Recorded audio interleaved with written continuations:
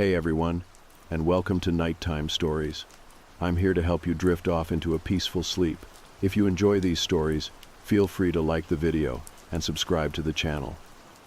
Let me know where you're watching from. I always love seeing how far these stories reach. Now, get comfortable and relax. Day 1. The rain hadn't stopped since I crossed the state line. Thin, persistent drizzle clung to the windshield like film, the kind that never quite wipes clean. I parked the truck where the road choked off into gravel and overgrowth, just past the broken ranger gate. The sign read, "Closed for reforestation." The paint had peeled so much I could barely read it. The forest ahead was dense, hemlocks tangled together like they were whispering secrets to each other.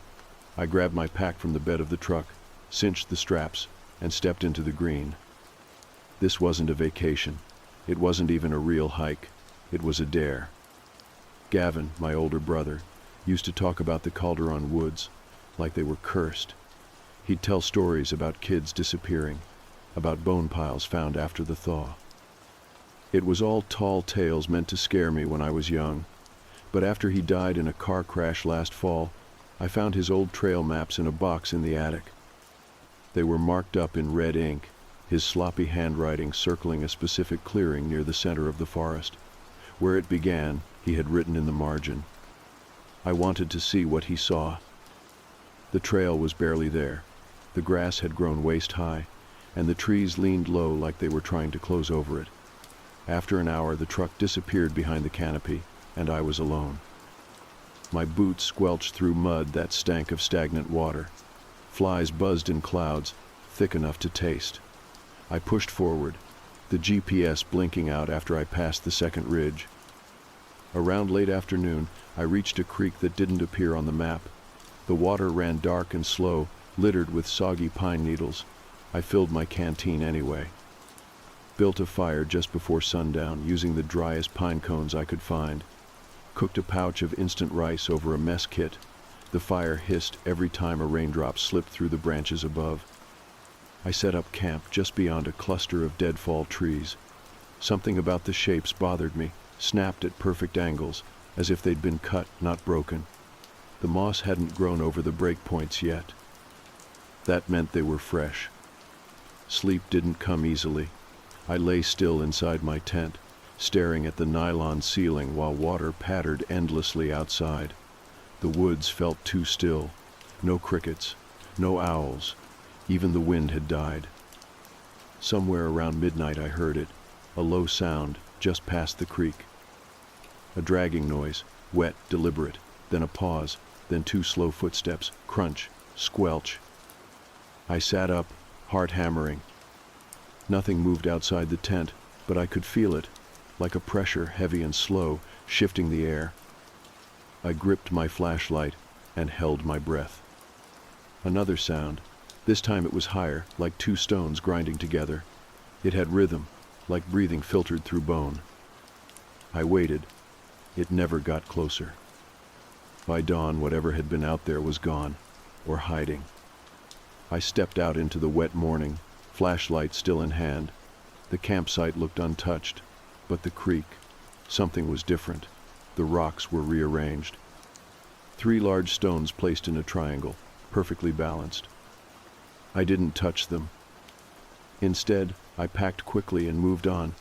My stomach was tight, my thoughts fuzzy. I told myself it had been a dream, that the stones were just coincidence. But the trail ahead had changed. It was narrower, twisted where it hadn't been twisted before. A branch hung low, draped with something pale. I stepped closer. It was a piece of fabric, weathered denim, frayed at the edges, stained dark near the center. It looked like the pocket of a jacket. I looked around, no other sign of anyone. Not wanting to dwell on it, I walked faster, deeper into the woods. By noon, I had passed 3 more structures, branches lashed together in crude triangles, no rope, no vines, just friction and balance, all of them facing east. The forest floor changed too.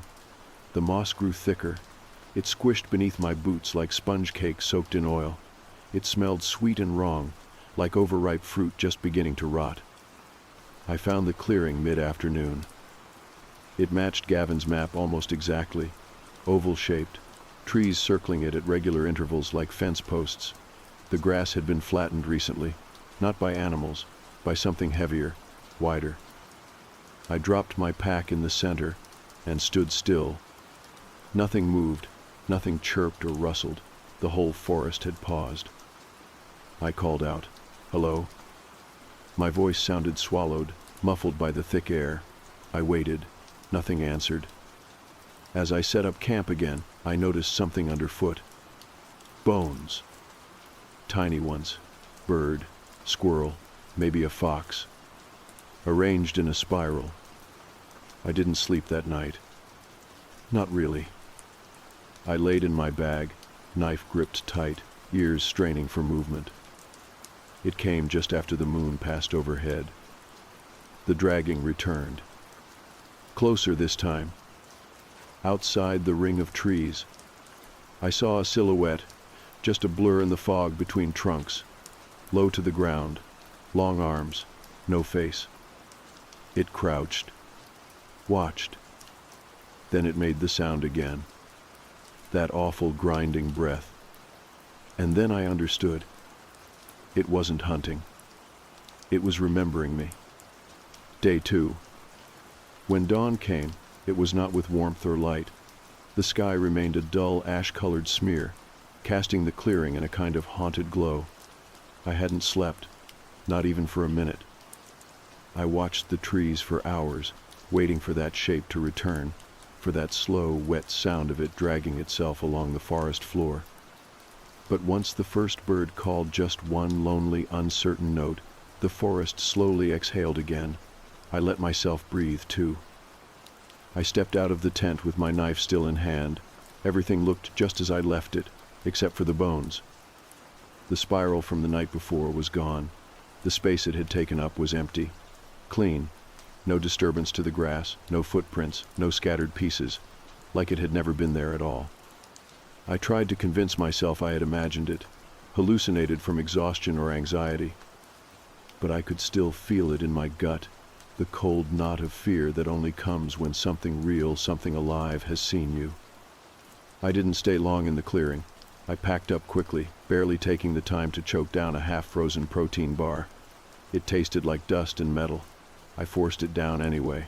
I needed the energy. The trail eastward narrowed even more. The trees pressed tighter together until they formed a canopy so thick that the light barely reached the ground. Everything was wet, even the air. The damp clung to my clothes, my skin, even my teeth. The silence returned too, heavier now. Even my footsteps felt muffled, swallowed by the moss and wet mulch beneath. By mid-morning, I started seeing the markings. At first, I thought they were claw marks, long, ragged lines running diagonally across the trunks of old trees. But they were too clean, not hacked or torn, scraped deliberately. 5 parallel gouges, always the same length apart, always angled toward the ground like something was pulling itself forward. I stopped counting after the 20th. What unsettled me more than the marks themselves was how high they were. Some started nearly 8 feet up, too high for any animal I knew, too straight to be wind damage. Around noon, I found another object. Not a warning, exactly, more like a message. It was a boot, moldy, the sole split, but unmistakably human. Inside it was a rolled-up sock, stuffed tight with what looked like teeth, not animal teeth, human. Tiny and yellowed, baby teeth maybe, packed together like they'd been collected for years. I didn't touch it. I kept walking, faster now, though I could feel every step wearing on me. The terrain was uneven, every other footfall slipping in wet pine needles or hidden roots. My legs ached, and my shoulders throbbed from the weight of the pack. My water was already low. The sun never broke through. By the time I stopped to make camp again, I had crossed a ridge and come to a glade surrounded by spruce trees so tall and narrow they looked like spires. In the center was a stone, flat, wide, shaped like a table. I knew I should keep moving, that nothing about this place felt right, but my body was too tired to argue. I set up camp beside the stone and gathered the driest wood I could find to start a fire. The lighter flicked, sputtered, then caught. The flame flickered weakly, casting long, twitching shadows across the glade. I boiled a small cup of creek water and forced down another handful of trail mix. Every crunch felt too loud. Then I sat in the dark, watching the fire die, waiting for the sound. It came later than the night before. Not dragging this time. Walking. Deliberate, steady, crunching through the brush without fear or care. I held my breath. The footsteps circled wide at first, like it was tracing the perimeter of the glade. Then they stopped. I could hear breathing, raspy, rattling, like it was struggling to inhale. I didn't move. I didn't dare. After a minute, the fire gave its final pop and fell into coals. Then I saw it, just barely. At the far edge of the glade, between two narrow spruce trunks, something crouched low. Its body was the wrong shape, longer than it should be. Arms too thin, head tilted at an unnatural angle. It had no eyes, but it looked at me. And then, it mimicked me. It brought one thin hand to its face, like I had done when I wiped sweat from my brow. Then it crouched lower, just like me. I stared, frozen. It mimicked everything. My posture, my breathing. And then it spoke. The voice was not its own. It used mine. "Help me," it rasped, my exact voice, warped slightly, like a recording played too slow. "I'm lost." My stomach turned. It wasn't just mimicking movements. It was learning. I stood slowly, knife drawn. The thing mirrored me perfectly. As I took a step back, so did it. But then it stopped. Its mouth opened too wide. And it made a sound no human throat could make. A long, broken click, like cartilage snapping in sequence. I ran.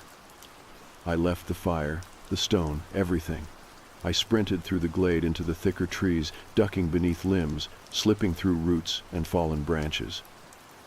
My lungs burned, my legs buckled, but I kept going. I only stopped when I could no longer hear it. I collapsed under a fir, gasping. My chest heaved, my vision blurred. I waited. And just as I began to believe I had outrun it, I saw something in the dirt beside me. Another spiral. But this one was fresh. Made of my footprints. Day 3. The sun never really rose. Just a sickly pale light that seeped through the canopy like it didn't want to be here either. I hadn't slept. My body was beginning to betray me, muscles twitching, stomach cramping, throat dry and tight from breathing too hard and too shallow. I stared at the spiral of footprints beside me for what felt like hours. My own boots, perfectly spaced, forming a circle around where I'd passed out the night before. The impressions were clean. Too clean. The forest floor should have blurred them. Moss and mulch and moisture should have filled them in. But they stayed crisp, deliberate. It wasn't just that something was following me. It wanted me to know it had been there. I moved slowly that morning. Every motion ached. My back screamed when I lifted my pack. My fingers shook when I gripped the straps. I drank the last of my water and stuffed the bottle back in the side pocket with a hopeless flick of the wrist. There was no path anymore. The woods had grown too dense, and the trees were wrong. I don't mean the type or the color. Something about their shape had changed. They leaned toward each other in subtle arches, trunks bowed in unnatural bends like they had grown just to keep something in, or out. I had to squeeze between some of them sideways, bark scraping my jacket and leaving dark smears like bruises against the fabric. Around mid-morning I saw something ahead, something pale dangling from a branch just above eye level.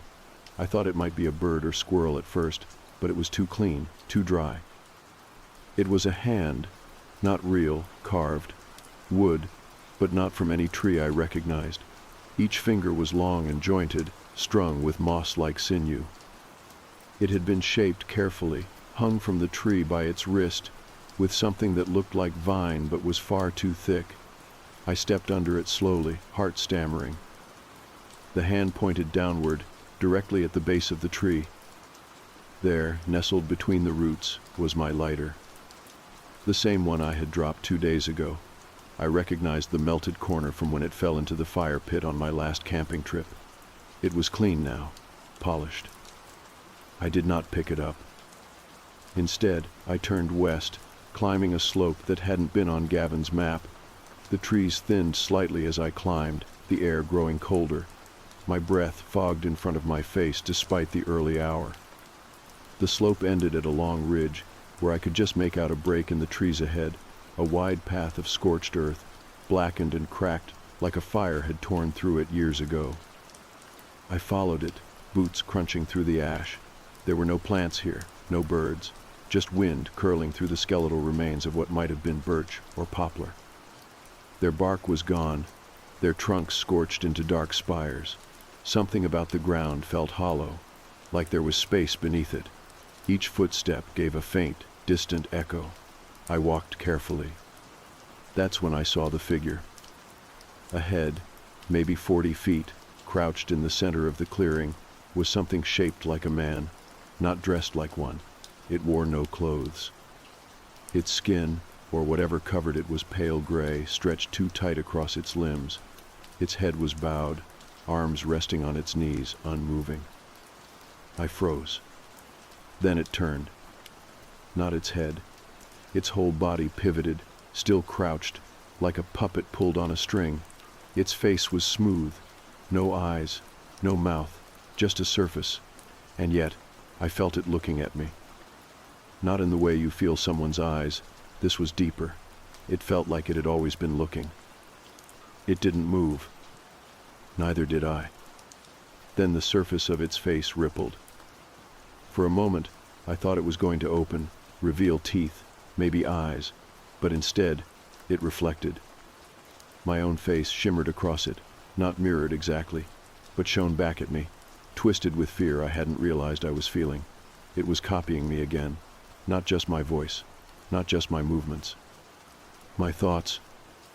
I stumbled backward. The thing rose, slowly, legs unfolding with creaks like old branches shifting in wind. It stood taller than I remembered, taller than any man. I ran. This time I didn't look back. I didn't try to be quiet. I crashed through the brush, breaking branches, scraping skin. I ran until my lungs felt like they were tearing, until my vision blurred, until the trees blurred with them. I collapsed near a stream I hadn't seen before. The water ran quick and cold. I dunked my face in, drank deep, ignored the taste of rust and silt. It burned going down, but it was something. That night I didn't set up camp. I dug a shallow pit beneath an old cedar and covered myself with ferns and moss. I buried my pack beneath me, gripping the knife in my hand until my knuckles locked.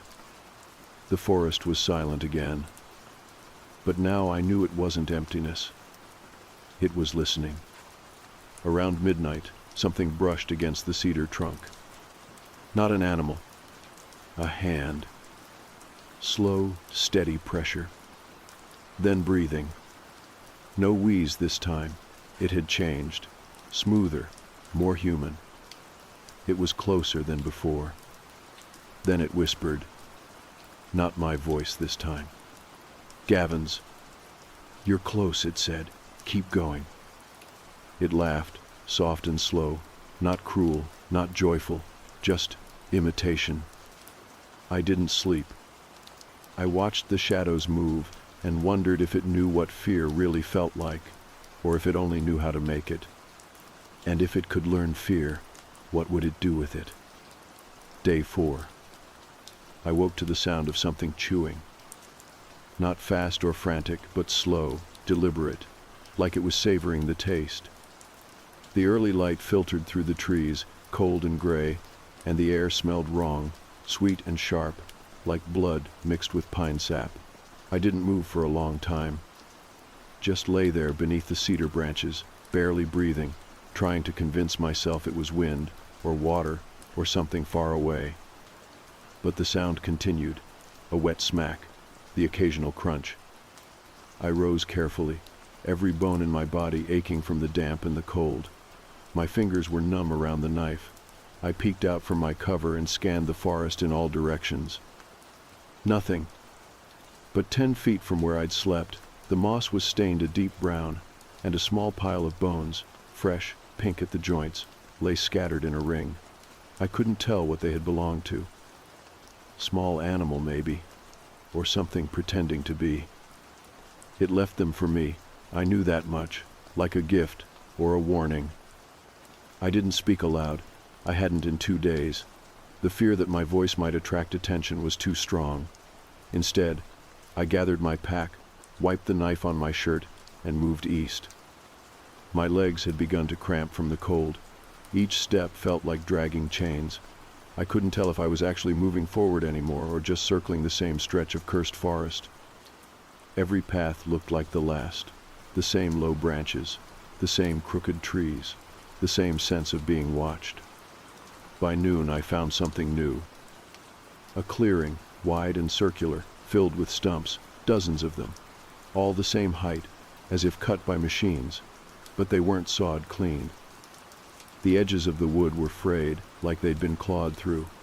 At the center stood a single tall post, smooth and pale like bone, wrapped in strips of black cloth that fluttered despite the still air. I approached slowly. There were carvings on the stump nearest to me, shapes, not letters, spirals, crosses, jagged stars, and one symbol that looked eerily like a hand with too many fingers. Beneath that, I saw something worse. A name. My name. Etched into the wood in shaky, deliberate strokes. I backed away. The post at the center of the clearing shifted. Not much, just a tilt, as if adjusting to look at me. Then the cloth began to unwind. I turned and ran before I could see what was underneath.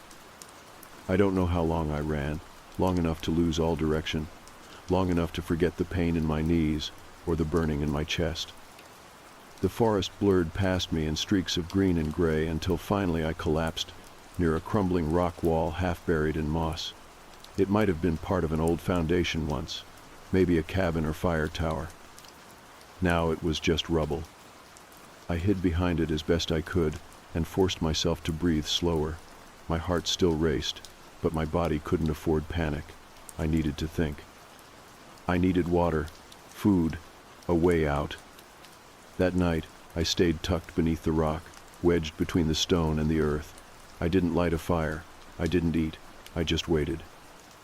Around midnight, I heard footsteps again. They didn't come from one direction. They came from all sides, soft at first, then heavier, like something walking in a circle. I pressed my back against the cold stone and tried not to make a sound. Then the breathing returned. But it was different this time. It wasn't one set of lungs. It was many, staggered gasps, wet inhalations that overlapped like a broken choir. I clenched my teeth so tightly my jaw ached. And then it spoke again. Not my voice. Not Gavin's. This time it sounded like my mother. "Come home," it whispered from the darkness. "Please, you've been gone long enough." I almost responded. I don't know why. Instinct, maybe. The voice sounded so real, so warm. Until it laughed. Not the sound of comfort. The sound of something peeling the skin off memory just to see what lived underneath. I gripped the knife tighter and pressed myself deeper into the earth. It didn't come closer. But it didn't leave either. I waited for hours, and the breathing never stopped. Eventually, morning came. I didn't feel relief. Only dread. Because I knew now. It wasn't just watching me anymore. It was studying me. It knew my name.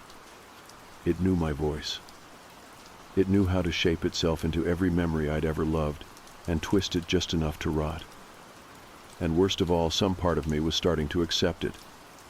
To expect it. To wait for the night to come. To listen for the voice in the dark. Day 5. I woke to ash falling from the trees. Not leaves, not pollen, ash, pale gray flakes drifting down through the branches, sticking to my jacket, clinging to my face like dead skin. I ran my tongue across my lips and tasted soot. Somewhere in the distance, something was burning. My joints barely worked. The pain in my legs had spread into my spine. My feet were swollen, blistered from moisture and friction, my boots stiff with dried mud and blood. The knife handle was glued to my palm with grime and old sweat. I had not eaten in over a day. But I wasn't hungry. I was numb, hollowed out, and somewhere in that emptiness, a strange clarity had bloomed. I wasn't going to outrun it. I was going to finish it. I climbed. It took me the better part of the morning to reach the ridge that overlooked the northern slope of the forest. The land dropped away in rolling waves of green and black. Somewhere in the far distance, beyond the second ridgeline, I saw a slash of gray, maybe a road, maybe a dry riverbed, civilization, but it looked foreign now, like a world I no longer belonged to. Below me, tucked deep in the valley, was a clearing I hadn't seen before. Wide, circular, perfectly symmetrical. At its center stood a structure, something like a stone arch, tall and crooked, with something hanging beneath it. I couldn't see clearly, but I felt it. That was where it had come from. That was where it wanted me to go. I didn't think. I moved. The descent took hours. My body screamed at me with every step, but I ignored it.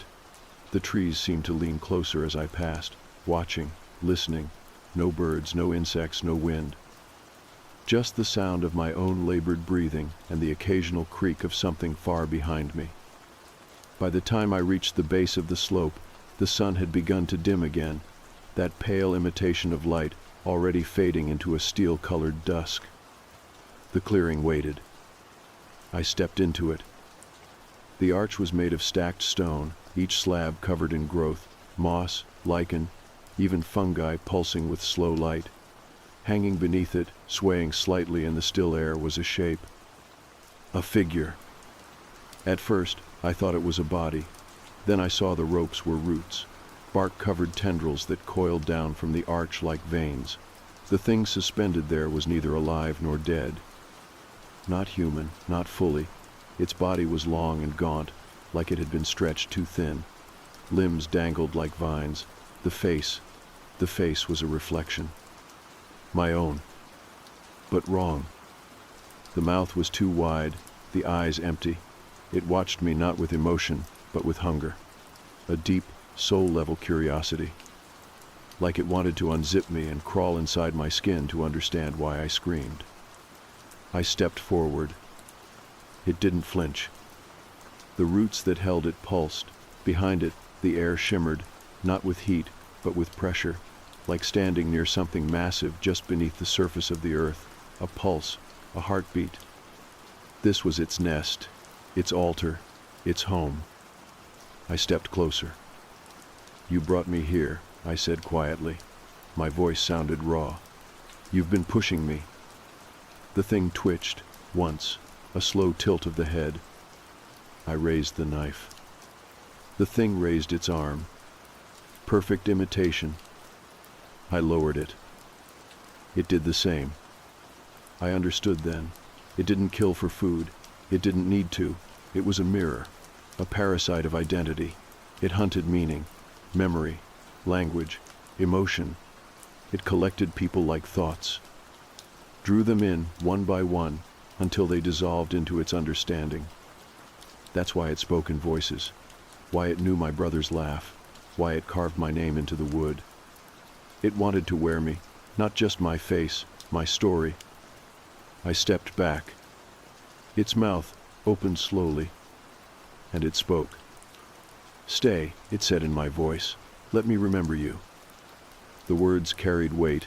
They echoed somewhere behind my eyes, not a sound, an idea. I thought of Gavin. I thought of his map, of the red ink, where it began. It hadn't started with me, it had started with him. He must have come here too, and he hadn't escaped. But I would. I took the lighter from my pack. The one it had returned to me, the one it had polished and offered like a gift.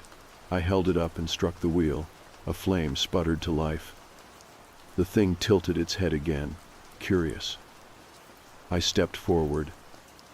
I touched the flame to the roots at the base of the arch. At first, nothing happened. Then the sap caught. The roots hissed, flames leapt, slow but growing, licking upward into the coils that held the thing aloft. It began to writhe, not in pain, but in confusion. The face twisted, reforming over and over. Gavin, my mother, my childhood friend, strangers I didn't know, all flickering across the surface like it was searching for the one that would stop me. But I didn't stop. I fed the fire. The moss ignited next. The lichen hissed and peeled away. The arch itself began to tremble. The thing made no sound. Only the forest responded.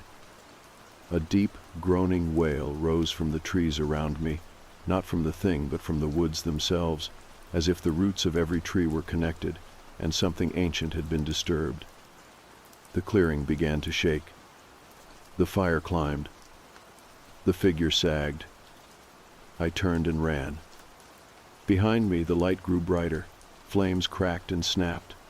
The air smelled like burning sap and something far older, something dry and rotten that had never meant to burn.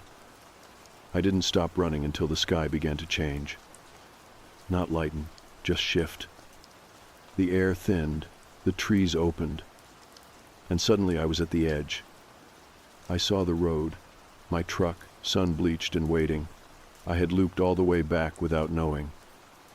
I didn't ask how. I drove until the woods disappeared in the rear view. I didn't sleep that night, or the next. I still don't, not really. I dream sometimes, not about the thing, but about the woods, about the clearing, about the reflection. Sometimes when I pass a mirror in dim light, I see a second face behind mine. But it's fading now, like it's forgetting me, like I burned something real. And whatever it was, it's dead, or buried, for now.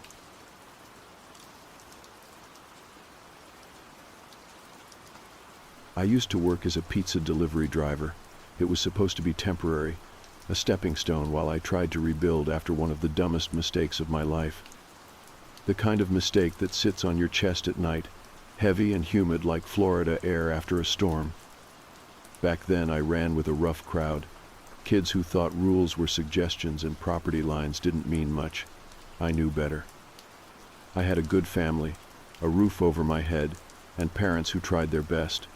But I was stubborn and reckless, always looking for the next thrill, the next escape.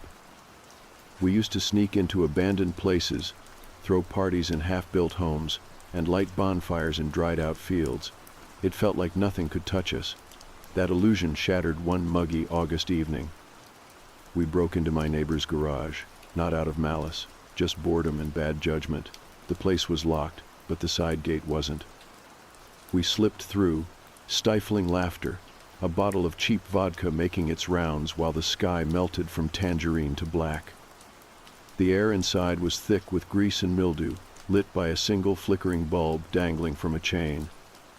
We sat in a circle, talking trash, smoking a joint that one of the guys brought, trying to pretend we weren't nervous. Someone, probably me, knocked over a stack of metal tools. They crashed onto the floor and landed in a slick of something flammable. 1 second it was just noise. The next, there was fire. Actual fire, snapping and licking up the plywood wall. Screams followed. Everyone bolted. I hesitated, foolishly thinking I could fix it somehow. But all I managed to do was breathe in enough smoke to make my lungs feel like they'd been sanded raw. I got out just as the garage door flew open. My neighbor, Mr. Holland, stood there in a bathrobe, his eyes wide with disbelief. He pushed past me without a word and grabbed a fire extinguisher from a cabinet. By the time the police showed up, most of my friends had vanished into the night. The ones who stuck around made sure the blame landed squarely on me. The cops found the remnants of the joint. They saw the charred mess of the garage. The fire hadn't spread far, but it was enough to wreck his tools, melt the plastic bins, warp the walls. Enough to earn me 4 months in juvie. And because it wasn't just trespassing or possession or property damage, it was all of it together, I didn't get a second chance.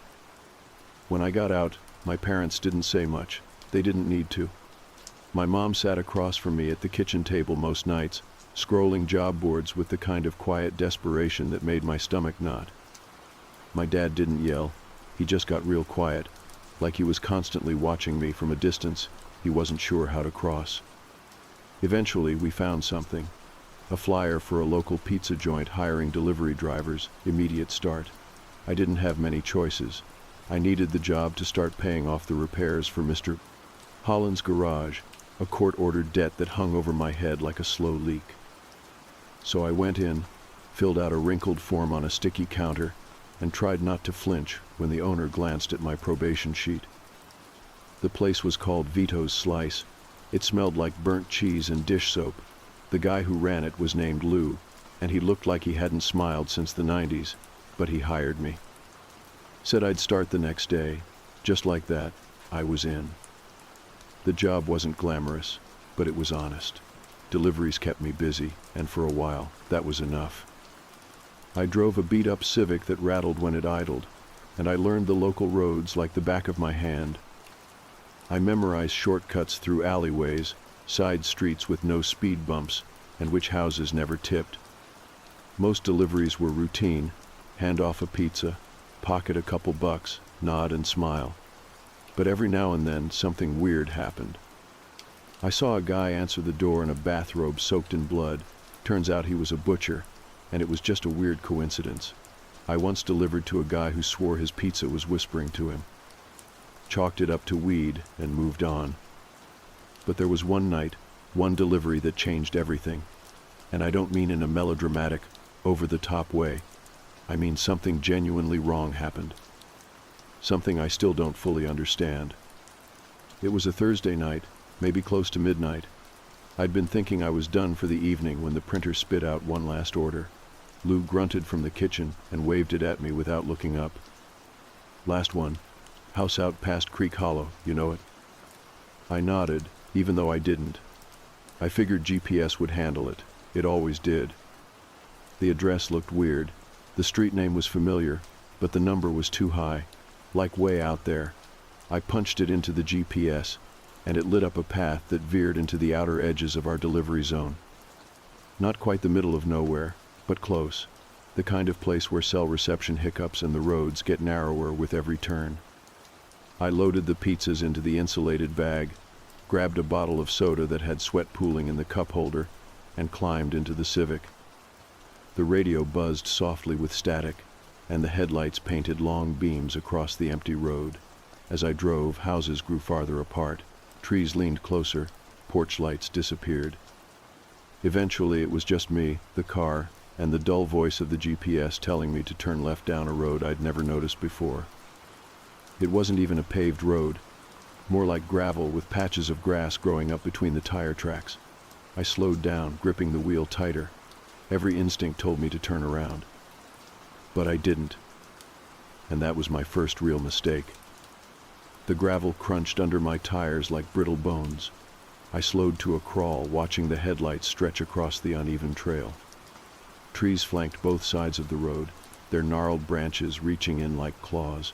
My GPS flickered, then froze, the robotic voice cutting off mid-sentence. I tapped the screen, but it had already gone black. I glanced at the paper receipt on the passenger seat. The address was still there, scribbled in a shaky hand. Below it was a phone number, barely legible. The signal bars on my phone blinked once, then disappeared. No service.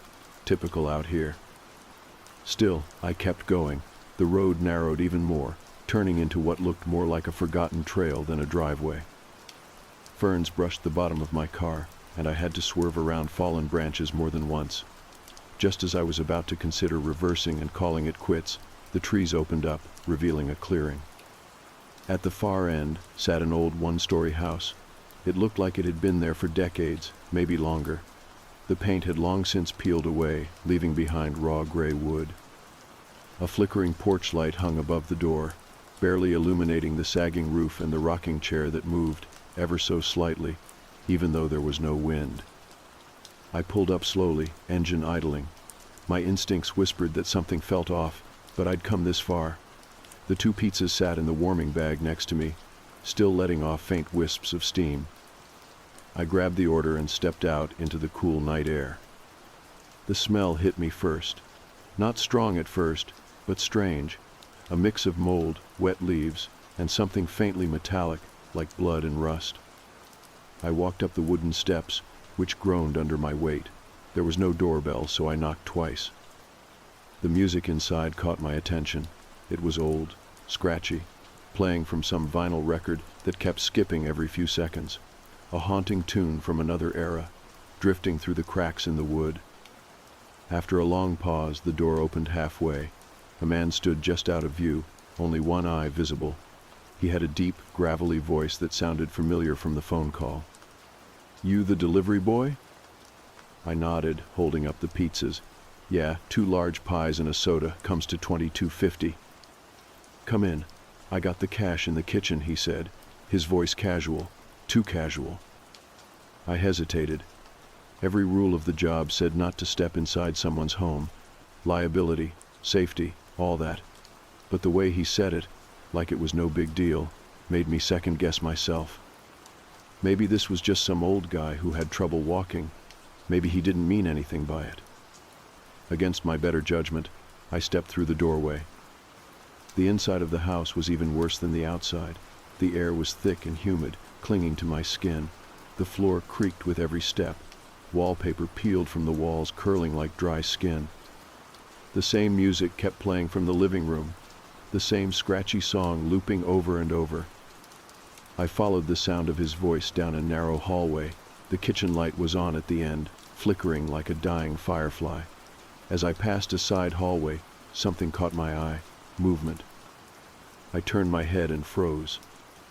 There, under the dim light of a bare bulb, stood a woman. She was completely naked, her back to me. Her skin sagged with age, her gray hair hanging down in loose, greasy strands. But what made me stop cold was how she moved. She was dancing, slowly, to the music, swaying and twisting, her arms sliding over her own body in an almost ritualistic rhythm. Not sensual. Not graceful, just off. She didn't notice me, or maybe she did, and just didn't care. I swallowed hard and turned back toward the kitchen. My heart thumped loudly in my chest. I should have left right then, dropped the pizza on the floor and run. But I kept going, drawn deeper into the house like an insect following a light it doesn't understand. The man stood in the kitchen, partially hidden by the doorway. Only his arm was visible now, motioning for me to come in. I stopped a few feet away, still gripping the pizza boxes. "Money's right there," he said, his voice raspy and strange. I looked past the doorway and saw an envelope sitting on the counter. Then I smelled it. Something foul, rotting, like meat left out for too long. The stench seemed to radiate from behind the door, from whatever part of the house I couldn't see. My stomach turned. "I think I'll just leave this here," I said, trying to keep my voice steady. But before I could set the boxes down, he spoke again, this time with a different tone, cold, flat. "She likes to dance when people watch." I blinked. "Excuse me?" "You saw her, didn't you?" he said softly, stepping just a bit more into view. I could only see the side of his face, the edge of his mouth curled in a grin. Suddenly, from behind me, I heard footsteps, not slow, shuffling ones like before, but fast, urgent. I spun around. The woman was charging down the hallway, still naked, her arms outstretched and her eyes wide and vacant. Her mouth hung open in a silent scream, and she moved faster than I thought someone her age could. Panic surged through me like lightning. I dropped the pizza boxes, turned, and sprinted for the front door. My shoes slipped on the warped floorboards. The music blared behind me now, louder and more distorted. "Get him!" the man bellowed behind me, his voice suddenly full of rage. I threw the door open so hard it bounced against the wall. I leapt down the stairs 2 at a time, nearly twisting my ankle on the gravel driveway. I yanked the car door open, dove inside, and jammed the key into the ignition. The engine stuttered. My breath caught. The woman was at the top of the steps now, arms flailing, her mouth open wider than seemed possible. The engine roared to life. I slammed my foot down and peeled out of the driveway, tires spitting gravel as I sped away from that nightmare of a house. In the rearview mirror, I could still see the porch. The man stood there, unmoving, watching me leave. The woman crouched beside him, twitching slightly, like an animal that had lost its prey. My hands were shaking. I drove without stopping until I reached a gas station 15 miles away. I parked under the bright lights, locked the doors, and sat in silence, listening to my heart thud in my chest. I never went back to that area again, never told my boss the full story, but something about that house stayed with me. And the worst part? That music. It kept playing in my head. I didn't sleep the night after it happened. I didn't even try. I just sat on the floor of my room with the lights on, the door locked, and a baseball bat across my lap. The silence of the house should have felt familiar, but instead, it pressed in from all sides. Every creak of the walls, every groan of the floorboards felt amplified, deliberate. And always, underneath it all, I swore I could still hear the scratchy notes of that old song looping in my head like a broken lullaby. The next day, I called out sick from work. I didn't care about the paycheck, and I definitely didn't care about the job. I just needed time to figure out if what I had experienced was real.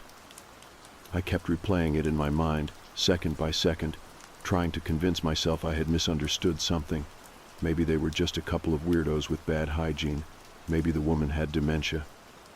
Maybe it was all just some twisted misunderstanding. But that smell, that laugh, the speed of the old woman barreling toward me with inhuman energy, the man's face, half hidden behind the kitchen door, his words soaked in malice. I couldn't explain any of that away. By the third day, my boss was texting me nonstop, saying if I didn't show up, he was going to have to let me go. I ignored the messages. I hadn't touched my car since I got back. It still sat parked a few blocks away at a gas station where I'd abandoned it after that night. I walked over there in the morning, squinting in the sunlight, and got in like I was approaching a crime scene. There was nothing obviously wrong, just some cold pizza boxes still in the back seat and the faintest trace of something metallic hanging in the air, like the smell had followed me even after I escaped. I rolled all the windows down and drove with the wind whipping in my face, trying to blow the memory away. I told my parents I had quit the job, which wasn't technically true yet. My mom asked why, concern knitting her brows. I didn't answer. My dad looked at me over the edge of his newspaper and said that maybe I just wasn't cut out for working nights. I didn't argue. Let them think what they wanted. I didn't know how to explain what had happened without sounding insane. A few more days passed. I tried to return to some kind of normal. I applied for a few jobs online. I cleaned the house to keep my hands busy. But something wasn't right. I started noticing small things. At first they were easy to ignore. A scratching sound at my window at night that I told myself was just tree branches. My phone ringing with no caller ID, only for the line to go dead when I answered.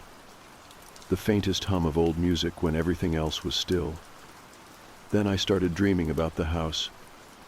Every time I closed my eyes, I was back on that gravel driveway, staring up at the porch with that crooked light and that rocking chair that moved on its own. I'd be holding the pizzas again, feeling the warmth seep through the boxes and into my hands, only for it to turn ice cold by the time I reached the door. In the dream, I always opened the door. I stepped inside, the music grew louder, and the hallway stretched longer. The smell was worse, the air thicker. And no matter how fast I ran, I couldn't reach the front door again. Something would grab me before I got there, always. After a week of broken sleep and dreams that left me drenched in sweat, I finally told someone. Her name was Claire. She was a co-worker from the pizza place, someone I trusted just enough to risk sounding crazy. We met at a diner late one night, and I told her everything over cold fries and a bottomless cup of coffee. She didn't laugh. She didn't mock me. She just listened, her brows furrowed, her lips pressed into a thoughtful line. When I finished, she leaned back and crossed her arms. "You're not the first one," she said softly. That made me sit up straighter. "What do you mean?" "There's been stories," she continued, keeping her voice low. "Old drivers used to talk about a weird address out past the edge of town. Most thought it was just a creepy local legend, a house that doesn't show up on maps, and a couple that gives off major horror movie vibes." I blinked at her, trying to wrap my head around it. "None of them ever went back," she added. "Some even quit right after, just like you." I asked if anyone had reported it. She shook her head. What would they say? That they delivered a pepperoni pizza and got chased by a naked geriatric banshee? Come on. She had a point. I left the diner that night more disturbed than comforted. If this was some local horror story, why did no one do anything about it? Why were deliveries still going out there? Was it just a joke? Some initiation for new drivers? That night I couldn't sleep again. I kept staring at my phone, half expecting it to ring. And it did. At 2 in the morning. The screen was blank. No number. Just the word unknown. I didn't answer. I let it ring out and fall silent. But then it rang again, and again. Each time I let it go. The fourth time, I couldn't help it. I answered. Nothing at first. Just static. Then faintly, that same old song, the one from the house, the one that looped endlessly in my head at night, playing through the speaker in broken, distorted fragments. I hung up and turned off my phone. I tossed it into the drawer and locked it. But I could still hear the music. Not from the phone. From outside. I went to my window and peered out. The street was empty. The lights flickered above the quiet road. Everything looked normal. Except for the figure standing across the street. It was a man, thin and still, his head tilted at a strange angle. I couldn't make out his features in the dark. He didn't move. He didn't make a sound, but I could feel his gaze on me. And then, just as suddenly, he was gone. A blink, and the spot was empty.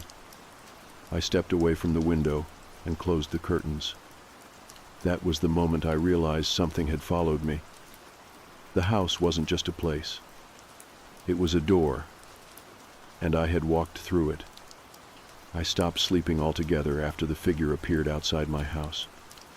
Every time I closed my eyes, even for a second, that same music would start humming in the back of my mind, like a record needle slowly dropping onto warped vinyl. I began to feel like it was seeping into my bones, into the floorboards, into the very air around me. Every shadow felt like it had weight. Every reflection showed things that shouldn't be there.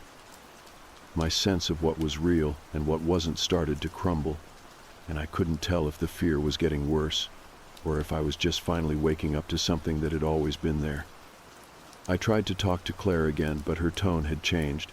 She didn't want to hear more. It was like just speaking about it again scared her, like I had opened a door she had desperately tried to close. She told me she didn't want to get involved, and that was that. I didn't blame her. I wouldn't have wanted to hear any more either if I hadn't lived through it myself. Still, I needed answers. I couldn't go on just waiting for the next call or sighting. I felt like prey. So I did what any dumb, desperate person would do. I decided to go back. Not to the house, not yet, but to the road. I needed to know if the house was even real, if it existed in daylight, or if it was one of those places that only opened when the sun went down and common sense went with it. I filled the tank and drove back out past the last traffic light, then kept going. The town fell away behind me. Fields gave way to trees. Trees turned to woods. And eventually I found it again, the turnoff. The same gravel road, the one with the broken mailbox, shaped like a rusted red truck, and a tire swing that looked like it hadn't moved in decades. But the house wasn't there. There was no structure at all, just a clearing in the trees, overgrown with waist-high grass and scattered with moss-covered stones. I parked and got out, walked the whole lot. There were no foundations, no wood planks, not even broken glass or a rusted hinge, nothing to show that anyone had ever lived there. I stood there in the clearing for a long time, the silence of the woods wrapping around me like a damp blanket. But something was off. The air felt wrong, heavier. The trees seemed to lean in just slightly, and I swear, even with no wind, the tire swing began to creak back and forth like something had just stepped away from it. I turned and walked back to my car without looking back. I didn't need to see anything else. That night, the dreams got worse. This time, I wasn't just in the house. I was strapped to a chair in the kitchen. The old woman, eyes blank and mouth hanging open, was swaying inches from my face, humming along with the record player. Her hands twitched and jerked, her fingers brushing over my cheeks, my throat, my chest. I couldn't scream. I couldn't move. Behind her, the man just stood in the hallway, peering out from behind the wall like always, watching, smiling. When I woke up, my mouth was dry and I was drenched in sweat, but worse than the dream was the smell, that same cloying, sweet, rotting scent. It was in my room, lingering in the air like something had been standing over me while I slept. I checked every corner of the room, even under the bed and inside the closet. Nothing, but the feeling stayed with me that I wasn't alone. By the next evening, I had convinced myself it was time to go to the police, not because I thought they would believe me. I knew they wouldn't. But if something happened to me, I wanted there to be some kind of record. I wrote everything down, every detail. The address, the delivery, the smell, the music, the naked woman in the hallway, the man's voice. I typed it all out, printed it, sealed it in an envelope, and slid it under my mattress. Then I drove to the station. The officer at the front desk barely looked up when I came in.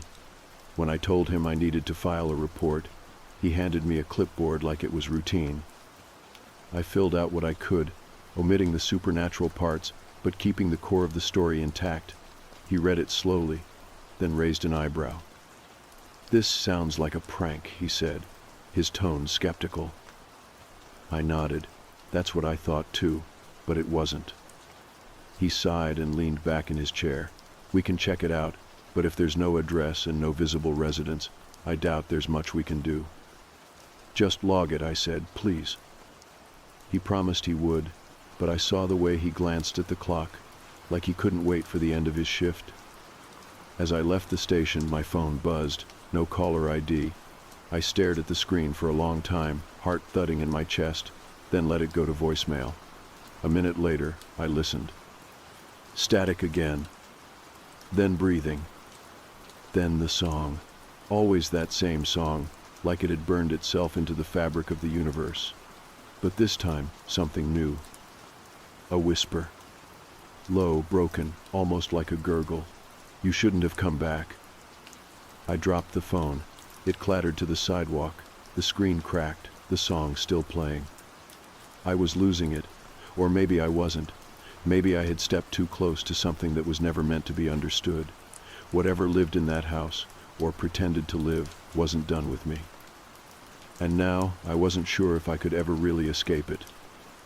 After that last call, I did not answer my phone again. I turned it off, stuffed it into a drawer, and left it there. I stopped sleeping in my room, too. Something about the way the smell had crept in, like it was watching me through the cracks, made the place feel invaded.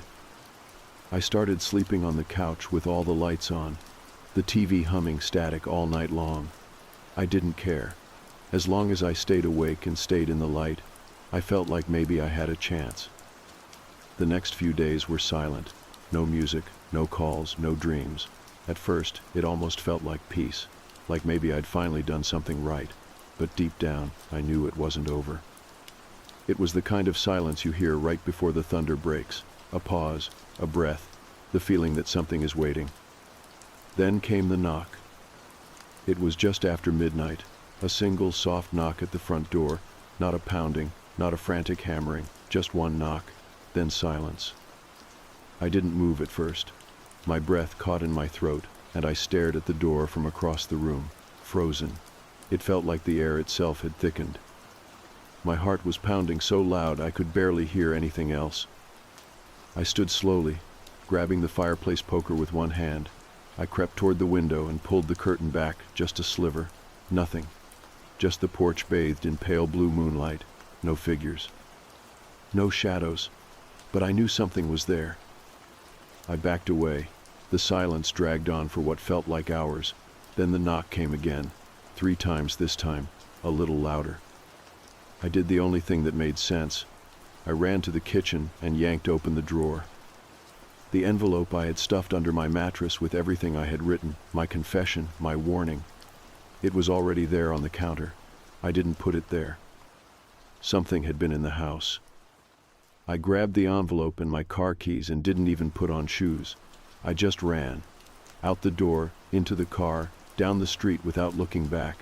My tires squealed as I sped through the empty roads. I drove without thinking, heart pounding, every turn guided by instinct and fear. I wasn't going home again. I wasn't waiting around for something to crawl through the cracks. But I wasn't running either. I was going back. Back to that road, back to the clearing where the house used to be. By the time I got there, the sky was a dark bruise and fog clung low to the ground like it was waiting for me. I parked, killed the engine, and stepped out with the envelope in one hand and the poker still gripped in the other. The clearing looked the same, still no house, just wild grass and scattered rocks. But I walked forward anyway. About 10 steps in, I stopped. There, right in the center of the field, stood the front door. Just the door, no walls, no frame, no house. It stood upright in the grass, slightly ajar, like it had always been waiting for me to come back. I should have turned around, but I didn't. I walked toward it, one slow step at a time. When I got close enough to touch it, I reached forward and pushed it open. The air that came out wasn't cold, it wasn't warm, it wasn't anything I could describe. It felt like walking into a memory that wasn't mine. On the other side of the door was the hallway, the wallpaper, the creaking floorboards. The record player was spinning, but the music hadn't started yet. I stepped through. As soon as I crossed the threshold, the door slammed shut behind me and vanished. I didn't panic, not this time. I'd been here before. I walked through the hallway. The kitchen glowed faintly at the far end. The cast iron stove flickered like it always had. A shadow shifted in the living room. I turned. The old woman was there, standing still now, not dancing, just staring at me. And the man stood beside her, taller than I remembered, more solid. His eyes burned with something that looked almost human. Almost. "You came back," he said. His voice was calm again, like it was the first time I'd called the number. "I didn't have a choice," I said. "You wouldn't let me leave." He smiled. "You could have left, but you needed to understand. You needed to finish the delivery." I held up the envelope. "This is what I brought." He stepped closer. "Then give it to her." I turned to the old woman. Her eyes were glassy, empty. I reached out and placed the envelope into her hands. She looked down at it like she didn't recognize the object. Then slowly, her fingers closed around it. The music started.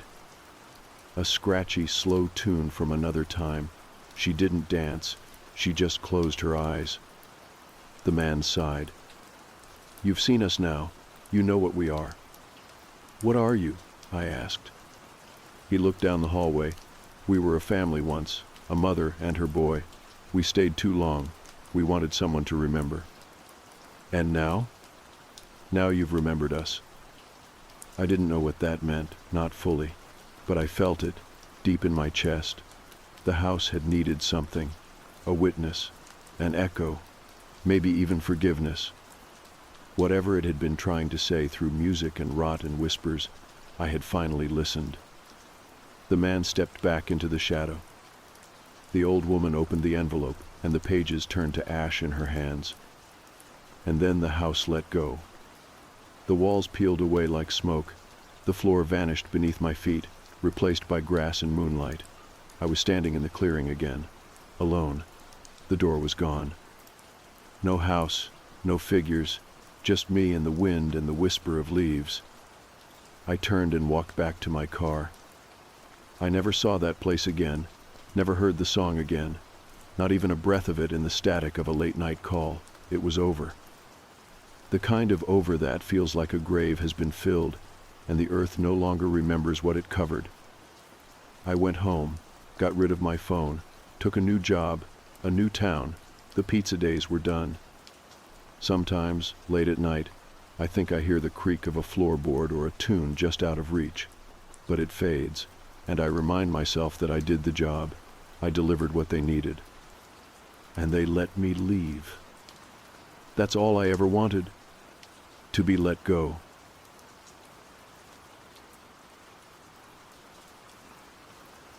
It took 13 years for Leo to finally invite me to his house. We'd been close since elementary school, the kind of friends who didn't need to explain jokes or talk every day to stay tight, but his house was always off limits. If we hung out, it was at mine, or at the park, or just walking around town killing time. I figured he had strict parents, or maybe just didn't like the idea of hosting. Not everyone's home life is the same. But then, out of nowhere, one Friday afternoon, he asked if I wanted to stay over. It was casual, like he was offering gum. "You free tonight?" he said, stuffing his books into his backpack. "You can crash at my place if you want." I blinked. "Your place? You sure?" He nodded like it was nothing. "Yeah, my parents said it's cool."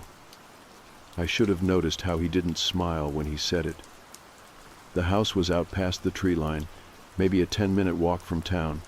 I'd never actually seen it, just heard it described vaguely old, creaky, always cold no matter what the weather was doing. The moment I stepped onto the property, I got it. The house was tall and narrow, made of worn gray wood, with thick trees crowding too close on all sides. It looked like it had grown out of the ground instead of being built. No welcome mat, no porch lights, just shadows and silence. Inside, the place smelled like polished wood and something older, like damp stone or a basement that hadn't been aired out in a while. His mom met us at the door, drying her hands on a dish towel, eyes a little too wide, like she was mid-sentence when we walked in. "Hi," she said, almost startled. "You must be." She stopped. Okay, well, dinner's in the oven." His dad didn't say anything. He stood at the end of the hallway watching us with a stiff posture, arms at his sides, face unreadable. He gave me a slow nod and then disappeared into the back room. Leo led me upstairs like nothing was weird. "They're just tired," he muttered. "Long week." We played games in his room most of the evening, sitting on the floor with our backs against the bed frame. The space was surprisingly normal: posters, laundry, snacks on the desk, a digital alarm clock ticking away on the nightstand. He kept glancing at it every now and then, though. At first, I thought he was just waiting for a certain time to order food or watch something, but then he started to get quiet, the way people do when they're bracing themselves for something. Around 8:30, he paused the game. Not finished, just paused. He didn't look at me. He just stared at the screen and said, "So, there's this rule." I laughed. "What kind of rule?" He scratched at his wrist. "It's stupid. But my parents are strict about it. We have to be in the bedroom by 9. Door closed, locked, no exceptions." That killed my smile. "You're serious?" He nodded. I waited for him to elaborate, but he didn't. He just sat there like he was expecting me to get mad or weirded out. I wasn't sure what to say. It felt like something he'd made up, or something he wasn't supposed to explain. "They think the house is drafty or something?" I asked. "Yeah," he said quickly. Too quickly. "It's for security. That's what they say." I wanted to press, but something in his voice made me stop. Not the words, the tone. He sounded like he'd rehearsed them, like he'd said them before and didn't quite believe them himself. At 8:55, he got up and locked the door. "Bathroom?" I asked. "Go now, or hold it." I stood in the hallway for a second, debating. It felt ridiculous. What kind of family makes their kid lock himself in his room overnight? But Leo looked serious. He wasn't being dramatic, wasn't trying to be funny, so I went, fast. When I got back, the door was cracked open just enough for him to pull me inside, then shut it behind me with a soft click. He turned the lock and slid the bolt across. I heard him let out a slow breath. "You're good," he said. I sat back on the floor. The game was still paused, We didn't press play again. Instead, we just sat there, not really talking. The air in the room felt thicker now, like it knew something we didn't. I tried to act normal, tried not to notice how Leo kept glancing at the floor, or how his hands wouldn't stop fidgeting with the edge of his sleeve. He told me again it was just a house rule, old house, old habits, nothing to worry about. But he didn't believe it. And pretty soon, neither did I. The first few minutes after the door was locked passed quietly. Not quiet like peaceful, but quiet like the calm before a storm, where everything in you is waiting for something to happen. Leo didn't say much. He sat cross-legged on the floor, fingers pulling at a loose thread on the carpet, eyes flicking between the television screen and the bottom of the door. The game was still paused. Neither of us seemed interested in picking it back up. I tried to break the tension. I joked about the rule again, said something like, "Man, if your parents are this intense about bedtime, I don't even want to know what they do if you leave your socks on the floor." It got a weak smile from him, but it didn't reach his eyes. Then he pulled something out from under his bed, a plastic bottle half full of water. Without a word, he set it in the corner near the dresser. I raised an eyebrow. "What's that for?" He didn't look at me when he answered. "Bathroom." I thought he was joking. When he didn't laugh, I realized he wasn't. "You're telling me we can't even leave the room to pee?" He shook his head. "Not after 9, not even to pee." I looked at the clock. 9:15. It felt later. The room already felt like it had shrunk, like the shadows were thicker than before and the corners were too quiet. My stomach tightened in that slow, nervous way you get when something feels wrong but you can't prove it. Like your instincts are whispering and your brain's still trying to reason them away. I tried to tell myself it was just a weird family tradition. Every family has something. My cousins used to bury their old birthday candles in the yard for luck. Maybe this was just Leo's version of that. Just a superstition blown out of proportion. But the look in his eyes told me it wasn't about tradition. It was fear. It was habit. The kind of fear that lives under your skin and doesn't go away just because someone tells you there's nothing to be afraid of. We sat there a little longer, both pretending to be more relaxed than we were. I picked up a snack wrapper and read the back of it just to give my eyes something to do. Leo finally stood and turned the game off entirely. The screen went black, and the soft hum of silence filled the room again. "You tired?" he asked. "Not really," I said, though that wasn't true. I was tired, but not in a way sleep could help. My head felt full, my chest felt tight. My body wanted rest, but my brain wouldn't let it happen. Leo crawled into bed and pulled the blanket over him. He faced the wall, curled up tight like he was trying to make himself smaller. I stayed on the floor for a bit, sitting up against the side of the bed with my hoodie pulled tight around me. Eventually, I got up and turned off the lamp. The hallway light leaked through the bottom of the door, just a thin orange-yellow line cutting across the room. I laid down on the sleeping bag he'd given me. It smelled like laundry soap and something faintly musty, like it had been sitting in a closet for too long. I stared at the ceiling, eyes adjusting to the dark. I listened. At first, all I could hear was Leo's breathing, slow, even, almost too steady, like he was forcing it to sound calm. Then I heard the old creaks of the house settling, the floor expanding, the wind outside brushing the trees, normal things, familiar sounds. But then I heard something else. Footsteps. Not the kind you imagine when your mind's playing tricks on you. These were deliberate, slow, 2 feet, 1 step at a time, across the hallway. Not heavy, not stomping, but not quiet either. Whoever it was wasn't trying to sneak. They were just walking. I held my breath and turned my head toward the door. The light under it flickered, like something passed in front of it. Then the footsteps stopped, right outside our door. I didn't move. My body went stiff, like every nerve had frozen solid. My ears strained to catch any sound, even the smallest shift of weight on the old floorboards. Nothing. Just silence. Then a soft tap, not a knock, a tap. like someone dragging their fingers gently across the door. I looked over at Leo. He hadn't moved. His back was still to me, his shoulders tense under the blanket. I couldn't even hear him breathing now. Another tap. Then nothing. The light under the door flickered again. Then it was gone completely. Whoever was out there had blocked it entirely. I sat up, heart racing, mouth dry. And then the handle turned. Just a little, a slight rattle. It was locked. I knew it was. Leo had turned the bolt himself. But it turned anyway. Just a few clicks, slow and careful. I scrambled backward on the sleeping bag, bumping into the dresser. My fingers gripped the carpet. Then, just as slowly, the handle stopped. The door didn't open. The light returned. And the footsteps moved away. I sat there for what felt like an hour, though it was probably only minutes. Leo didn't move. I didn't speak. Eventually, I crawled back onto the sleeping bag and lay down, still staring at the door. I didn't sleep. I don't think Leo did either. We just waited, together, quiet, listening.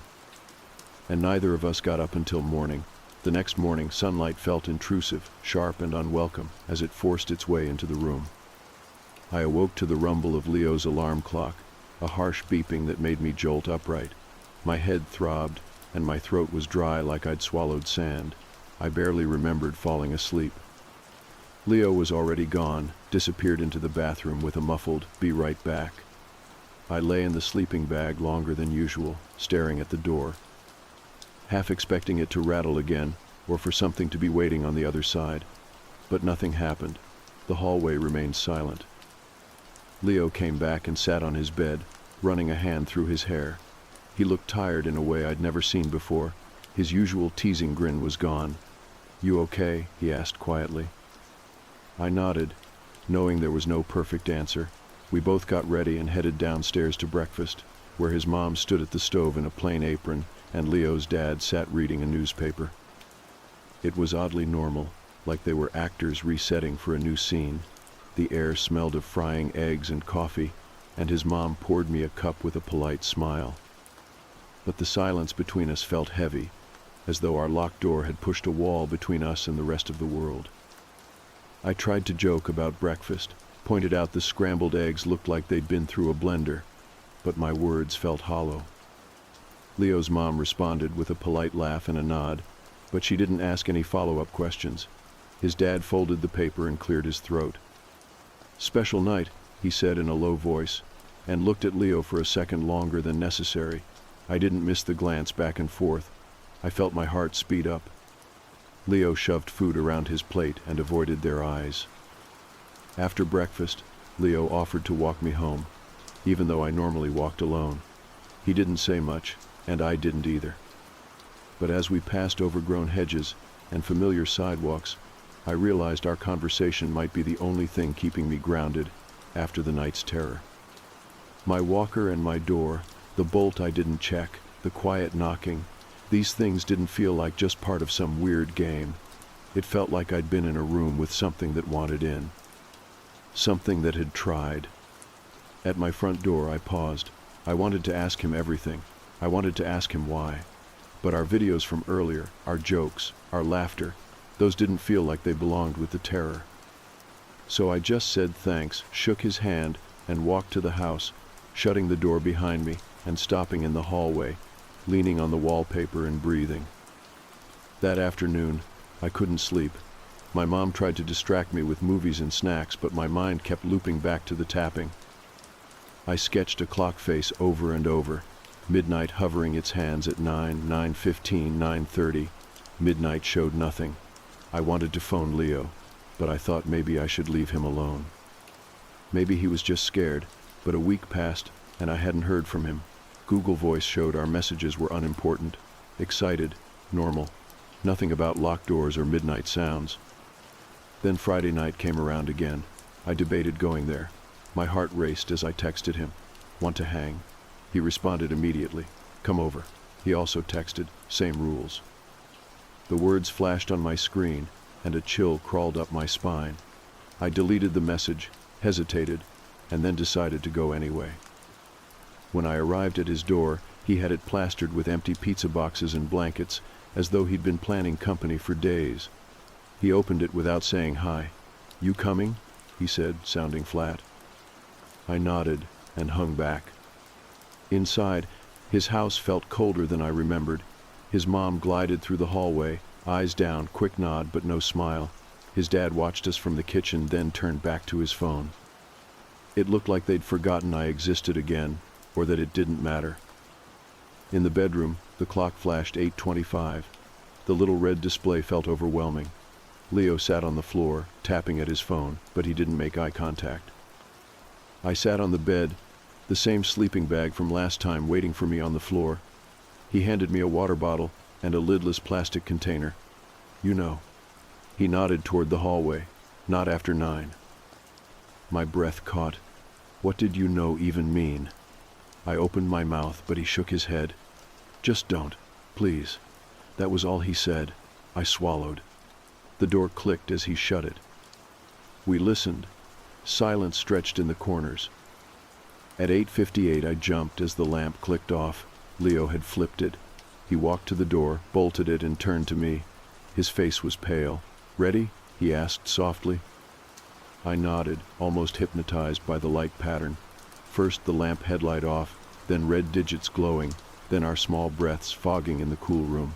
It felt immersive, familiar, oppressive. We didn't talk again after that. We sat with our backs to the wall, knees up, eyes on the ceiling. The silence was louder than voices could be. I watched Leo fidget, watched him listen for something, a creak, a knock. I did too. Our room held us, but our shared glance told me it wasn't enough. Something had tried once. Then again, was it trying again? Time passed through minutes. The clock ticked. We didn't move. It was eventually time. Leo slid off the bed and spoke in a low whisper. "I'm going to open it," he said. He unbolted the door very slowly, even less than a movement. He cracked it so small I could hear the hinge. A sliver of yellow hallway light slipped in. Then the rug moved. Just a little, like a lump shifting under the edge. Leo froze. I froze. I thought I heard breathing, low and long. And just as I was about to speak, the light shifted again and the lump flattened. The hallway remained empty. Leo slammed the door shut and bolted it again. His knuckles were white. He panted shallow breaths. He stared at me. "Why?" I whispered. "What is it?" But before he could say anything, the handle rattled again from the other side, as though someone was trying quietly, not hard enough to break it, but trying to see if it could turn. This time there was no pause.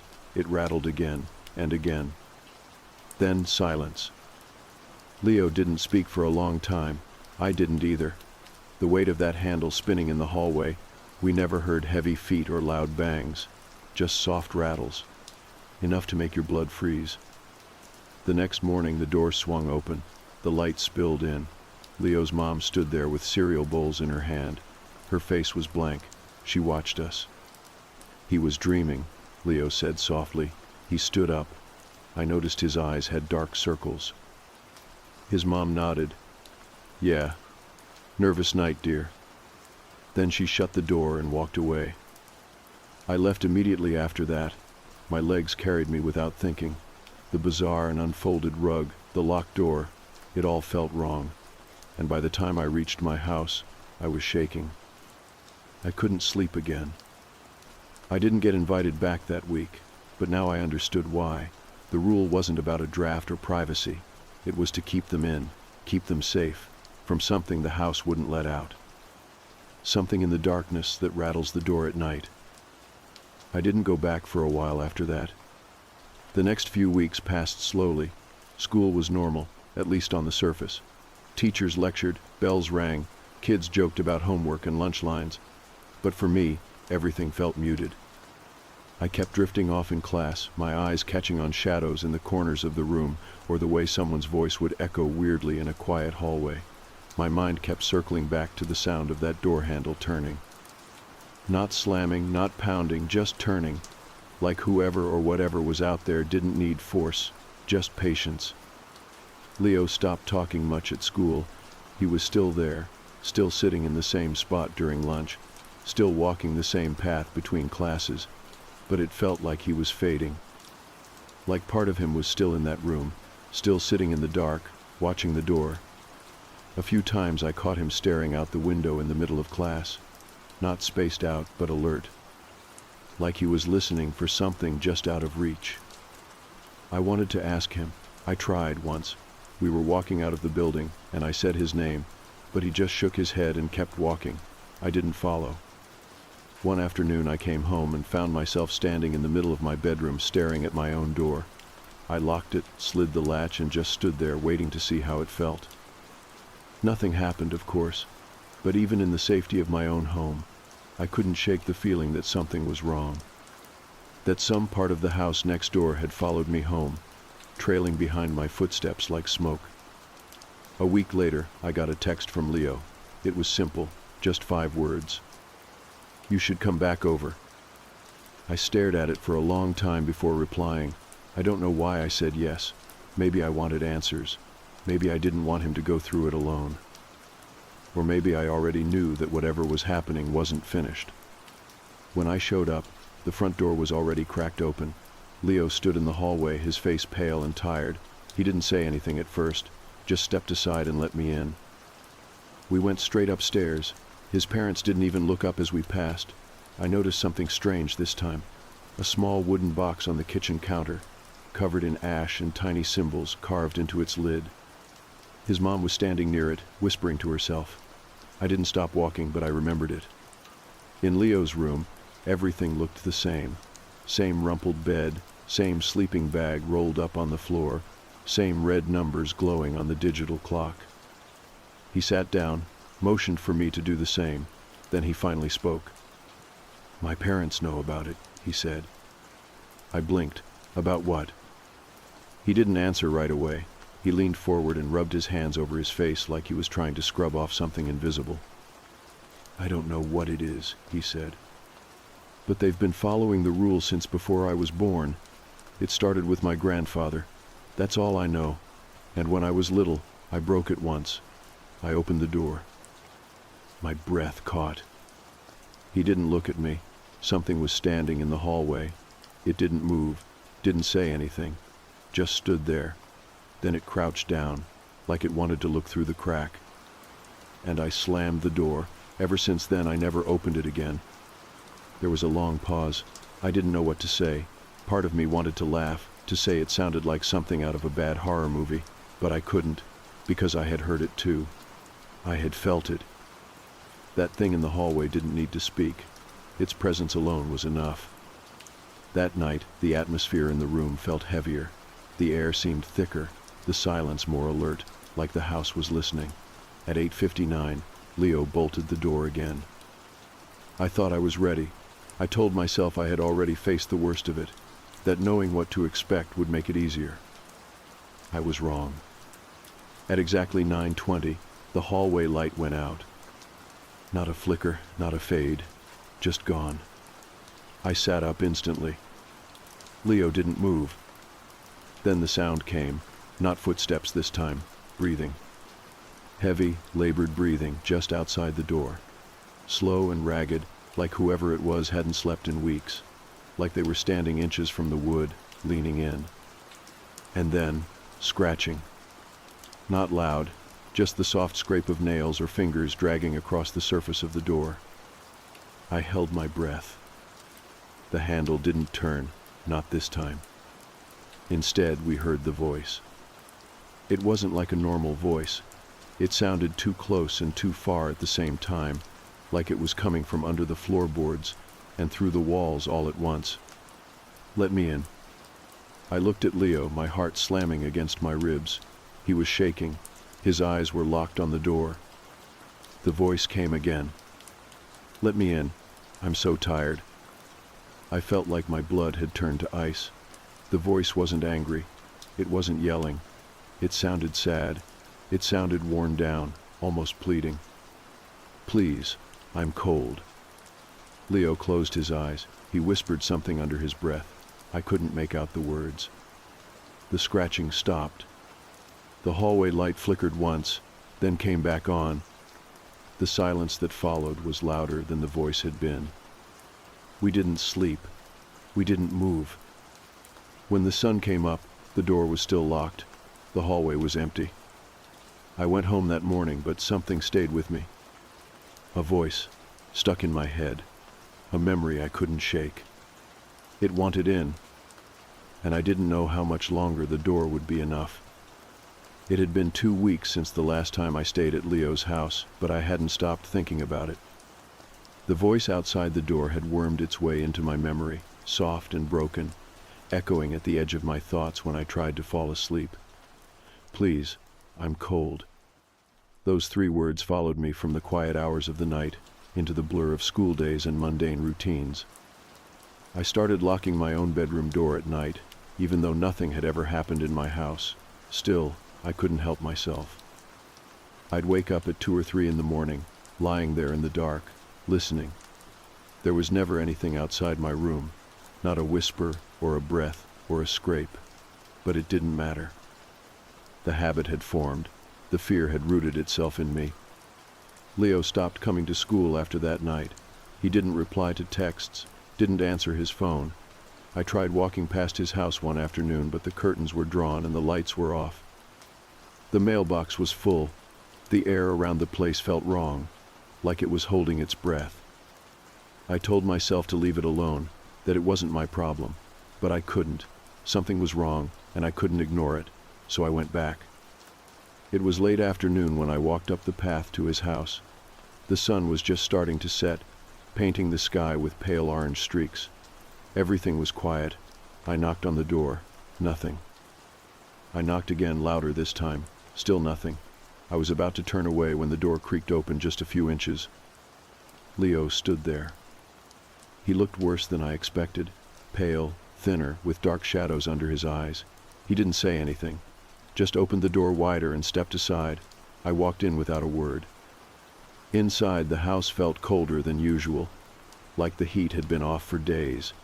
The furniture was covered in dust, and the lights were dim. His parents were nowhere to be seen. "They left," he said quietly, as if reading my mind. "What do you mean?" I asked. "They packed up and left a few days ago. Said it was my turn now." I stared at him. "Your turn for what?" He didn't answer. Instead, he led me upstairs.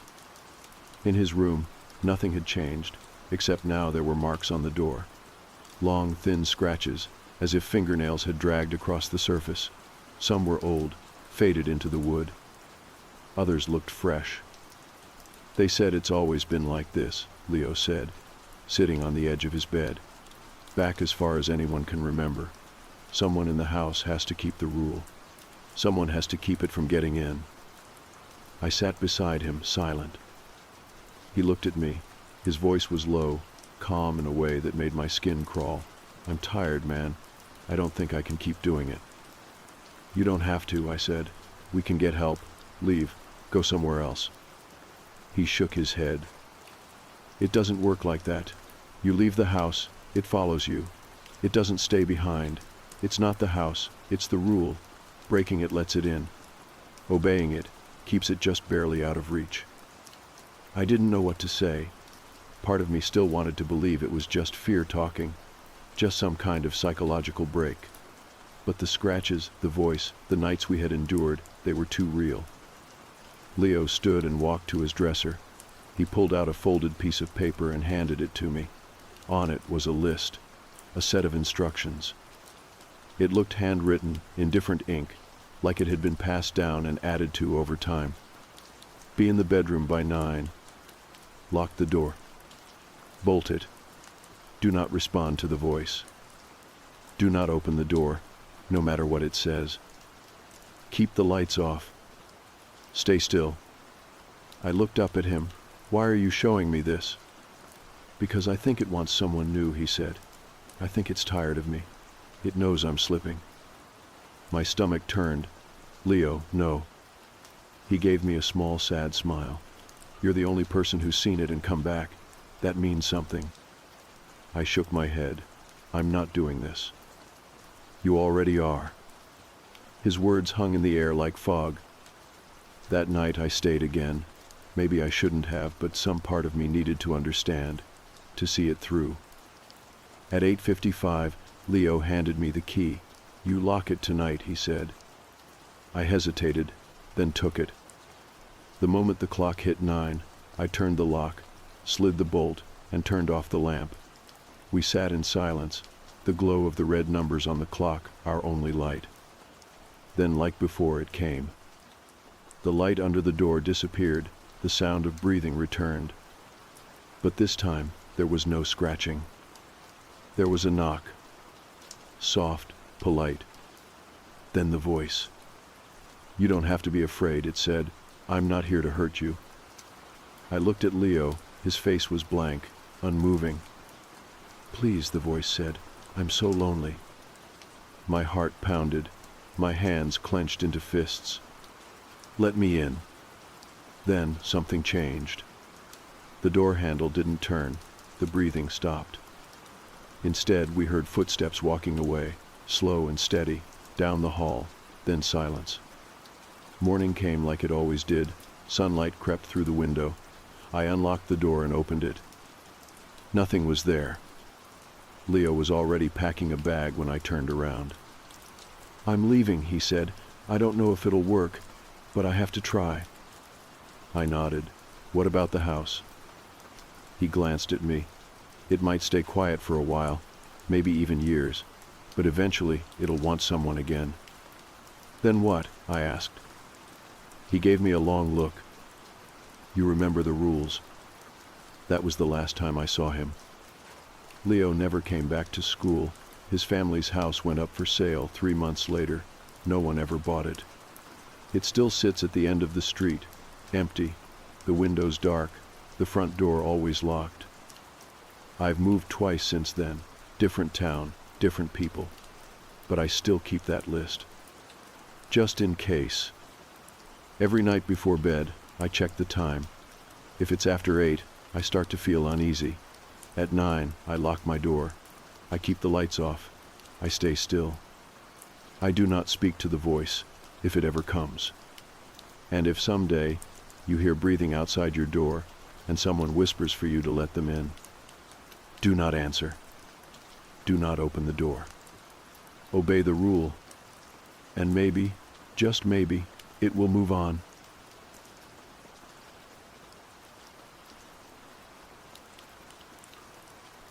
It was supposed to be a simple day hike. My daughter and I planned it for weeks, picking a trail in the Pacific Northwest known for its gentle slopes and beautiful views. I wanted to give her a break from the city, some fresh air, time away from screens and noise. We packed a small backpack, some snacks, a map I had studied carefully, and set out early in the morning, full of excitement and anticipation. The first few hours went perfectly. We talked about school, friends, and the upcoming summer. She was laughing, her hair catching the sunlight as it filtered through the tall trees. The forest was alive with birdsong, and the trail beneath our boots was soft with moss and pine needles. It was one of those rare moments when the world felt peaceful and right. But then something changed. It started small. She slowed down, looked over her shoulder more often, her smile fading. I asked if she was tired or thirsty, but she shook her head, staring ahead with a distant look. I figured she just needed a rest, so we stopped by a small stream to drink and catch our breath. She sat quietly on a fallen log, her fingers tracing the rough bark as if lost in thought. When we got up to continue, she hesitated at a fork in the trail. I checked the map again and told her which way to go, but she seemed uncertain. I told her to trust me, to keep close, but she stopped completely and looked deeper into the trees, eyes wide. "Dad," she said softly, "do you hear that?" I strained to listen. The forest was quiet, the birds gone silent as if waiting. I couldn't hear anything unusual, I told her it was probably just the wind or some small animal. She nodded, but didn't seem convinced. We pressed on, but the path grew narrower and less familiar. The sun climbed higher, and the shadows deepened. Then, without warning, she slipped and fell on a patch of wet leaves. She caught herself, but looked shaken. "Maybe we should turn back," she said, voice trembling. I agreed, and we started heading the way we came, but the trail seemed to twist and shift. The trees grew closer together, and every turn looked the same. I checked the map again, my confidence waning. Then I realized something that made my stomach drop. We were lost. I tried to stay calm for her sake, but the panic was rising inside me. We called out, hoping for a response from other hikers, but the forest swallowed our voices. Hours passed as we wandered, retracing our steps, trying to find landmarks. The sun began to dip, casting long shadows that made the woods feel unfamiliar and threatening. Then it happened. My daughter disappeared.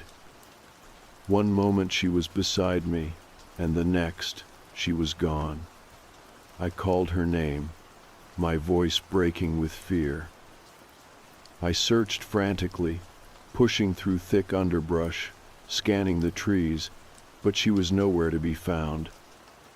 I felt the world close in around me, the cold creeping through my clothes, the darkness swallowing hope.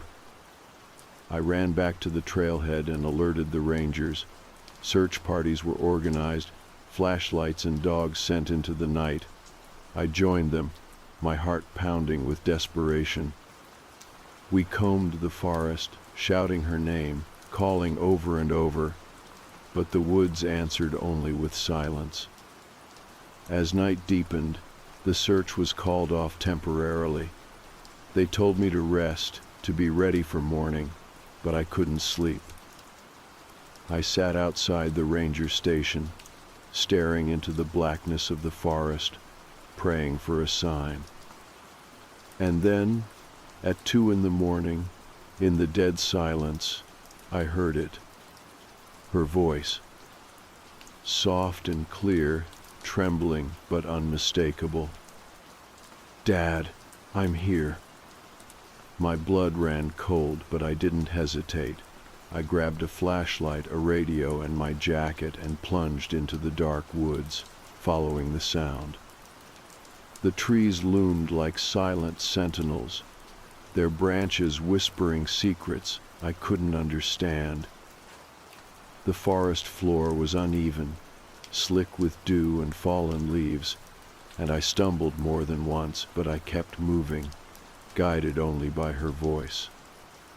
It called to me again, closer this time. "Dad, I'm here." I called back, voice cracking with emotion. "Where are you? I'm coming." The path seemed to wind deeper into the woods, the trees thickening, blocking out the stars. The air grew colder, heavier. My flashlight beam darted across trunks and leaves, searching for any sign of her. Then, suddenly, the voice stopped. I froze, heart hammering. I called her name again, but the silence was complete. I scanned the ground and found something that made my breath catch. A pair of boots. They were worn and covered in mud, too large to belong to my daughter. Flat, adult-sized boots, lying abandoned on the forest floor, as if dropped in a hurry. I knelt down, fingers trembling as I reached for them. There was no sign of anyone nearby, no footprints, no broken branches, nothing but the damp earth and the stillness. I called out again, louder this time. "Honey, are you there?" Only the whisper of the wind answered me. I sat back on my heels, overwhelmed by a mix of relief and dread. Relief that she might still be close, but dread, because whatever had called me here was not the daughter I knew. The forest felt alive with secrets, and I realized then that this was only the beginning. The silence that followed finding the boots was suffocating. I sat there in the dirt, my heart pounding louder than the forest around me. The only sound was the faint rustle of leaves, but even that felt amplified, like the woods were holding their breath. I kept looking around, shining the flashlight in every direction, but all I saw was the dense darkness and the thick trunks of towering trees. No sign of my daughter, no sign of anyone. The boots lay in front of me, their worn leather slick with mud and glistening faintly under the flashlight's beam. They were far too big for her. I touched the laces, feeling the rough texture, the cold dampness. I could not explain how they had ended up here, in this place where I had just heard a voice I thought only she could make. The thought twisted inside me, a knot of confusion and terror. I called out again, voice breaking, "Sweetheart, where are you? Please answer me." I waited, but no reply came. I wanted to believe she was close, hiding behind a tree, scared but safe, waiting for me to find her. But deep down I feared something else was at play. Something that used her voice to lure me deeper into the woods. The moonlight struggled to break through the thick canopy above, casting strange shadows that danced just beyond my sight. My mind raced as I tried to piece together what had happened. Had someone taken her? Was this some cruel trick by another hiker? Or was the forest itself playing with me, twisting reality in ways I could not understand? I remembered the stories the rangers had told me about these woods, tales of people disappearing, strange lights, and voices calling out at night. I had laughed them off before, but now, standing here alone, the stories felt far too real. The line between what was possible and what was terrifyingly unknown blurred. I stood up slowly, boots crunching on the forest floor, and looked back toward where the trailhead should be. The darkness seemed to close in from all sides, and the path I had walked earlier was swallowed by shadows. My flashlight flickered once, then steadied, but the sudden dip in light made me jump. I felt my skin prickle with the weight of unseen eyes watching me. I began to move cautiously, boots sinking into the soft earth, every step heavy with dread. The voice had stopped calling, but the feeling of being drawn deeper into the forest did not fade. I told myself to stay calm, to focus on the map in my head, but the woods seemed to change with every turn.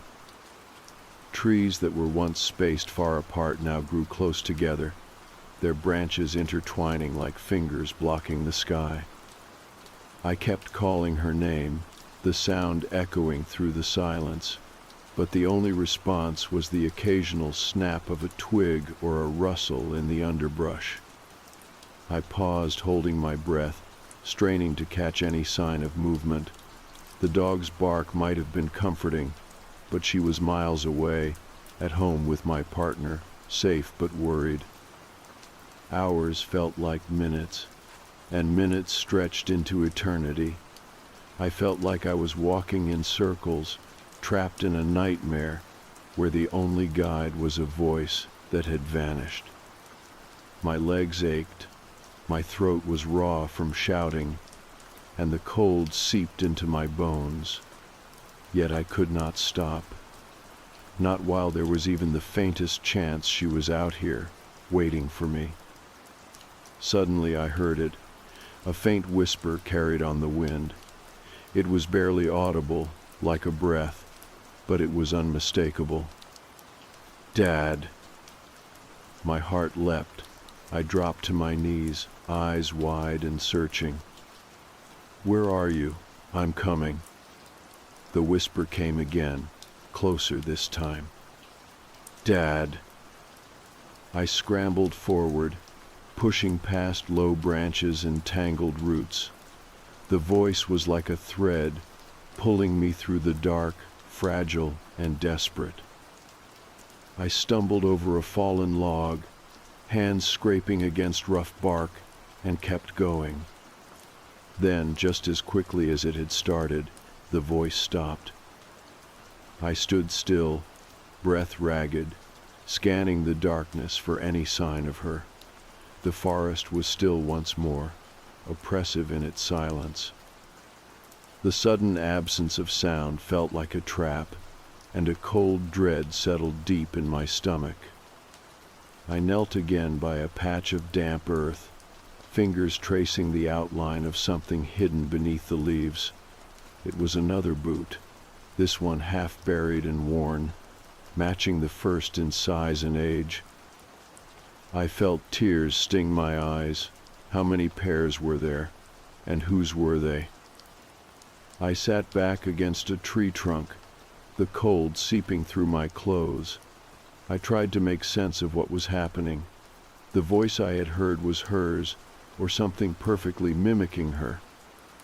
The boots belonged to someone else, someone much larger. Was it a person hiding in the woods, or something that could change shape and sound to lure prey? I thought about calling for help, but the radio I had left at the ranger station was miles away. My phone had no signal deep in the forest. I was alone. Fear and determination warred inside me. I knew I could not give up, but I also knew I had to be careful.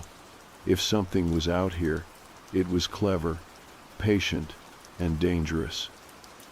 I stood slowly, wiping dirt from my hands, and started walking again. This time, I moved deliberately, listening carefully for any sounds that might lead me to her. The wind shifted, carrying a faint scent, something earthy and faintly sweet. I followed it cautiously. The forest around me felt alive with unseen movements. Shadows flickered at the edge of my vision. Every crunch of leaves underfoot sounded like footsteps behind me. My pulse quickened. Suddenly, I caught a glimpse of something, a figure standing between two trees, just beyond the reach of my flashlight. It was too tall to be my daughter. It stood perfectly still, watching me with eyes that seemed to glow faintly in the dark. I froze, unable to tear my gaze away. The figure's mouth moved, but no sound came. Then it stepped back into the shadows and vanished. I called out, voice shaking, "Who's there? What do you want?" Only silence answered. I was alone again, but the forest had changed. The night was no longer just dark.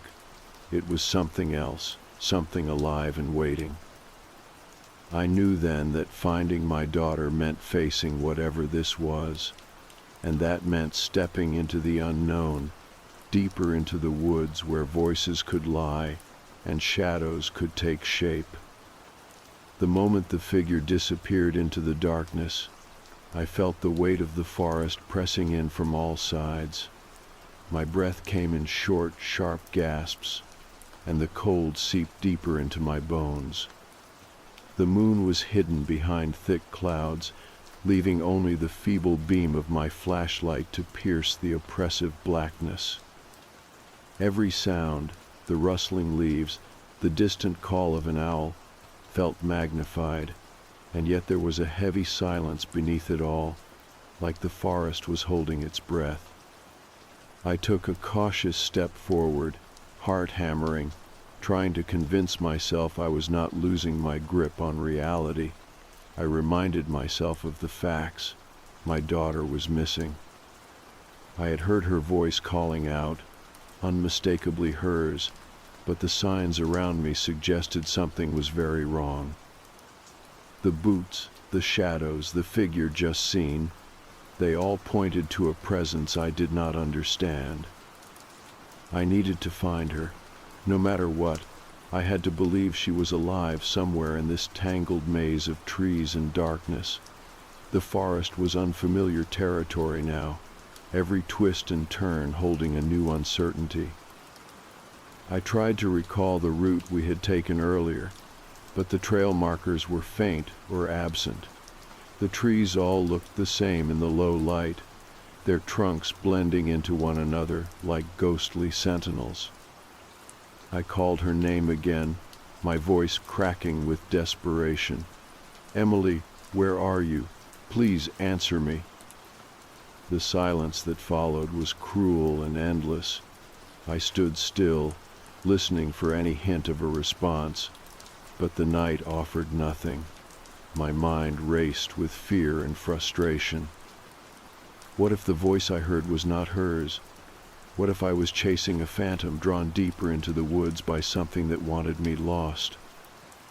I shook off the thoughts and pressed on, moving slowly and deliberately. I kept my flashlight steady, scanning the forest floor for any sign, footprints, clothing, anything that might tell me where she had gone. I stumbled over a root, catching myself against a tree. The bark was rough against my palms, grounding me in the moment. I told myself to stay focused, to not let panic take hold. Suddenly, I heard a faint sound, a rustling, maybe footsteps. I stopped dead, heart racing. I held my breath, listening. The sound came again, soft and distant, moving through the underbrush. I called out, "Emily, is that you?" No answer, but the movement continued, slow and deliberate, just beyond the reach of my light. I took a few careful steps toward the noise, trying not to make a sound. The forest seemed to close in around me, the branches reaching out like grasping hands. I felt exposed and vulnerable. Then a flash of movement caught my eye, a shadow slipping between two trees. I swung the flashlight in that direction, but found nothing but empty space. My pulse quickened. Was I imagining things? Or was someone, or something, watching me? I wanted to turn back, to return to safety, but the thought of leaving her out here alone was unbearable. I clenched my fists and pushed forward, deeper into the woods. The terrain grew steeper and more tangled, but I refused to stop. As I climbed over a fallen log, my foot caught on something solid. I looked down and saw a small, crumpled piece of cloth tangled in the leaves. It was a piece of her jacket, the blue one she had been wearing. My chest tightened with a mixture of hope and dread. She had been here. She was close. I called out to her again, voice stronger now. "Emily, I'm coming for you. Stay where you are." I waited, breath fogging in the cold air. No answer. But something shifted in the darkness. I caught a glimpse of a figure watching me from behind a tree just for a second. It disappeared when I blinked. I started running then, heart pounding in my ears. I called her name until my throat burned, stumbling over roots and rocks, not caring where I was going as long as I kept moving toward her. The forest twisted around me, a labyrinth that seemed to change with every step. After what felt like an eternity, I came to a small clearing. The moon broke through the clouds, casting pale light on a patch of soft moss and wildflowers. In the center lay a single boot, the same flat, adult-sized one I had found earlier. Beside it, a small stone was balanced precariously. I knelt down, fingers brushing the cold surface of the boot. It was damp and covered in mud, but strangely clean compared to the forest floor. The stone felt warm, almost alive in my hand. Suddenly, a chill wind swept through the clearing, carrying with it a whisper barely audible but unmistakable. "Dad." I looked up, heart in my throat. The voice was distant but clear, a fragile thread of sound that pulled me forward. I stood, flashlight trembling in my hand, and moved toward the edge of the clearing where the trees grew thickest. The voice called again, closer this time. "Dad, I'm here." I stepped into the shadows, branches brushing against my face, leaves crunching underfoot. The voice led me deeper into the forest, weaving through ancient trees that seemed to watch silently. As I followed, I realized something chilling the voice was no longer quite right. It was her voice, but distorted, stretched thin like a memory fading with time. It felt like an echo, a shadow of her calling from somewhere just beyond reach. I stopped, gripping a tree for support. The realization hit me hard. This was not my daughter. Something was using her voice, something that wanted me lost, desperate and alone. The forest grew colder still, and the shadows deepened. I heard a faint rustle behind me and spun around, but saw only darkness. I called out once more, voice steady despite the fear rising inside. "Emily, if you're here, show me. Let me find you." For a moment, there was only silence. Then, from the darkness, a figure emerged, not quite human, but not entirely otherworldly either. It wore clothes like mine, boots like those I had found, but its eyes were hollow, empty voids. It smiled a slow, unnatural curve of lips and whispered in a voice that was both hers and not hers. "Come with me." I felt the pull of that voice, like a tide dragging me forward. My feet moved without command, following the figure deeper into the night. But I fought it, a spark of hope and love burning inside me. "No," I said firmly, voice breaking the spell. "I'm coming for my daughter." The figure hesitated, eyes narrowing, then dissolved into the mist like smoke caught in the wind. I stood alone once more, breath steaming in the cold air. The forest was silent again, but I knew the night was far from over. Somewhere out there, my daughter was waiting, and I was not going to stop until I found her.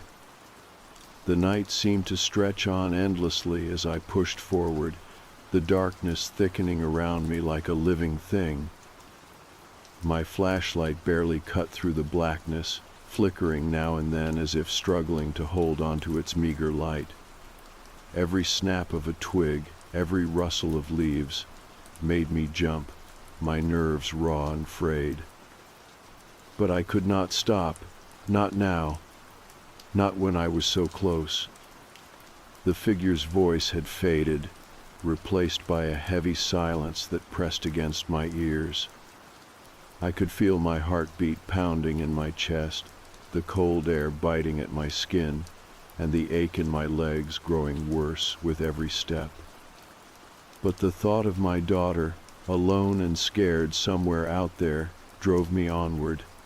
I forced myself to keep moving, repeating her name like a prayer. As I walked, the forest seemed to change. The trees grew even taller and older, their trunks thick and gnarled. The underbrush became denser, tangled roots and vines reaching out to snag my boots and tear at my clothes.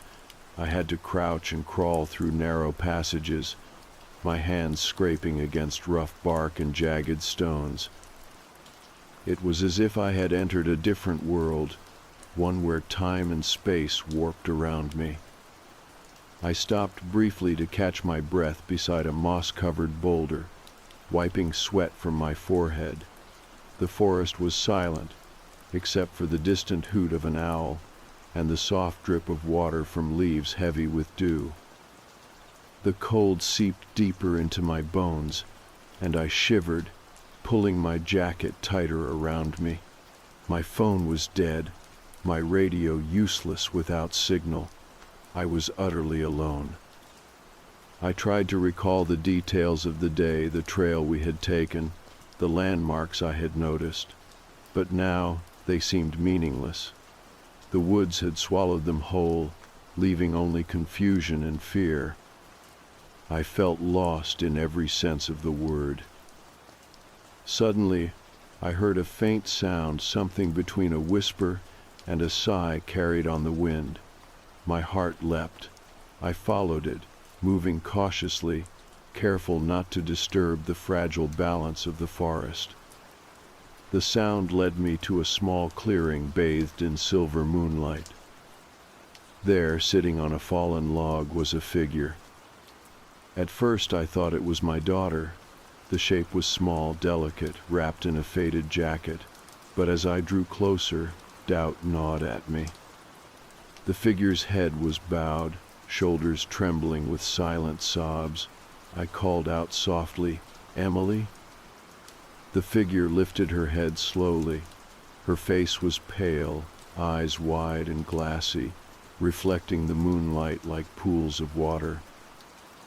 For a moment, relief flooded me, but then I noticed something that made my blood run cold. The eyes were empty, hollow, lacking any spark of life or recognition. She spoke, voice trembling, "Dad, I'm cold." I stepped forward, heartbreaking. "I'm here. I'm going to get you out." But as I reached out, the figure vanished like mist, leaving only a whisper on the wind and the faint scent of pine and earth. I staggered back, breath catching in my throat. The forest seemed to pulse with energy, as if it was alive and watching. I realized then that what I had found was not my daughter, but something else, a lure, a shadow using her image to draw me deeper. Tears welled in my eyes, and for a moment I felt hopeless. But then, a quiet voice in my mind reminded me of why I was here. My daughter was real. She was out there, somewhere beyond the shadows and illusions. I pressed on, guided by a mixture of instinct and desperation. The woods closed in around me, but I refused to give up. Every step was a battle against exhaustion and fear, but I kept going. Hours passed, or maybe it was minutes. I had lost all sense of time. The forest seemed endless, a maze of darkness and silence. Then, just as I was beginning to doubt everything, I saw it. A faint glow in the distance, soft and pulsing, like the flicker of a candle in a storm. I moved toward it, heart pounding with a fragile hope. The glow led me to a small creek, its waters shimmering under the moonlight. On the far bank I saw footprints, small and light, like a child's. They were fresh, pressed deeply into the muddy earth. I knelt to examine them, breath trembling. They were hers. I called out softly, "Emily, I found your footprints. I'm right here." The forest answered with a low, mournful wind that whispered through the trees. Then, from the shadows beyond the creek, I heard it, a soft, familiar voice. "Dad." I didn't hesitate. I crossed the creek, water soaking my boots, and stepped into the darkness beyond. The trees thinned, and I found myself at the edge of a clearing bathed in pale moonlight. There, standing alone, was my daughter. She looked as I remembered, young, scared, but alive. Her eyes met mine, wide and searching. "Dad," she whispered, voice trembling, "I'm so cold." I ran to her, pulling her into a tight embrace. Her skin was cold, almost icy, but she was real. She was here. We stayed there for a long moment, holding onto each other as the forest around us seemed to exhale. The shadows retreated, and the heavy silence lifted like a weight. I asked softly, "Where have you been? What happened?" She looked up at me, eyes filled with tears. "I don't know. I got lost. The woods, they changed. I heard voices, but they weren't yours. I was scared." I nodded, tears streaming down my face. "I was looking for you. I heard your voice too." She squeezed my hand, her grip weak but real. "I'm sorry I scared you." "We're together now," I said firmly. "I'm not going anywhere." We made our way back slowly, carefully retracing steps I barely remembered. The forest felt less menacing now, more like a place that had tested us and found us strong. As dawn broke, the first light filtering through the trees, I felt a profound sense of relief. We had survived the night, the unknown, the fear. At the trailhead, I called the rangers and told them she was safe. Their faces softened with relief, but I saw in their eyes a mixture of disbelief and caution. These woods had stories, they said, stories that would not be easily forgotten. I held my daughter close as we waited for help, feeling the warmth of her body against mine. The night had taken so much from us, but it had not taken her. The boots, the voice, the shadows, they were real, but they were not stronger than a father's love and determination. We left the forest behind, but the memory stayed with me, the way the darkness could twist and deceive, the way hope could be a fragile flame in the cold. And as we drove away, I knew one thing for sure. I would never stop listening for her voice, no matter where it called me.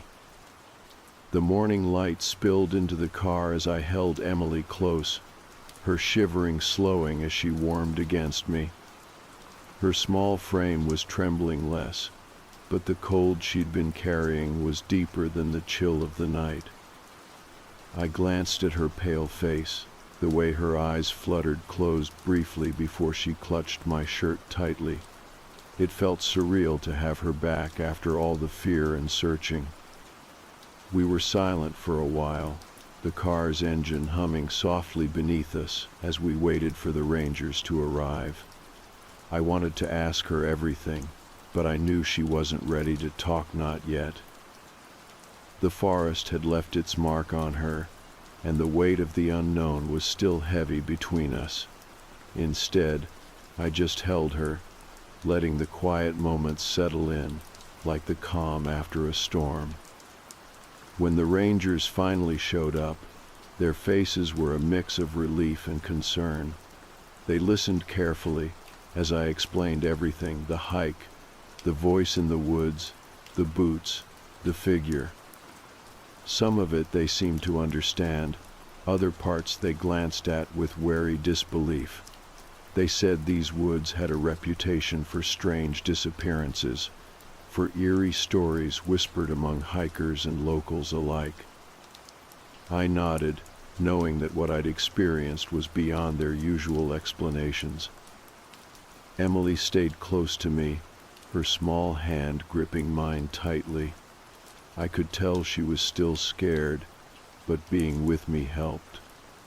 She kept glancing out the window at the trees, the shadows that now seemed less threatening in the bright daylight. I wanted to protect her from what we'd seen, from the way the forest could twist reality and play tricks on your mind. That day, as we made our way back to the trailhead and eventually home, I kept replaying everything in my head. How could something mimic her voice so perfectly? How could the forest feel so alive and yet so dangerous? I knew I wasn't imagining things. This was real, and it was far from over. Over the next few days, Emily and I tried to return to normal life, but the experience clung to us like a shadow. She had trouble sleeping, sometimes waking up in the middle of the night whispering about voices in cold places. I did my best to comfort her, but I felt the same creeping fear beneath my skin. The woods had left a scar on us both. I started researching, reading everything I could find about disappearances and strange phenomena in those forests. There were stories going back decades, people hearing voices, shadows following them, footprints appearing and disappearing without explanation. Some accounts mentioned a presence that lured travelers deeper into the woods with familiar sounds and sights. I shared some of these stories with Emily carefully to help her understand she wasn't alone. She listened quietly, eyes wide but thoughtful. I didn't want to scare her more, but I also wanted her to know that what she experienced was not her fault or imagination. One evening, as I was sorting through some of my notes, Emily came to me with a small, worn notebook she had found buried under her bed. It was filled with drawings, trees, faces, and strange symbols. On the last page was a simple message in her handwriting: "The white trees are watching." My heart skipped a beat. I asked her about it, and she told me about a place she'd glimpsed in the forest during those dark hours, a grove of trees so white and luminous they seemed otherworldly. She said the figure she saw had asked if she had seen the white trees before disappearing. That phrase haunted me. What were these white trees? Were they real, or part of whatever presence had been calling her? I knew I had to find out. The next day I took Emily back to the trailhead. She was hesitant but brave, her small hand firmly holding mine. We walked slowly along the trail, searching for anything that matched her description. The forest was alive with birdsong and the rustling of leaves, but beneath that was the same feeling, a quiet watchfulness. After hours of walking, we came to a secluded glade where the trees looked different. Their bark was pale, almost glowing in the sunlight filtering through the canopy. The air here was cooler, and the ground was carpeted with soft moss that seemed to absorb sound. Emily's eyes lit up. "This is it," she whispered. We stayed there for a while, sitting quietly among the white trees. Emily traced her fingers along the bark, as if trying to memorize every detail. I took photos and notes, hoping to learn more. The place felt peaceful, but also charged with something ancient and powerful. As the sun began to set, we made our way back. The forest no longer felt threatening, but still mysterious. I promised Emily we would come back again, that we would keep looking for answers together. That night, I lay awake thinking about everything. The voice, the boots, the figure, the white trees. It was like a puzzle with pieces scattered across time and space. I realized that this was not just a story about a lost girl. It was about something deeper, something that connected us to the forest in ways we could barely understand. I knew the road ahead would be long and uncertain, but I also knew one thing: I would never stop searching for the truth, for my daughter, and for the light hidden in the shadows of those woods. The morning after our visit to the glade of white trees, Emily and I woke to a quiet house, the kind of stillness that feels heavy with anticipation. The air outside was cool and crisp, the Pacific Northwest mist clinging to the windows. Despite the sleep that had finally claimed me after days of exhaustion, I felt a nervous energy buzzing beneath my skin. We both did. Emily sat at the kitchen table, her fingers tracing the edges of the notebook she had brought with her, the one filled with her drawings and that haunting message about the white trees. She looked up at me, her eyes steady but carrying the weight of everything we had been through. "Dad," she said softly. "I think the forest wants me to remember." I nodded, not sure what to say. I had hoped for some normalcy, some sense of closure, but it was clear that the story was far from over. We decided to go back to the woods, not because we wanted to, but because we had to. The white trees were more than just a place. They were a symbol of something ancient, something that tied Emily's disappearance to the forest itself. The stories I'd read, the experiences we'd lived, all pointed to a presence that blurred the line between the natural and the supernatural. That afternoon, we packed what we could: flashlights, blankets, food, and made our way back to the trailhead. The ranger station was quiet, the rangers nodding in understanding when I told them where we were headed. They warned us about staying together, about the strange phenomena reported in these parts. Their words weren't empty caution, they carried a genuine concern. Emily held my hand tightly as we stepped onto the trail. The forest greeted us with its usual chorus of birds and the gentle rustling of leaves. But beneath that, there was a palpable tension, like the woods themselves were watching, waiting. We moved slowly, following the path toward the glade. The farther we went, the more the familiar sights faded, replaced by the pale bark and soft moss of the white trees. The air grew cooler, almost electric. Emily's breathing slowed, her face calm but focused. When we reached the clearing, Emily stopped and looked around, her eyes scanning the trees as if searching for something. I waited, heart pounding. Then she stepped forward and knelt by the base of one tree. She reached into the moss and pulled out a small weathered box, half buried beneath the earth. The wood was cracked, the metal hinges rusted, but it was intact. She looked up at me, voice barely a whisper. "I think this is why I was lost." Together, we opened the box. Inside were faded photographs, old letters, and a small hand-carved wooden figure, a girl with wide eyes and delicate features. The letters told a story of a young girl who had vanished in these woods decades ago, her disappearance shrouded in mystery and sorrow. As I read, I realized the story mirrored Emily's in eerie ways. The girl had spoken of the white trees, of voices calling her into the forest. The townsfolk believed the woods held a spirit, a guardian who both protected and ensnared those who entered. Emily clutched the wooden figure to her chest. "Maybe she's the one I heard," she said softly. The forest around us seemed to hum with life, the shadows shifting in the corners of my vision. I felt a strange calm, as if the woods were acknowledging our discovery. The presence that had haunted us was not malevolent, but bound to the land, a guardian caught between worlds. We stayed in the glade until the sun dipped below the horizon, the light fading into a gentle twilight.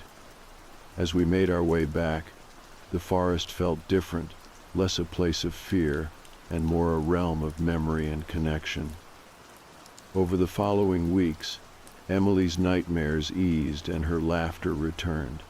We visited the glade often, honoring the girl who had come before and the forest that held her story. We planted a small memorial, a circle of stones with the wooden figure at its center. I learned that sometimes the unknown is not a threat but a story waiting to be told, a bridge between the past and present. The forest had taken my daughter, but had also given her back in a new way, wrapped in mystery and hope. And as I watched Emily play beneath the canopy of white trees, I knew that while the woods would always hold their secrets, we had found our own piece of peace, a story of survival, love, and the enduring bond between a father and his daughter.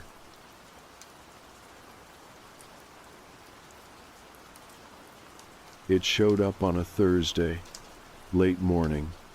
I was working from home, half answering emails, half trying not to fall into a YouTube hole.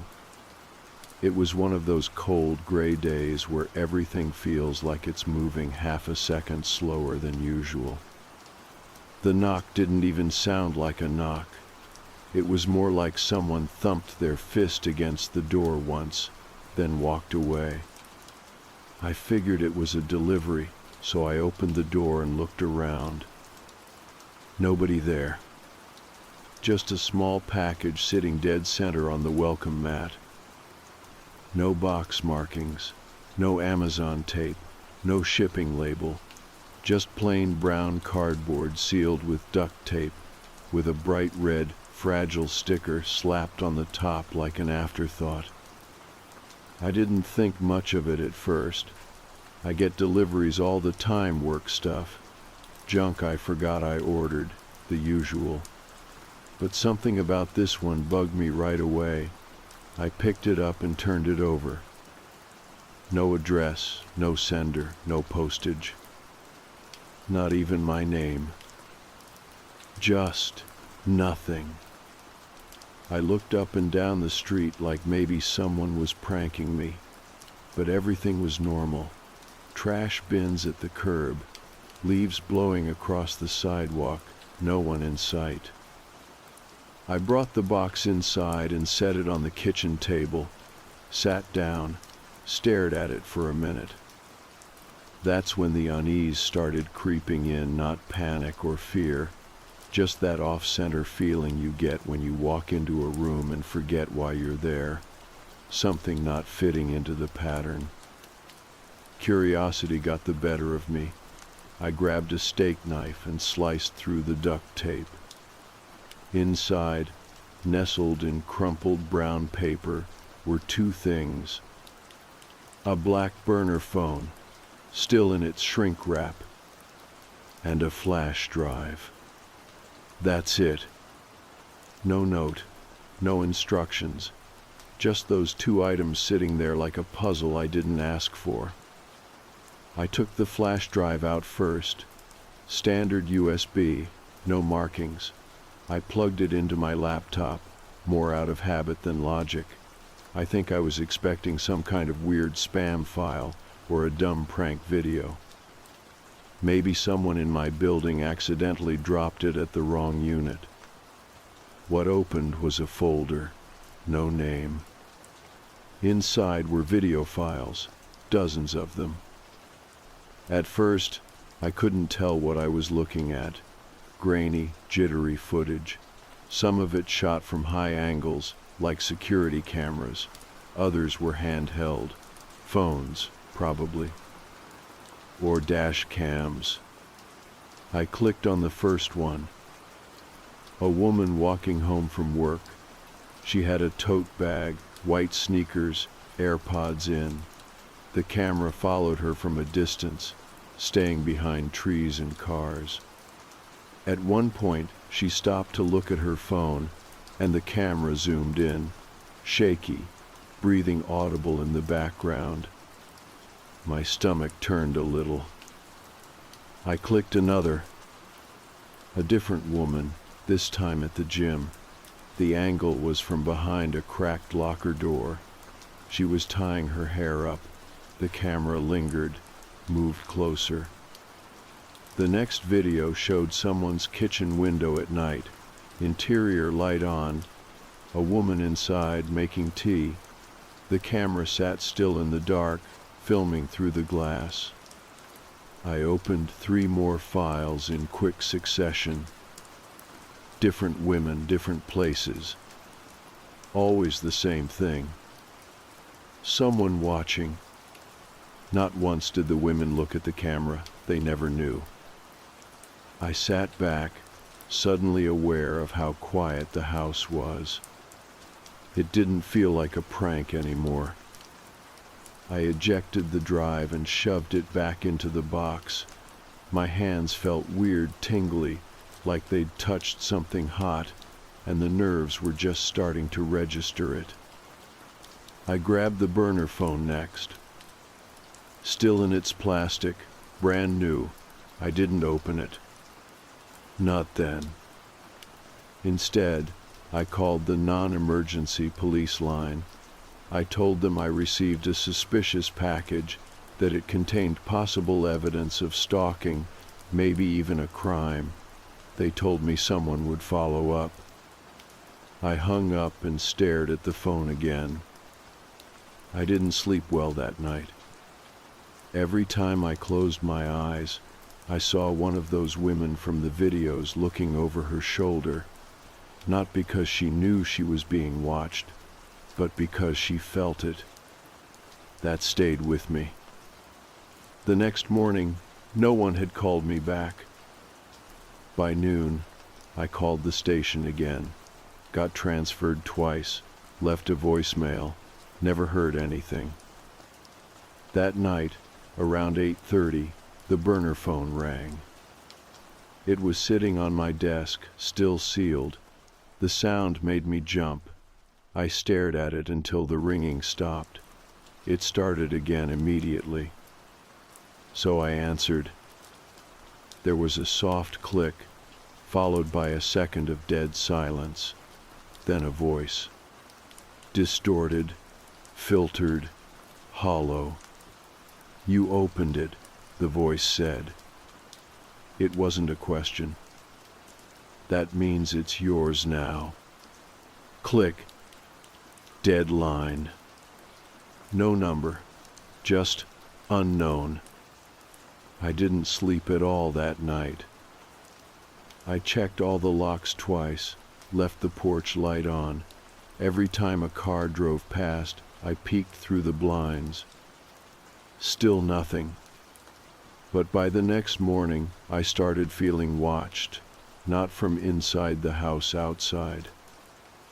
Like if I opened the door too fast, someone would be standing on the sidewalk pretending to tie their shoe, or if I stepped onto the porch, a camera shutter would click somewhere behind a parked car.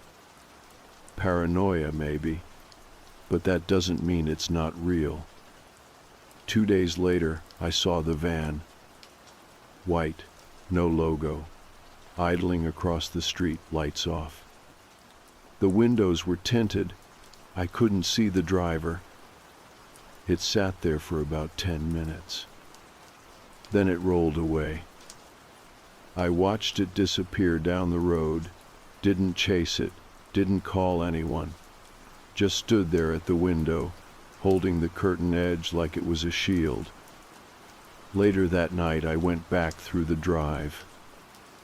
I looked at the footage frame by frame, faces, locations.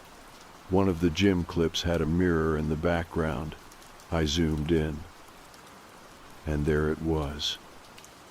The same white van, parked outside, partially obscured by trees. It wasn't just following them. It had been part of the story the whole time. I spent the next morning trying to convince myself it wasn't the same van. White vans are everywhere. Delivery drivers, contractors, maintenance crews. It didn't have to be the van, but that logic didn't stick for long. I kept flashing back to the video, that grainy reflection in the gym mirror. Same shape, same taillight sticker on the left corner. And it wasn't just that it looked the same, it was the way it parked, the way it sat. Lights off, engine running, facing my house. I didn't go outside that day, not even to grab the mail. I called the police again. This time I didn't go through the non-emergency line. I told them everything: the package, the burner phone, the drive, the van. They said an officer would swing by. I waited 3 hours. No one came. When I called again, they said my report had been noted, but there wasn't much they could do unless I had something actionable. No license plate, no footage, no confirmed threat. just a gut feeling. I asked if they wanted the burner phone or the drive. They said, "You can turn it in if you'd like, but we can't guarantee follow-up."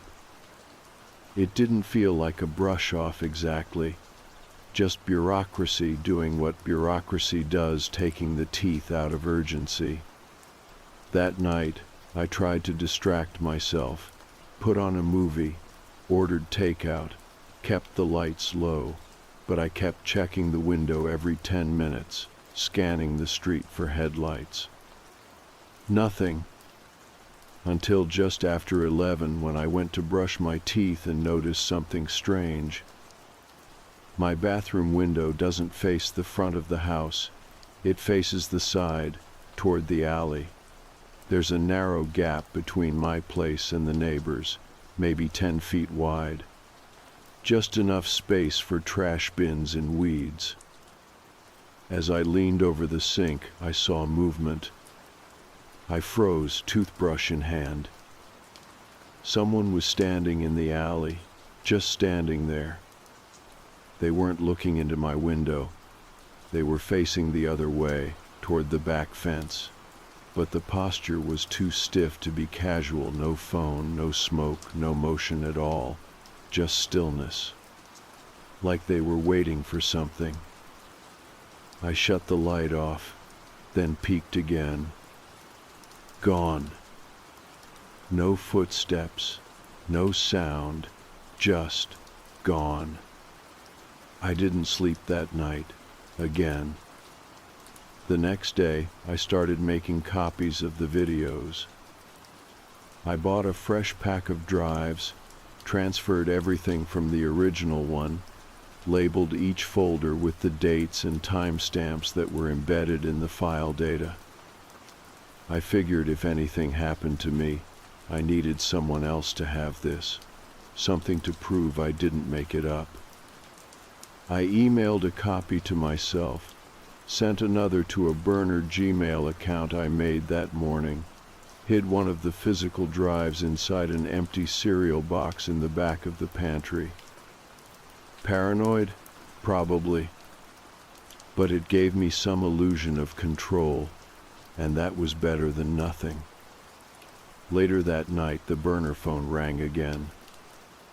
It had been silent since that first call. I'd left it in a drawer, battery still full. When the screen lit up, it was the same as before, unknown number. No caller ID. No ringtone, just vibration. I let it buzz for a while, didn't want to answer. But eventually, I did. This time the voice was quieter, same distortion, but almost tired.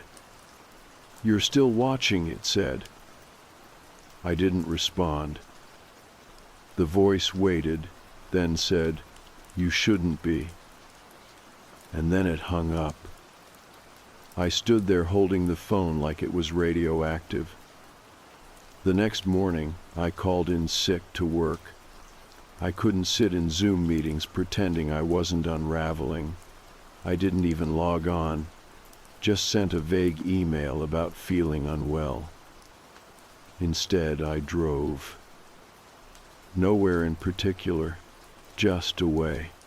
I put on sunglasses and a hoodie and took back roads out of town. Every time I passed a white van, I felt my pulse jump.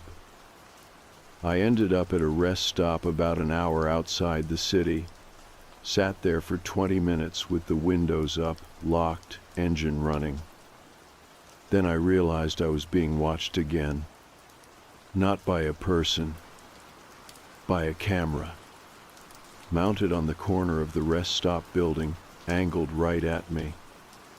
I know it sounds ridiculous. Of course I was being watched. It's a public area. Security is everywhere these days. But something about that moment hit me differently. For the first time since this started, I wasn't just afraid of whoever had sent the package.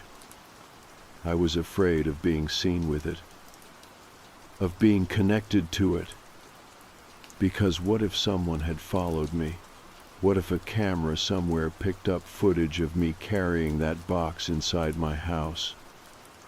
What if someone traced it back, scrubbed it to make it look like I was the one recording those women?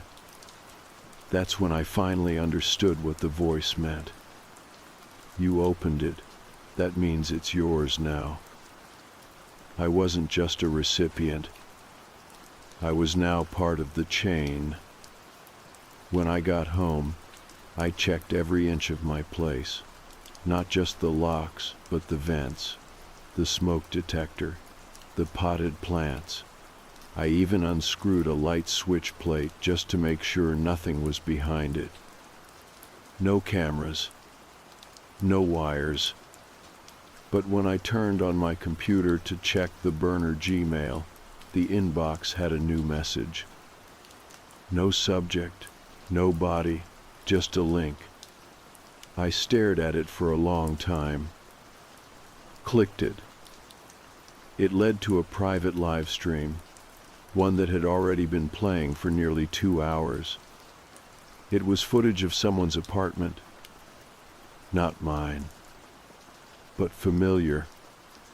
A young woman, maybe mid-20s, working at her kitchen table, drinking coffee, typing something into her laptop, completely unaware. The stream had no chat, no name, no watermark. I refreshed the page, it kept going. I watched for a few more minutes, heart pounding. And then she looked up. Not at the camera, just into the room, like she'd heard something. She stood up, walked to her front door, looked through the peephole. She stayed there for a while. Then she walked back, sat down, and shut her laptop. The feed cut to black, and my screen stayed that way. No rewind, no playback. Just blank. I shut the laptop and sat in the dark. For a long time I didn't move. I just sat there with my hands on my knees, staring at nothing, trying to figure out what I was supposed to do now, what anyone would do. Because the truth was, I didn't know if what I'd seen had already happened, or if it was happening live. I didn't know who the woman was. I didn't know what I was watching. And I didn't know if I was the only one watching it. That was the part that got under my skin. Not the footage itself, disturbing as it was. Not even the idea that someone was out there recording strangers. It was the implication that I was expected to see it. Not as a witness, as a participant. That night, I pulled all the blinds in the house. Not just closed them, taped them down. I shut the laptop, unplugged the router, left my phone on airplane mode. Then I packed the burner phone and the flash drive into a shoebox, duct taped it shut, and shoved it into the bottom of my closet behind a stack of old coats I hadn't worn since college. I wanted to believe that if I physically distanced myself from it, if I pushed it far enough away, it would lose interest in me. Like a stray dog that would stop following if you stopped feeding it. That worked for a little while. For almost 3 full days, everything was quiet. No van, no calls, no emails. I tried to work, tried to act like a normal person again. I even went out for groceries, walked the longer route around the neighborhood, just to keep my head clear. It was cloudy that day, drizzling, that kind of slow, soft rain that makes you feel like time is passing slower than it really is. It almost felt normal. Until I got home and found the envelope. It had been slid under my door, thick manila, no writing on it, not sealed. I picked it up slowly, already feeling that sinking weight in my stomach return. Inside were photos. Printed, glossy, full color. The first few were of my house, different angles. From the street, from the alley, one from my backyard near the fence line. Then they moved inside. Shots through my windows, me at my desk, me brushing my teeth, me eating on the couch with the TV on. But it was the last photo that nearly made me drop the envelope. It was a picture of me asleep, in bed, taken from inside the room. I stood there for a long time just holding it, chest tight, every part of me buzzing. It wasn't just that someone had been in the house. It was that I didn't know when. There had been no forced entry, no signs of a break-in. The locks were untouched, the windows all still latched. The alarm system, which I'd finally started using, had never gone off. Nothing. I tore through the house again, checked everything. Closets, crawl space. Even inside the vents, nothing. I found the shoebox still in place, unopened, untouched. That somehow made it worse. I called the police again. This time I didn't go through the formalities. I told them someone had been in my house and left behind surveillance photos. I told them it wasn't a prank, that I felt unsafe, that someone was stalking me. They said they'd send someone. An officer showed up an hour later. Young guy, polite but skeptical. He looked through the photos, took a few notes, asked if anything was missing. I told him no, just that they'd been inside. He asked if I had roommates, any exes who might want to mess with me. I said no. Then he asked if I had any enemies. That one caught me off guard. I almost laughed. What does that mean? Like people who want to kill me? He shrugged. Sometimes it's not about killing, just control or chaos. There are people who do stuff like this for fun. They like watching what happens when you know you're being watched. That stuck with me. They like watching what happens. He filed a report and said they'd follow up if anything came of it. I didn't believe him. That night, I didn't sleep. Not because of fear, exactly. Not even because I thought someone might come back. It was something else. This deep, creeping suspicion that I'd already crossed some invisible line. That it didn't matter what I did now. The door was open, and I hadn't closed it in time. The next morning, I called in sick again, made coffee I didn't drink, sat on the couch flipping through the photos until my hands went numb. Then I opened the laptop again. The live stream was gone. The link led to a blank page now, 404 not found. I checked the email it came from, deleted. The burner Gmail account had been wiped too. Everything I'd sent to it was gone. I tried the other drive's copies I'd made, backups I thought were safe. 2 wouldn't open. The third one had files, but when I clicked them, every video showed static. Corrupted. I dug the shoebox out from the closet and opened it. The original flash drive was gone. So was the burner phone.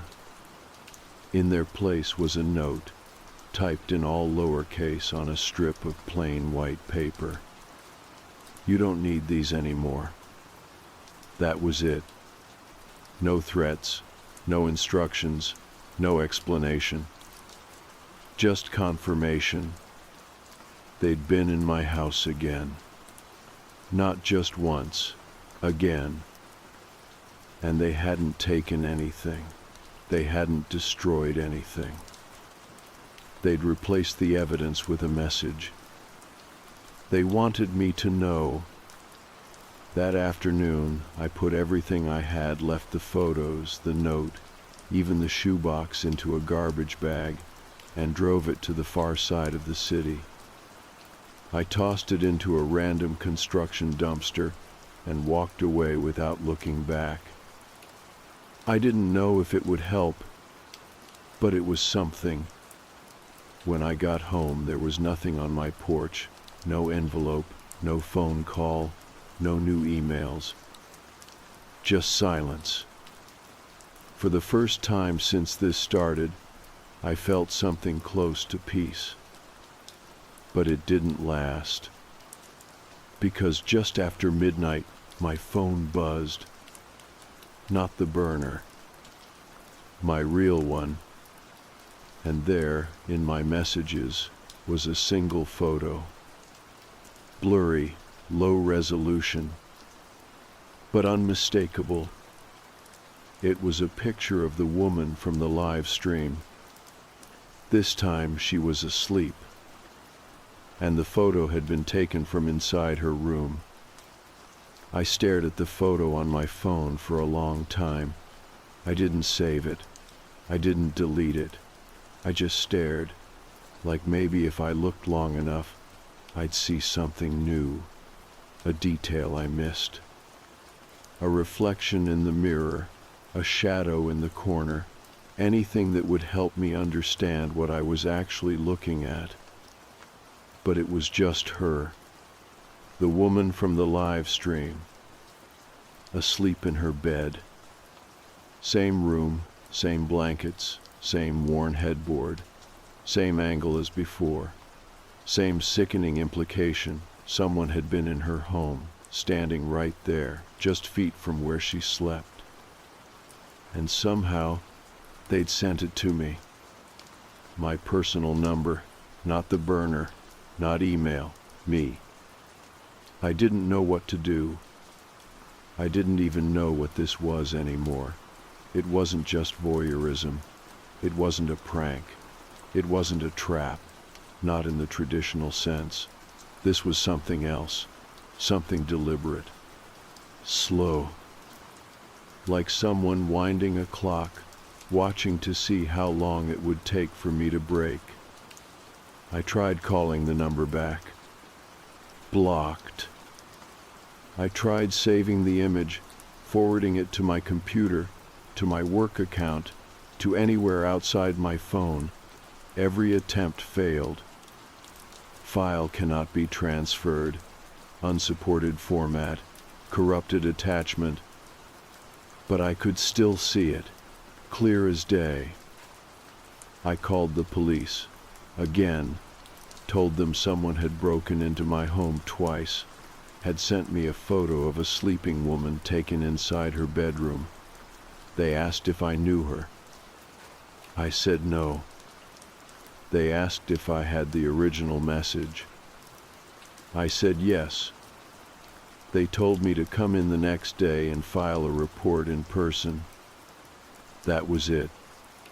No urgency, no visit, no follow-up. Just a clipboard and a desk if I wanted it. I didn't sleep that night, again. I sat on the couch with all the lights on and tried to reason through it. Was this just punishment? For opening the box? For not reporting it soon enough? For seeing too much? Was I being warned? Or was I being invited? Because the more I thought about it, the more it started to feel like they didn't want me to run. They wanted me to watch. To keep watching. And every time I tried to pull away, they sent something new, a reminder that I was still part of this, whether I liked it or not. The next morning, I didn't go to the police station. I just couldn't. I didn't have anything solid, a blurry photo, a wiped flash drive, a phone that vanished from my own locked closet. It all sounded insane when I played it back in my head. Like something a person makes up when they're having a breakdown. Instead, I called in sick again. I couldn't even remember the last time I worked a full week. That afternoon, I started researching. Not on my main laptop. I used an old one I kept in the closet, barely functional, something I hadn't touched in years. I didn't log into any accounts, no Wi-Fi. Just tethered it to a mobile hotspot and started digging. I looked up missing persons in my area, surveillance crimes, burglary cases where nothing was taken, women who'd gone to the police about being followed but were dismissed. I combed through forums, comment sections, weird Reddit threads that skirted the edge of being removed. And I started seeing patterns. Most of the cases weren't connected by location or method. They didn't even fit the same age groups or neighborhoods. But they did have one thing in common. No one ever believed them. Most reports were dropped. The people who filed them stopped following up. In a few of the older threads, the original posters deleted their accounts entirely. One thread stood out. It was short, only 3 comments.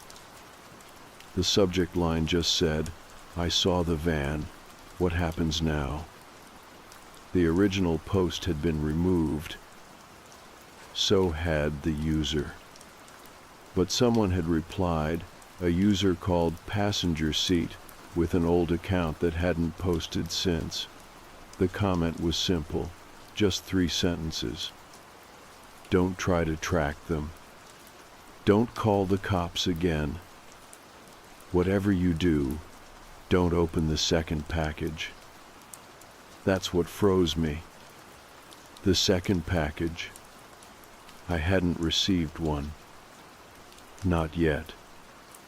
But the way the message was written, not if, when made it clear that this was part of the pattern. You get one, you engage, and if you keep watching, they send another. An escalation. I shut the laptop and packed it back into the closet. And then I waited. I didn't want to. I didn't have a plan. But what else was there to do? The police wouldn't help. No one I knew would believe me. I couldn't send the photos, couldn't save the evidence, couldn't even hold on to the original hardware without it vanishing or corrupting. All I could do was try to stay ahead of whatever was coming next. But I didn't have to wait long. 2 nights later, it came. Same time, around 10 at night, just after dinner, while I was pretending to read.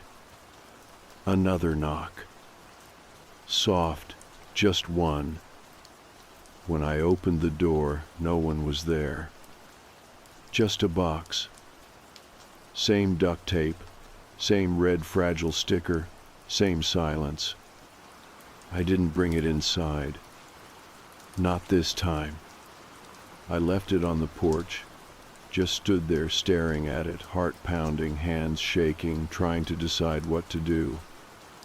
I grabbed my phone, took a photo of it. The screen went black as soon as I pressed the button. Just shut off completely.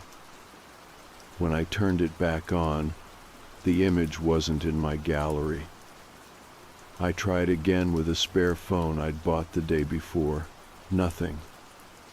The moment the camera pointed at the box, the screen glitched and froze. It was like the box couldn't be recorded, couldn't be saved. I left it there overnight.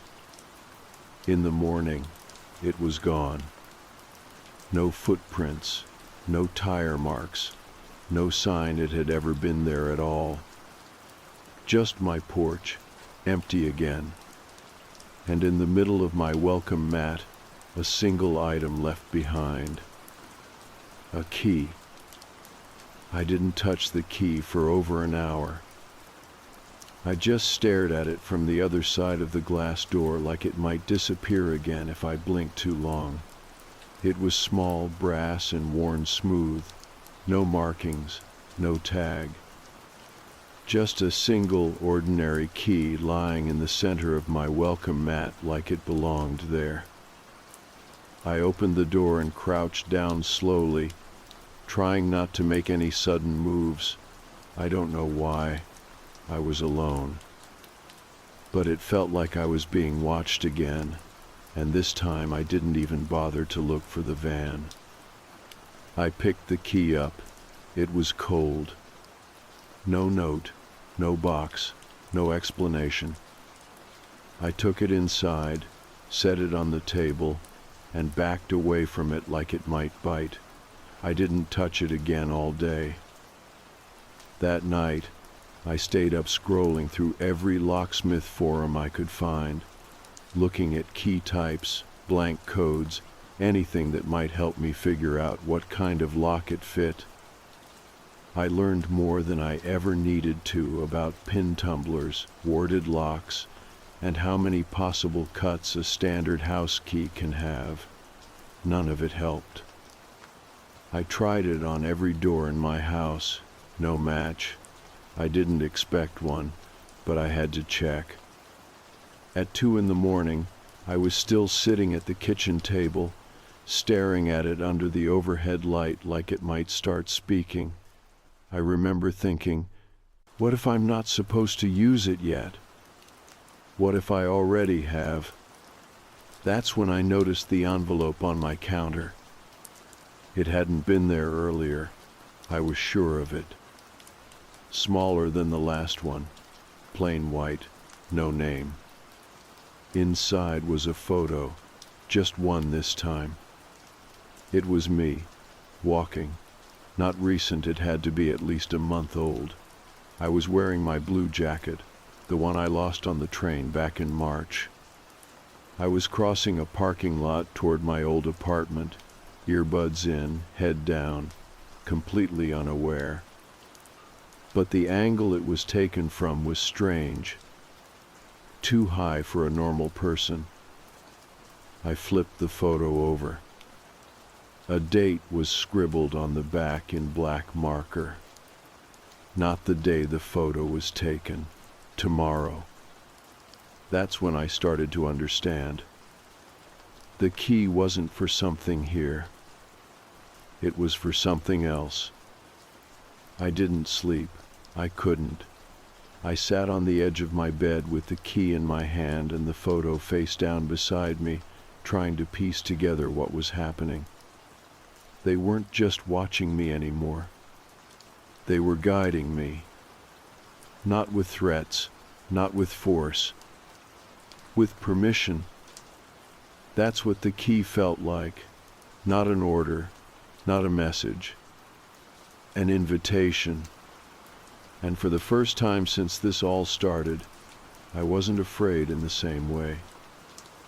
I wasn't sure if that made it better or worse.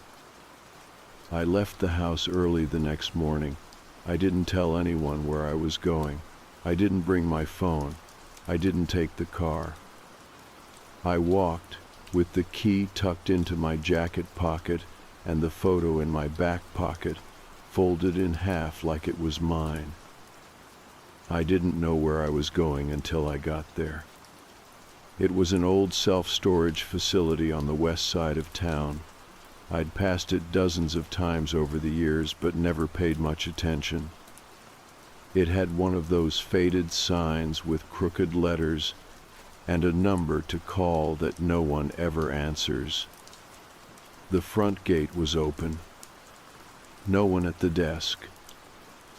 The place was empty, quiet. Rows of steel doors stretching down long concrete corridors that smelled like dust and oil and old cardboard. I didn't need a map.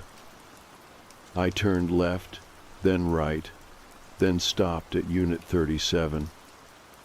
The door was painted red, same color as the fragile sticker. The key slid into the lock like it had been waiting. I hesitated just for a second. Then I turned it. The latch popped with a soft clunk. The overhead bulb in the corridor flickered once. Then I lifted the door.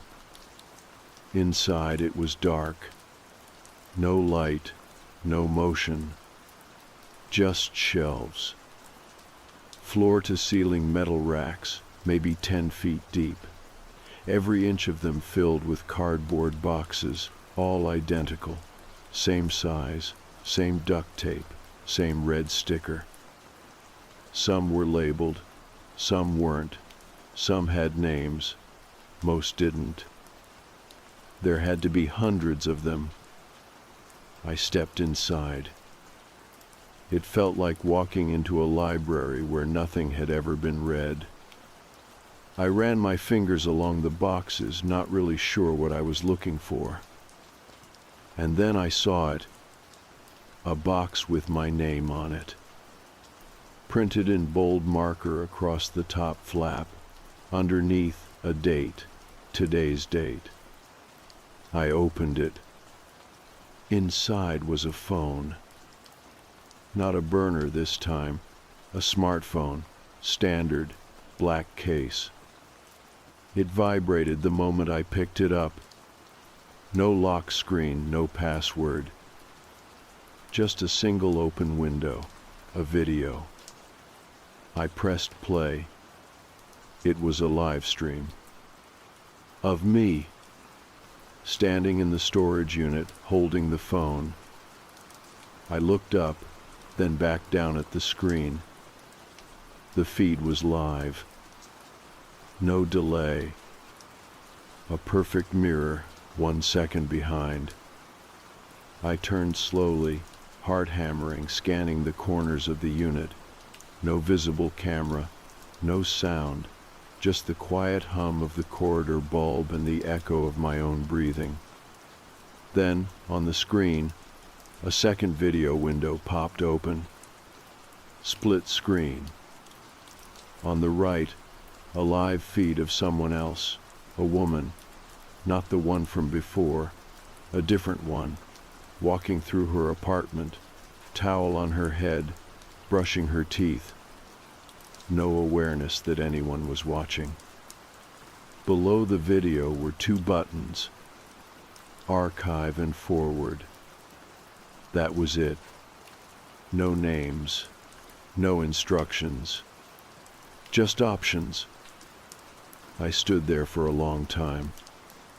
I don't know how long. Eventually, I put the phone back in the box. I closed the lid. I locked the unit behind me. I walked home. That was 4 days ago. No more packages have come. No more photos, no more knocks, no more vans. Just silence. But sometimes at night, I still think about those 2 buttons. Archive, forward. And I wonder how many people actually press them. I never told anyone about the storage unit. Not the police, not my coworkers, not the few friends I still talk to, not even my brother, who's the kind of guy who would believe me without asking for proof. Because that's the thing about stories like this, once you say them out loud, they stop sounding real. The more detail you give, the less anyone believes. It becomes easier to assume something's wrong with you, not the world. Safer too. So I stayed quiet. The phone stayed in the box. The box stayed in the unit. And the key stayed in my desk drawer, where I could see it every morning when I reached for my wallet. For the first few days, I didn't sleep much. Every little noise at night made me freeze.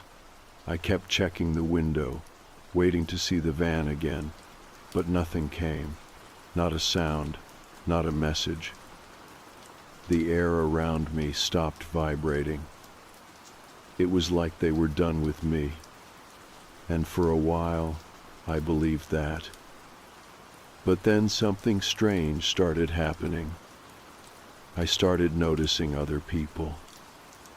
Not in the obvious sense, not staring at me or following me, not others, like you see in movies, lurking in black coats, just other people. At coffee shops, on the bus, at the library, people who sat too still, who didn't touch their drinks, who didn't scroll their phones, people who watched. Not me, just everything. Once you see it, you can't unsee it. A certain stillness, a focus, like they're waiting for something to happen, and they already know what it's going to be. That's when I understood. I hadn't been singled out. I'd been inducted, not into a club, not a cult, just a system, a pattern, something old and invisible and quiet that most people pass by without ever noticing. But once you open that first box, you stop being most people. It's been 3 weeks since I went to the storage unit.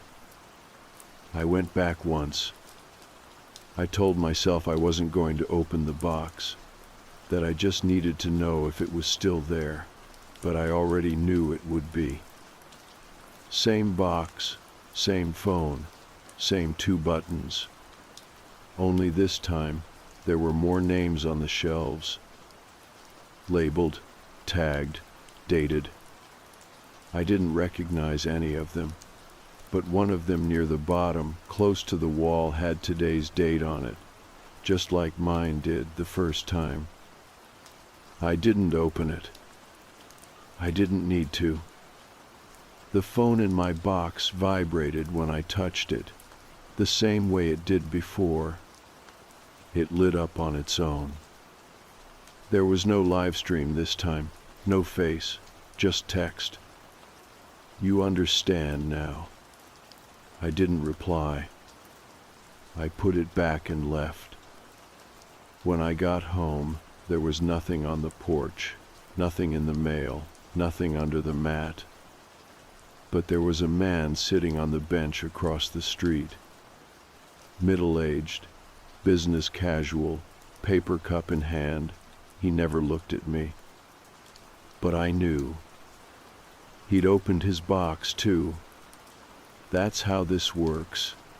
You're given a glimpse, a key, a choice, and whether you use it or not, you're marked by it, changed. Your role begins the second you know.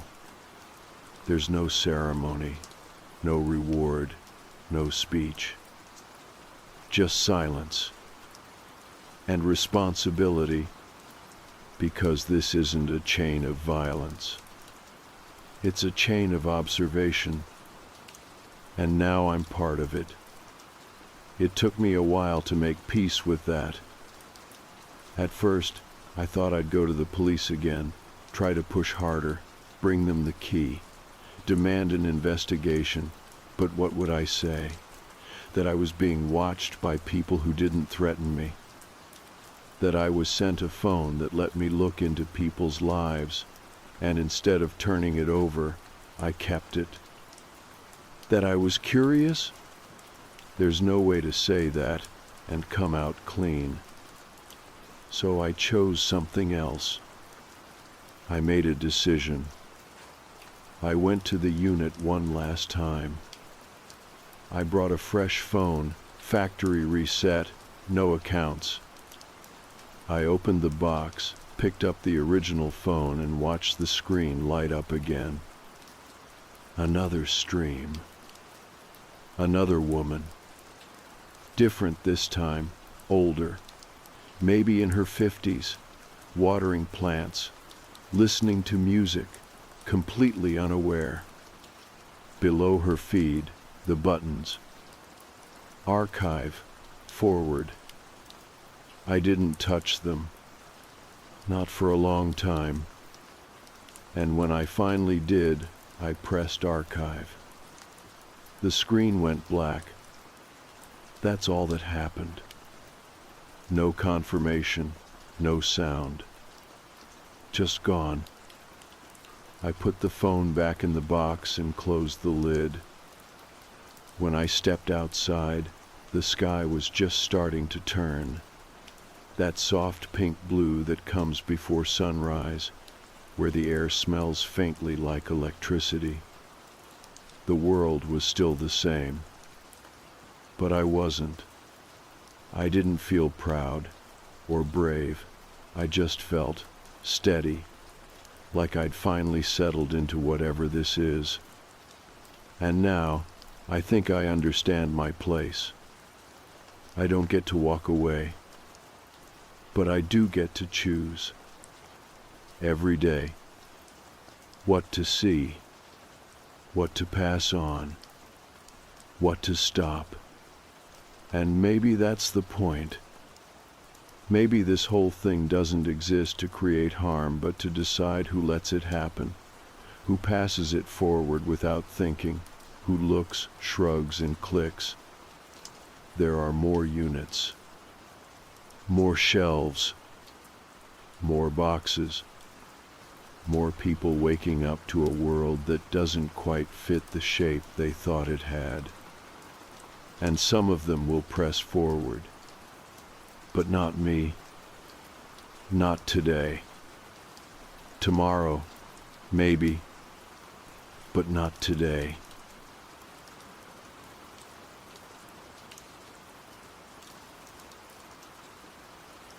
We weren't hardcore campers or anything.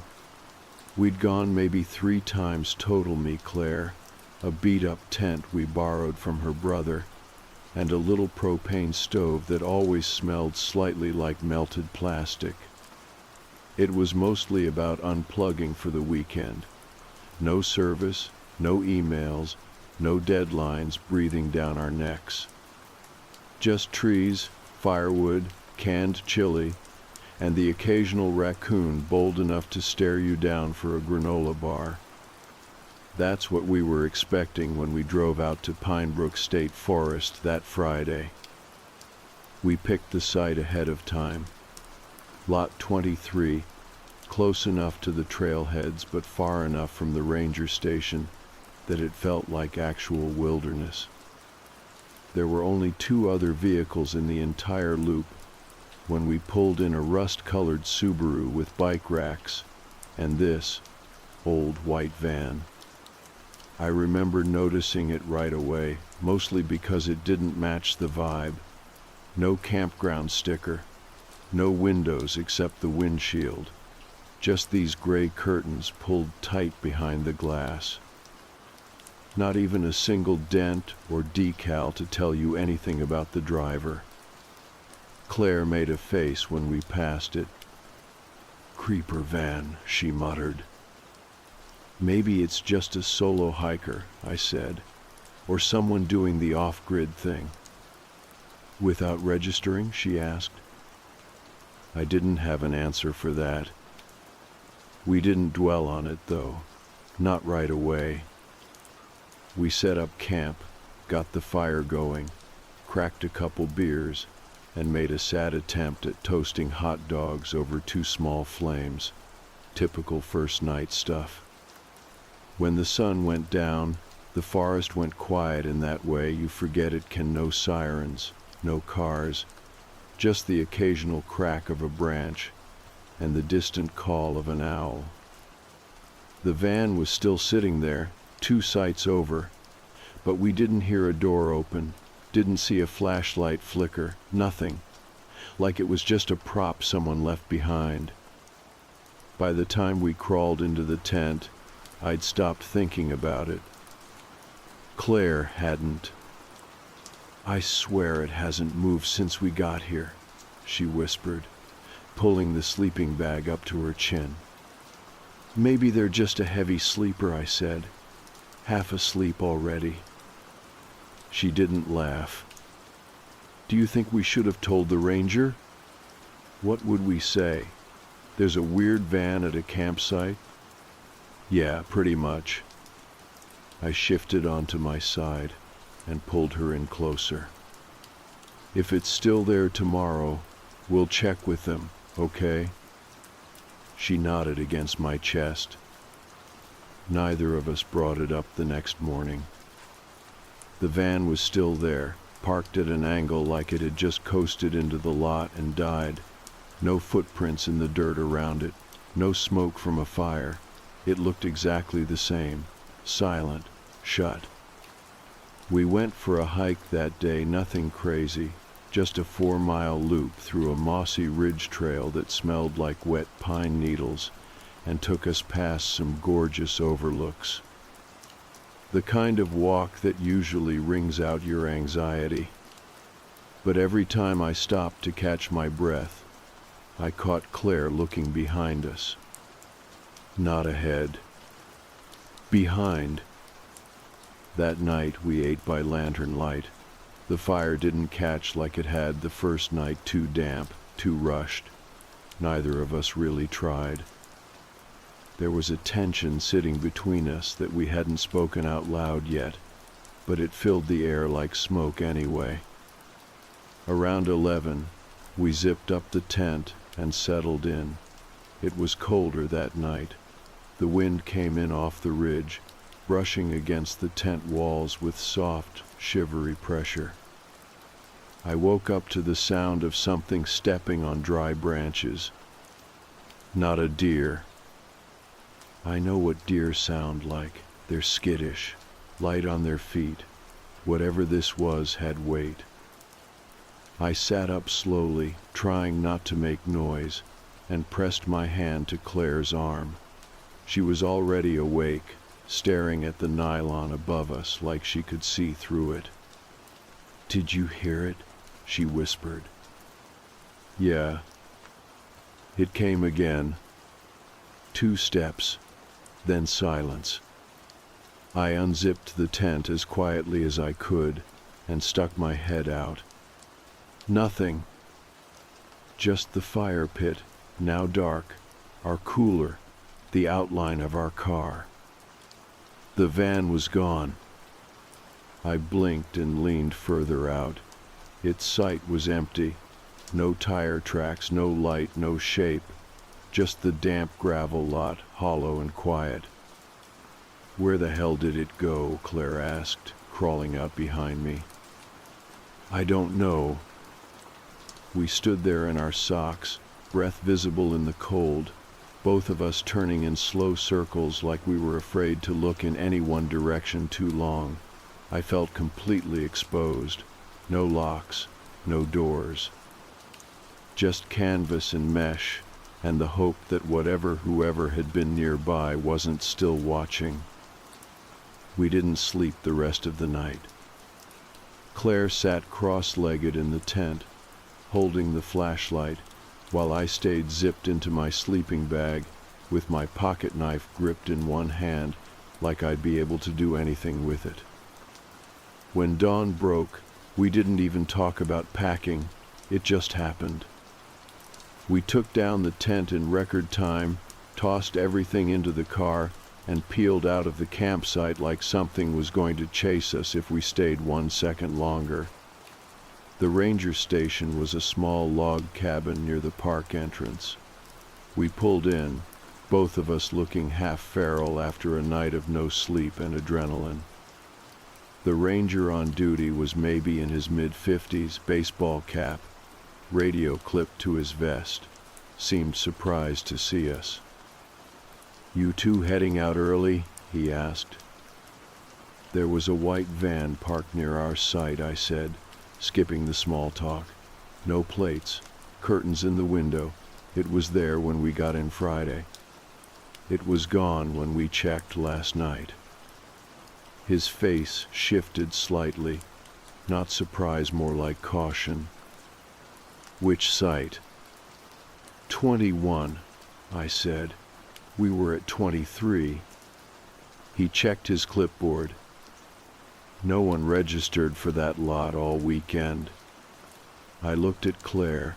Her arms were folded tightly across her chest.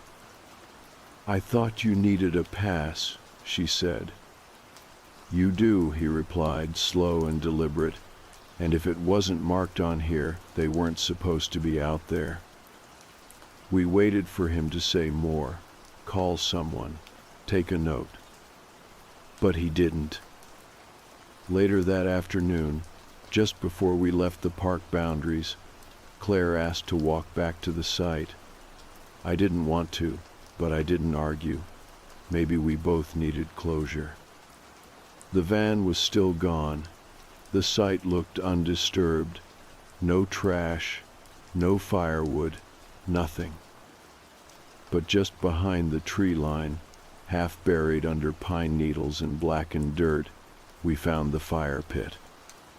Still warm. Inside, a few scorched zippers, part of a canvas strap, and what looked like the melted back panel of a plastic backpack. It was small, too small for an adult. And next to it, half covered in ash, was the edge of a knife blade. Claire didn't say anything. Neither did I. We just turned around and walked back to the car. And we haven't been camping since. We didn't talk much on the drive home. Not even during the stretch of highway that usually had us playing road trip games, joking about pit stops, or ranking which gas station chains had the best snacks. It was like the weight of that van, that place, still sat somewhere in the car with us. And if we said too much, we'd remind it we were there. Claire kept staring out the window with her arms crossed, but I knew she wasn't looking at anything specific, just moving her eyes so her thoughts didn't eat her alive. I was doing the same thing behind the wheel, trying to focus on the lines on the road, the hum of tires, anything that felt predictable. We were an hour out from home when she finally spoke. "That fire pit," she said, still not looking at me. "Did it look fresh to you?" I nodded. Yeah, still warm. Wood hadn't gone out completely. She bit her lip. "So they left after us. Or were still there while we were packing." That silence came back, heavier this time. We didn't fill it. When we got home, we did something we'd never done after a trip. We unpacked everything immediately. Tent, sleeping bags, clothes, all of it came out of the car and into the wash or the storage bins before we even sat down. I think we both wanted to scrub the whole experience off ourselves, like maybe if we cleaned fast enough, we wouldn't have to remember it the next day. It didn't work. That night, I couldn't stop thinking about the way the dirt around the fire pit had been disturbed, like someone tried to cover the items in a hurry. Or maybe they weren't trying to hide it at all. Maybe it was a message. Claire tried to sleep, but gave up around 2. I heard her walking around the apartment, pausing at each window, checking the door chain even though we'd already locked it. I didn't say anything. I just laid in bed staring at the ceiling, listening to the occasional creak of the floorboards.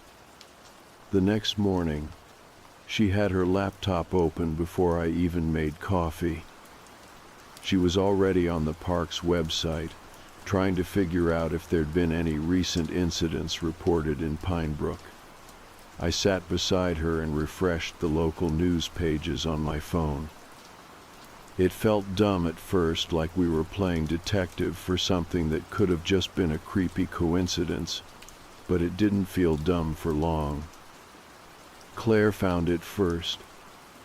A missing persons flyer buried 3 clicks deep on a Facebook page for Pinebrook's volunteer search and rescue group. 10-year-old girl, missing since June, last seen at a roadside gas station 2 towns over. She'd been with her mother. They were traveling cross-country. Security footage showed the girl going into the bathroom and never coming out.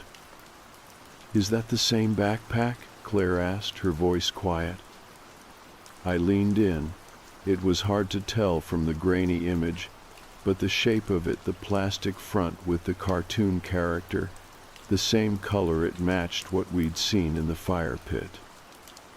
burned, melted, but unmistakable. We didn't speak for a long time. Around noon, I made the decision. We should call it in. Claire looked at me. To who? The local police, maybe, or the rangers. And tell them what? She asked. That we saw a van? That it vanished? That we found a half-burned kid's backpack in the woods? Yes. She didn't answer. But she didn't stop me either. I pulled up the ranger station number and called. The guy who answered didn't sound like the same one from the weekend, but his tone shifted the second I started describing where we'd been. I gave him the site number, told him what we'd seen, the van, the fire pit, the items inside it. There was a long pause after I finished. You say the van didn't have plates? He asked. No front or back. And it was parked at Site 21? Yeah. Another pause. We've had a few reports like that, he said, his voice quieter now. Not always at the same site, but close, same description. Old van, white, no plates, always gone before we get there. I gripped the phone tighter. And the fire pit? We'll send someone out to take a look. If it's on park property, we'll flag it. That was it. No more questions, no urgency. Just vague acknowledgement and a promise to flag it. I thanked him and hung up, staring at the phone screen until it dimmed in my hand. Claire walked over, holding her laptop. There are 6 posts like the one we found, she said. Same area, all within the last year. Kids, teens, even a couple adults. No confirmed sightings, no leads. She flipped the screen toward me. These ones were last seen near the interstate off Route 47. That's where we exited to get into Pine Brook. I scrolled through the images. One girl had braids and a pink jacket. Another boy wore a t-shirt with a baseball team I recognized. All smiling, all looking like they had no idea what was waiting for them just a few miles down the road. We need to tell someone else, I said. Who? She asked again, but softer this time. Not because she didn't believe me, because she did. That's what made it worse. That night, the dreams started. I saw the van again parked, silent, facing the forest. I was standing just outside its back doors. They were open. Inside was black, too dark to see, but I could hear something breathing. Not loud, not angry, just waiting. I woke up sweating, the room too hot even with the fan on. Claire was already awake. I dreamed I was back at the site, she said, but it wasn't ours. It was the one with the van. The fire pit was gone, but there was something sticking out of the ground. Just the edge of a blanket. We didn't talk about it the rest of the day. But I kept refreshing the missing persons pages. I don't know what I was looking for, some confirmation, a face that would link it all together, or maybe just proof that we weren't going insane. What we found instead came 2 days later. Not from the Park Service, not from the police, but from a comment on a thread buried deep in a forum about strange encounters in national parks. It was one line, posted anonymously. The van doesn't follow you. It waits for you to come back. And suddenly I realized something that hadn't occurred to me until right then. We left the forest. But we never actually left the story. 3 nights passed without sleep that actually meant anything. Claire tried melatonin. I tried whiskey. Neither worked. At best, we drifted into shallow half-dreams. At worst, we stared at the ceiling until sunrise, watching shadows shift across the walls. By Tuesday, I stopped checking the forums. My head was a mess. Too much scrolling. Too many stories. Everyone had a theory. A few even sounded like ours, old vehicles showing up where they shouldn't. No license plates. People watching from inside. But none of them ended with any kind of clarity. Just more questions. The posts always faded off, or were deleted, or worse, the original poster stopped replying entirely. Claire had a different strategy. She printed everything. Notes, maps, screenshots. She had this ugly manila folder she carried around now like it was homework for a class she never signed up for. "This isn't just paranoia," she said Thursday morning, flipping through it. "There's a pattern." "I believe you." She looked up, surprised. "I mean it," I said. "I'm just not sure what believing it even does anymore." We were both quiet for a minute. Then she slid a photo across the table. The same girl from the missing flyer, 10 years old, backpack on. Same one we'd seen charred in the pit. But the photo Claire showed me wasn't from the flyer. It was newer. "I found this on a Reddit post," she said. "Some guy talking about trail cam footage he got last month." "Wait, last month?" "Yeah, from the Ridgepoint entrance, northwest edge of Pinebrook." I looked again. It was grainy, black and white, but her outline was clear. Hair tied back, same shoes. She was walking through the trees. Alone. No timestamp, no context, just the photo. "That can't be real," I said. "She's been missing since June." Claire's voice was flat.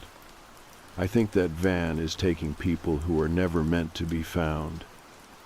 We made the mistake of talking about it in front of someone else. Friday night, we were out for drinks with Claire's sister and her fiancé. We were trying to be normal again. Claire was picking at her fries. I was nursing a beer that had gone warm 20 minutes ago. Somehow, the conversation turned to camping. "You guys still going out to the woods every other weekend?" her sister asked, smiling. Claire looked at me, then back at her. "Not lately." "Oh, you gotta come out with us sometime," the fiancé said. "We just found a spot up near Westfield, real quiet. No cell towers, no one for miles." Claire didn't even blink. That's kind of the problem. And before I could steer it somewhere else, she started talking about Pinebrook, the van, the missing kid, everything. Her sister's fiancé chuckled halfway through. Not a mocking laugh, more like polite confusion. "You mean like an urban legend?" Claire stared at him. "We saw the backpack. It was burned. Someone buried it." He tried to recover, raising his hands. "No, I believe you saw something. It's just..." He glanced at me. "Come on. You don't really think someone's driving around national parks stealing people in a creepy van and no one notices?" "I didn't either," I said quietly, "until it happened." The mood tanked after that. We didn't stay much longer. When we got home, Claire didn't even take her shoes off. She went straight to the kitchen and started pulling out boxes, the ones we hadn't touched since we moved in. Old photos, receipts, printouts from earlier research. I followed her in. "What are we doing?" She paused, one hand in the box.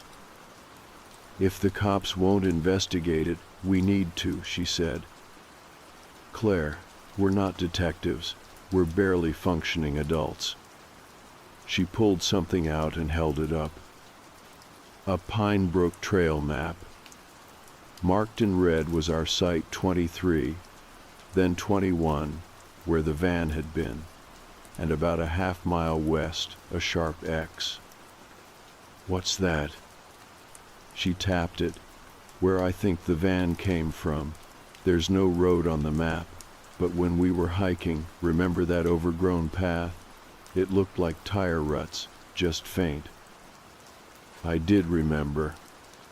She grabbed her phone and pulled up satellite view. There it was, barely visible, but a dirt stretch curling off the main road, vanishing into the tree line.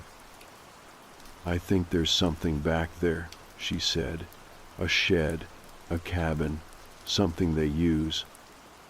I stared at her. "You want to go back?"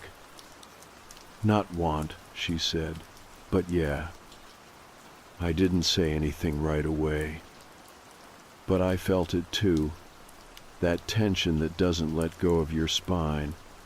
The one that says you've seen something you weren't supposed to, and if you walk away now, you'll never know how deep the hole goes. We planned it that night. One day, in and out. No camping, no wandering. Just enough to find out if we were crazy or not. We left Saturday at sunrise. No bags, just flashlights, gloves, and a portable scanner Claire borrowed from a coworker who used it for geocaching. It was supposed to pick up metal or signs of tampering in the ground. We weren't sure it'd help, but it made us feel like we had a purpose. We parked a mile from Pine Brook's main entrance, walked the rest of the way through a back trail. The weather was cold, dry. The kind that made your breath visible and your fingers go numb by the time you'd zipped your coat. When we got to lot 23, everything was as we'd left it. Empty. We didn't stop. We followed the trail for about 10 minutes before Claire spotted the turnoff. The ruts were there. Faint, overgrown with brush and moss, but there. She looked at me, then started walking. We didn't talk much after that. The path curved sharply left, then widened into a shallow clearing. And there it was. A van. Not the van, at least not visibly the same. This one had been there for a while, covered in pine needles and rust, tires deflated, back doors sealed shut with what looked like an old bike chain. Claire walked around it once, slowly. She tapped the scanner near the base of the back doors. It chirped. Then she scanned the ground nearby. Another ping. She dropped to her knees and started brushing away the leaves. And there, buried in a shallow impression in the dirt, was another fire pit, long dead, but inside it half-melted toys, a phone case, what looked like the edge of a shoe. Children's size. Claire stood up, hands shaking. "This wasn't just one person," she said. I felt something then. Not fear. Something worse. Like we were too close to something we had no business finding. Like the trees around us were suddenly listening. And maybe, just maybe, the van we saw hadn't ever really left. We didn't speak on the walk back, not at first. Claire had her phone out, snapping photos of the van, the fire pit, even the tire ruts in the dirt. She moved with this steady, determined calm I hadn't seen in her since the day after the original trip. Like the second she knelt down and uncovered that fire pit, something inside her clicked into place. Not fear, not panic, just clarity. Me? I kept looking over my shoulder. There was this feeling I couldn't shake, like we weren't supposed to have found any of it. That we'd wandered somewhere we weren't meant to go, and now the forest had noticed. Not in a supernatural way. Just eyes, people, watching, waiting. We got back to the main trail around noon. Still no signs of rangers, no other hikers, no campers, and no van in Lot 21. Either the spot it had been parked at a week earlier. It was all too quiet. When we reached the car, Claire slid into the passenger seat without saying a word and started uploading the photos to a cloud folder, marking each one by timestamp and GPS data. She'd been using an offline mapping app that logged everything.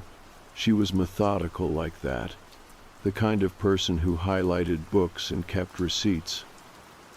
I didn't start the car yet. Instead, I sat there gripping the steering wheel, staring through the windshield at the same trees we'd stared at the first time we pulled in. "We're not done, are we?" I asked. Claire didn't look up, not even close. When we got home, she contacted the families. She didn't tell me right away, just started sending messages through social media, carefully worded and direct. She said if she were them, she'd want to know. That maybe they'd been waiting for someone to say, "Hey, I saw something," even if it didn't change the outcome. I watched from the hallway while she typed. Her shoulders were tense, focused. I knew better than to interrupt. 2 responded that night. One thanked her, said the police had stopped updating them months ago. The other asked for copies of the photos. The third reply came the next day, different tone, nervous, almost like they were afraid to say too much over a direct message. Claire read it out loud. "We saw the same van when our son went missing. No one believed us. It was in the parking lot that day, windows blacked out. My husband tried to take a photo, but the driver sped off. No plates." She paused, then whispered the next part. "They come back." We went to the police. It felt ridiculous, walking into a station with printed screenshots and trail maps. We expected rolled eyes, maybe even a polite "we'll look into it" before getting brushed off. But what we got was worse. The officer at the front desk barely let us finish before holding up his hand. "You're not the first," he said. Claire and I exchanged a look. He leaned forward. "You think this is the first time someone's come in here with stories about that forest? People talk. People come in shaking, pale, saying they saw something. But no one brings proof." Claire slid the stack of photos across the desk. He glanced at them, mouth twitching like he didn't want to admit he was interested. "What do you want us to do with this?" "Investigate," Claire said flatly. "Go to the site, check the van. That pit had children's items in it." He tapped the stack once, then exhaled. "I'll pass it along," he said, "but off the record, this kind of thing doesn't go anywhere, not unless it's happening in someone's backyard or goes viral. And even then, it gets buried fast." Claire's jaw tightened. "Why?" He hesitated, then said something that stuck with me more than anything else. "Because it's cleaner to pretend these people never existed than to admit we lost them." That night, I couldn't sit still. Claire was organizing her files again, posting in online forums under an alias, tagging news outlets, even starting a private thread to compile other stories. Meanwhile, I was pacing. Every time I passed the living room window, I checked the street. Nothing, but I kept checking anyway. Finally, around 2 a.m., I stepped outside. No sounds, no cars, the kind of silence you only hear right before something breaks it. I walked to the curb and stood there, looking up and down the road. And that's when I saw it. Headlights, far end of the block, just sitting there, not moving. I narrowed my eyes. White. I walked back inside without saying anything to Claire. The lights were gone by the time I looked out the window again. The next morning there was an envelope on our doorstep. No name, no return address. Just a single photo inside. It was us. Me and Claire, from behind, in the woods. Taken from a distance, like through brush. I stared at it for a long time before flipping it over. On the back, written in tiny black ink, were the words, "You're looking too hard." Claire stood behind me, reading over my shoulder. She didn't speak, just reached out, took the photo, and placed it inside her folder. Then she locked the deadbolt on the front door and pulled the curtains shut. We stopped going out much after that. Groceries were done late at night, no more hikes, no more back roads. If we didn't have to be somewhere, we weren't. Claire set up a camera at the front door, then the back, then 2 more for the windows. We changed our route to work, changed our phones, changed passwords. But still, once, while taking the trash out, I found a cigarette butt tucked under the edge of our doormat. We don't smoke. Another time, Claire swore someone had gone through her car, nothing missing, just the glove box left open. Whatever this was, whoever they were, they wanted us to know they were close. But they also wanted us to stop. Weeks passed. The police never followed up. None of the forums responded to Claire's thread. One of the families we spoke to deleted their social media altogether. It was like someone had hit a reset button on the whole thing, scrubbing it clean, pretending it never happened.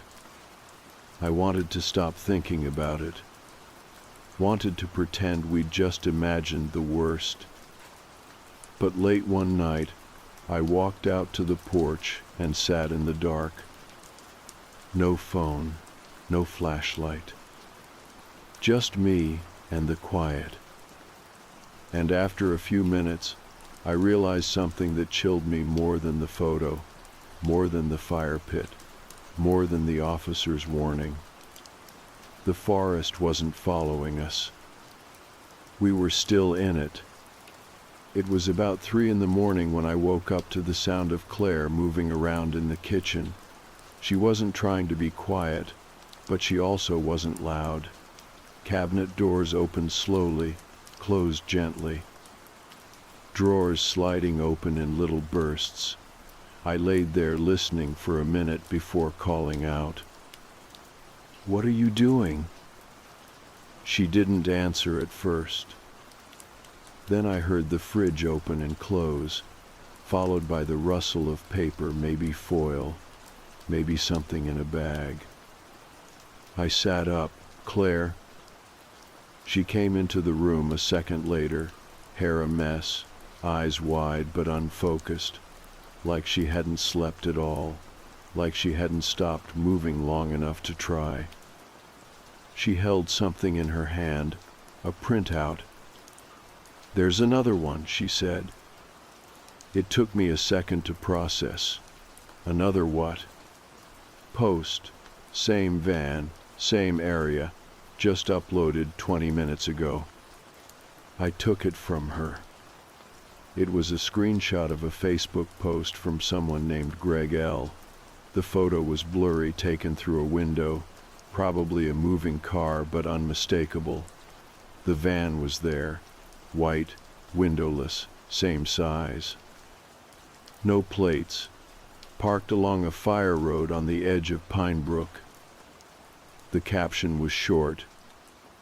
"Saw this van parked near Trailhead 9, no one inside, creeped me out, left fast."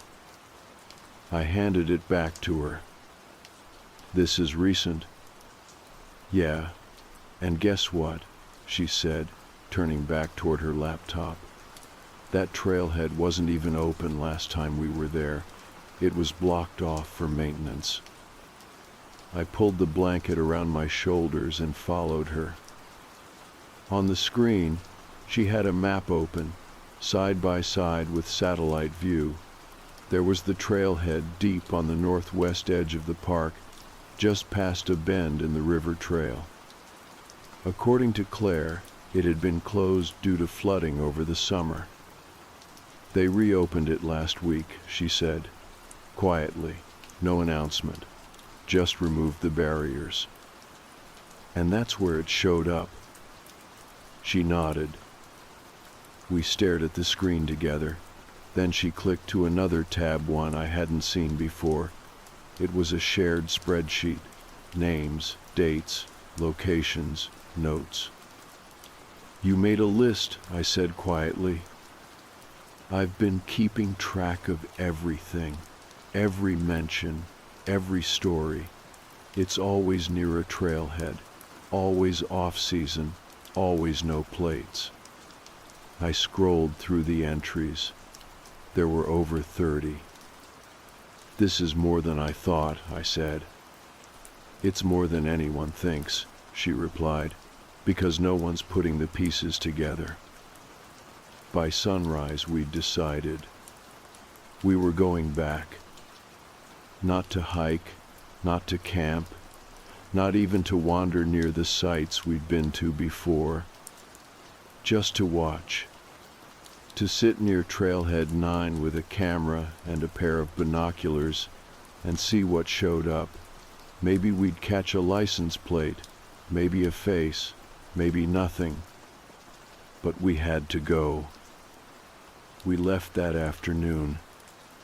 Claire packed like she was prepping for a stakeout: camera batteries, snacks, extra SD cards. She'd even borrowed a long-lens DSLR from her coworker for wildlife photography, which wasn't technically a lie. I drove. The closer we got, the quieter it became inside the car. No music. Just the occasional highway noise and the soft sound of Claire flipping through her notes again, double-checking details she already knew by heart. We parked half a mile from the trailhead, near a stretch of road that curved around a ridge and offered a clear view of the lot. There were no other cars, just a wide gravel loop, half covered in leaves. Claire set up the camera in the back seat, pointing through the windshield. I kept my eyes on the trail entrance.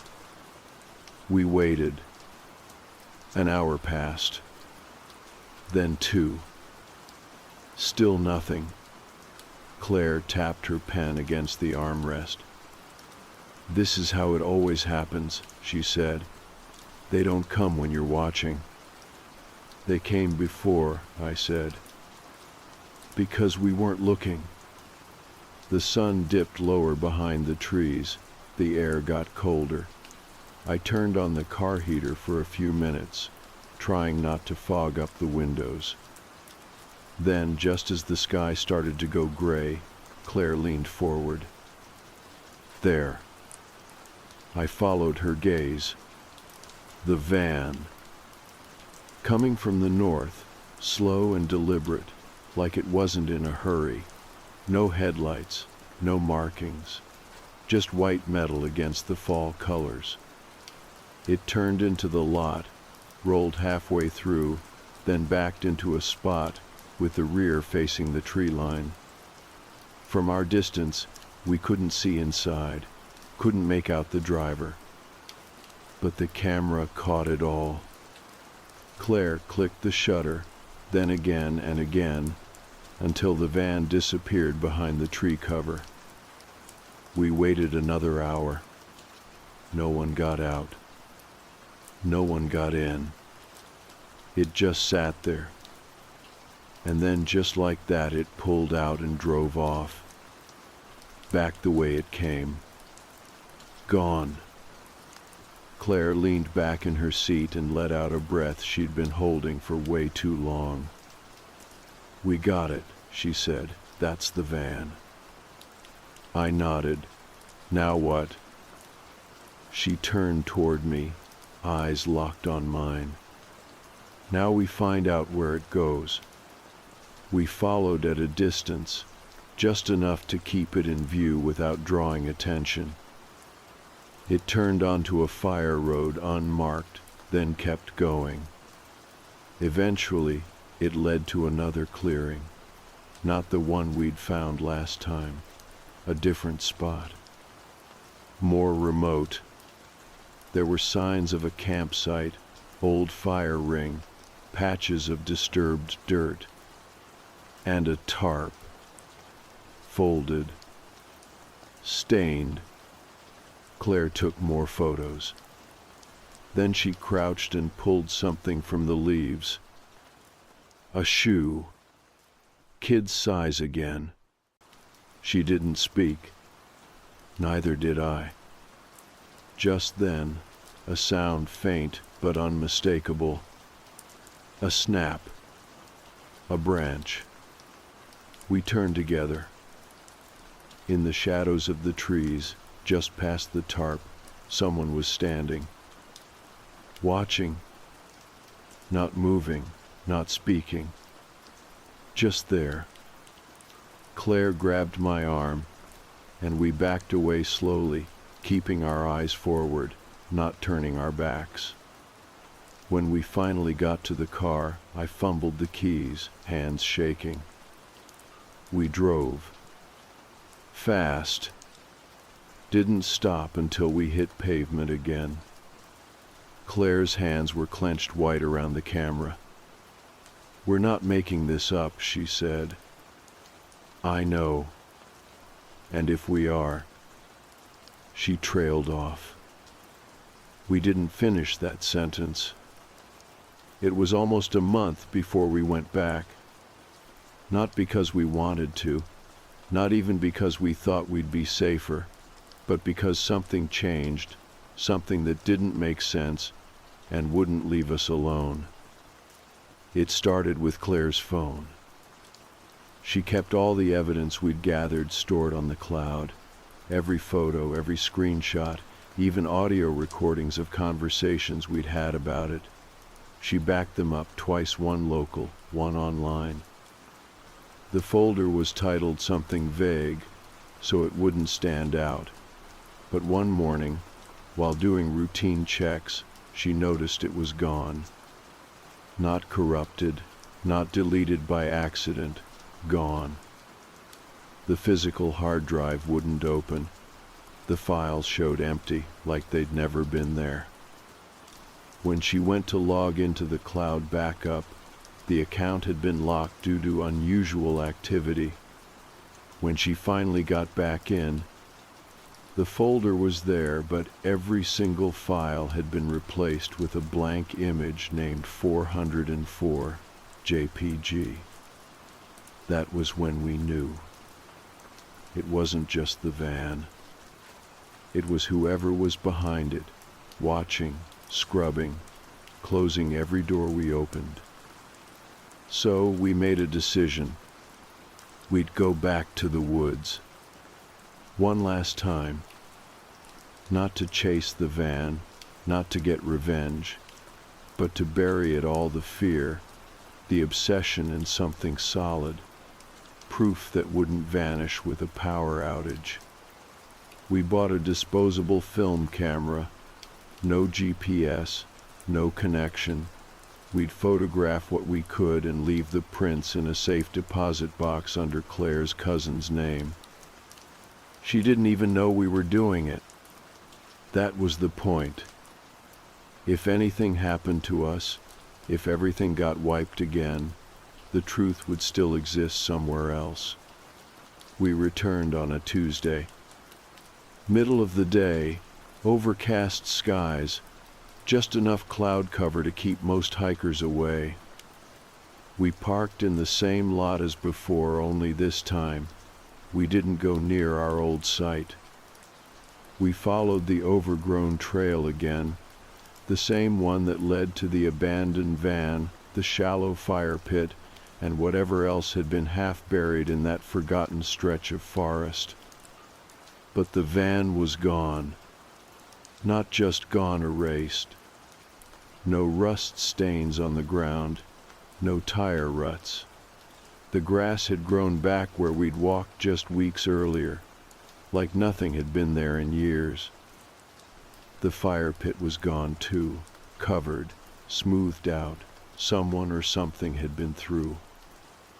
Maybe it was never there, I whispered, already knowing that wasn't true. Claire didn't reply.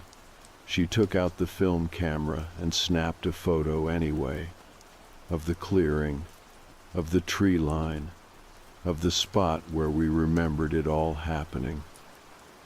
Even if we can't prove what it was, she said, her voice steady, we can prove something was here. We hiked deeper, following instinct more than map. Claire noticed at first the smell. Rotting wood, wet metal, something sour underneath it all. It led us to a shed. Not big, just enough for one or two people to stand in, half covered in moss, almost hidden beneath a fallen pine. The door was locked with a rusted padlock. I checked the edges, gave the handle a pull. It didn't budge. Claire raised the camera again. Just as she clicked the shutter, something moved behind us. I turned. Nothing. No footsteps, no birds, not even the usual hum of bugs.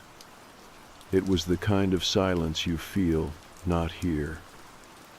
Claire whispered, "Let's go." And we did. We didn't run. We walked, slow and even, never looking back. Because deep down, we both knew if we turned around, we wouldn't be alone. We drove straight from Pinebrook to the photo lab. We paid in cash, using fake names we'd joked about years ago, inside jokes that suddenly didn't feel funny anymore. The technician said the prints would be ready in 24 hours. We didn't sleep that night, not out of fear, just this tight humming alertness that never dipped low enough to allow rest. The next day, the photos were ready. They were clear, unaltered, tangible. The clearing, the trees, the shed. A few of them showed faint impressions in the grass, like something heavy had once sat there. Claire sorted the photos carefully, choosing half to go into the deposit box, the rest to be stored at her aunt's house in a locked filing cabinet, buried behind decades of old tax paperwork. We didn't post them. We didn't try to contact journalists. Not again.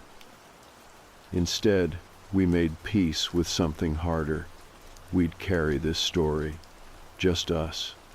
Just the truth we knew, without proof, the world would accept. And that was enough. It had to be. The next week we moved.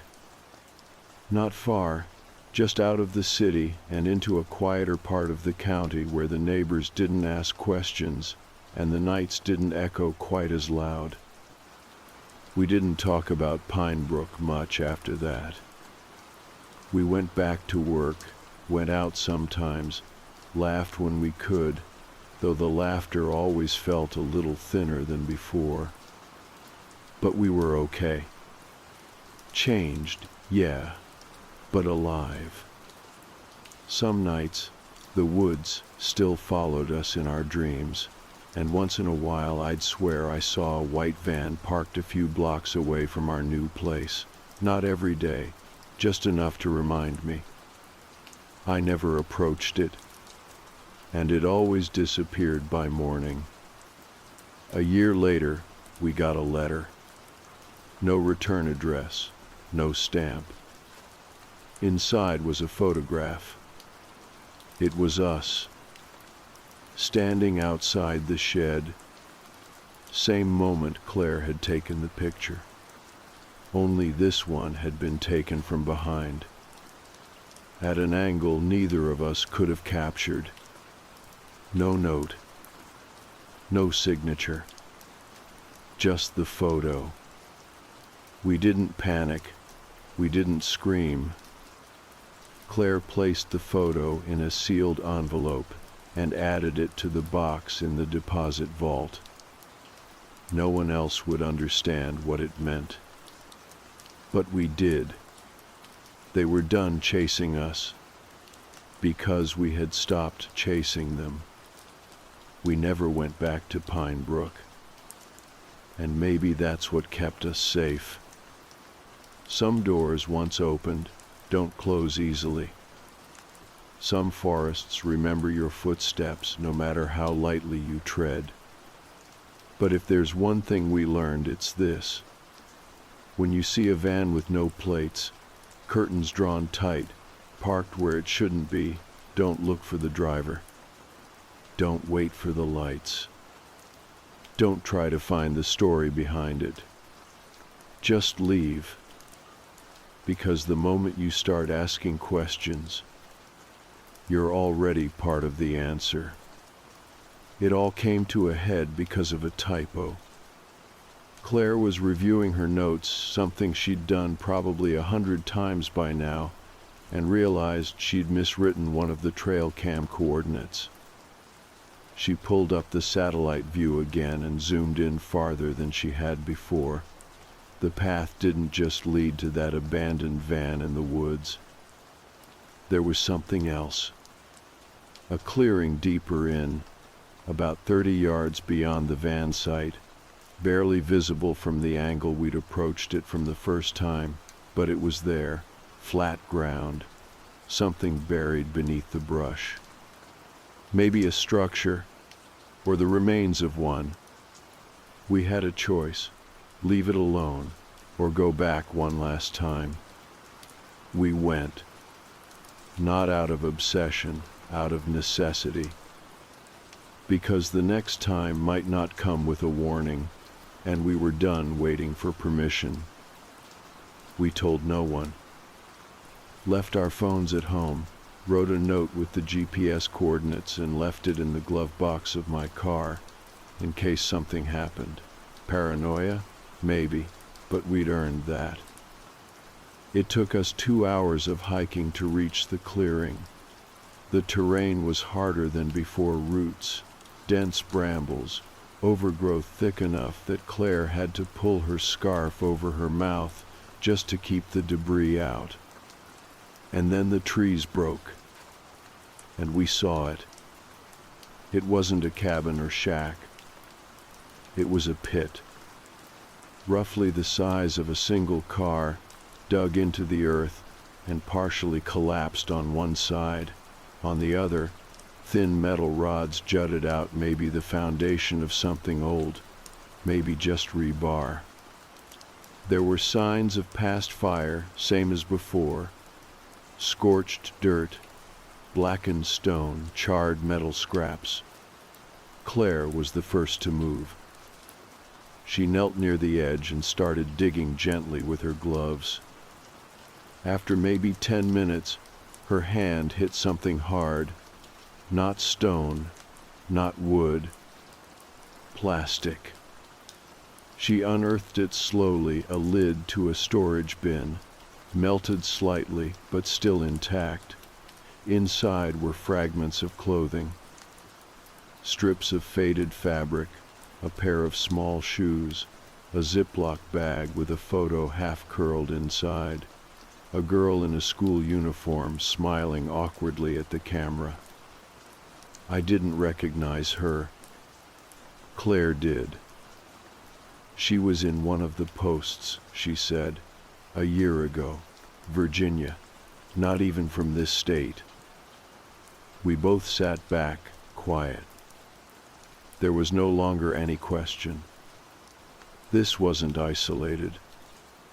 This wasn't one person or one van.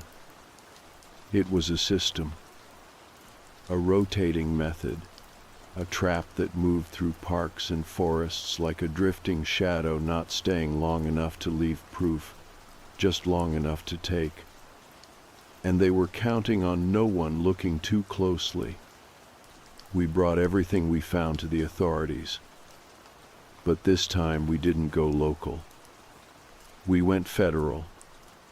Claire sent a packet directly to the FBI, not the general tip line, but an actual agent she tracked down from a national task force on missing persons. She included everything: photos, coordinates, timelines, even the map overlays. Then we waited. And for the first time in months, someone responded. They showed up 2 weeks later. 2 unmarked sedans, federal IDs, real agents. They asked a lot of questions about the van, about the clearing, about how we'd gotten involved. They took our original folder, scanned our trail maps, and asked us not to speak to media just yet. Claire asked them point blank, "Is this part of something bigger?" The older agent, the one who hadn't said much until then, looked at us for a long moment. "There's more like you," he said finally. "People who got too close to something they were never supposed to see. Some vanish, some get scared and shut up, but every once in a while someone brings us enough to open the door." That was it. He didn't elaborate. They left. And we haven't heard from them since. Weeks passed. Then months. The missing posters didn't disappear, but some of the families started getting updates. Quiet ones, no details, just acknowledgments that new information had come in. We were never named. Not officially. But I think they knew. And we didn't need credit. We just wanted it to stop. Claire changed after that. Not in a bad way. She just softened. The constant tension left her shoulders. The folder stayed on a shelf, untouched now. She didn't check the curtains every hour anymore. We still don't camp. Probably never will again. The gear is long gone. But we take walks. We drive the coast. We breathe better. As for me, sometimes I still dream about the van. Not in a terrifying way, more like a memory that lingers in the walls of your mind. Something half forgotten that comes back in flashes. A sound of branches cracking too close. A car with no plates parked one space over. A shadow watching from the tree line, waiting to see if you notice. But then I wake up, and I check the locks, and I look out the window, and there's nothing there, because they're not following us anymore. We looked back, and they don't like being seen.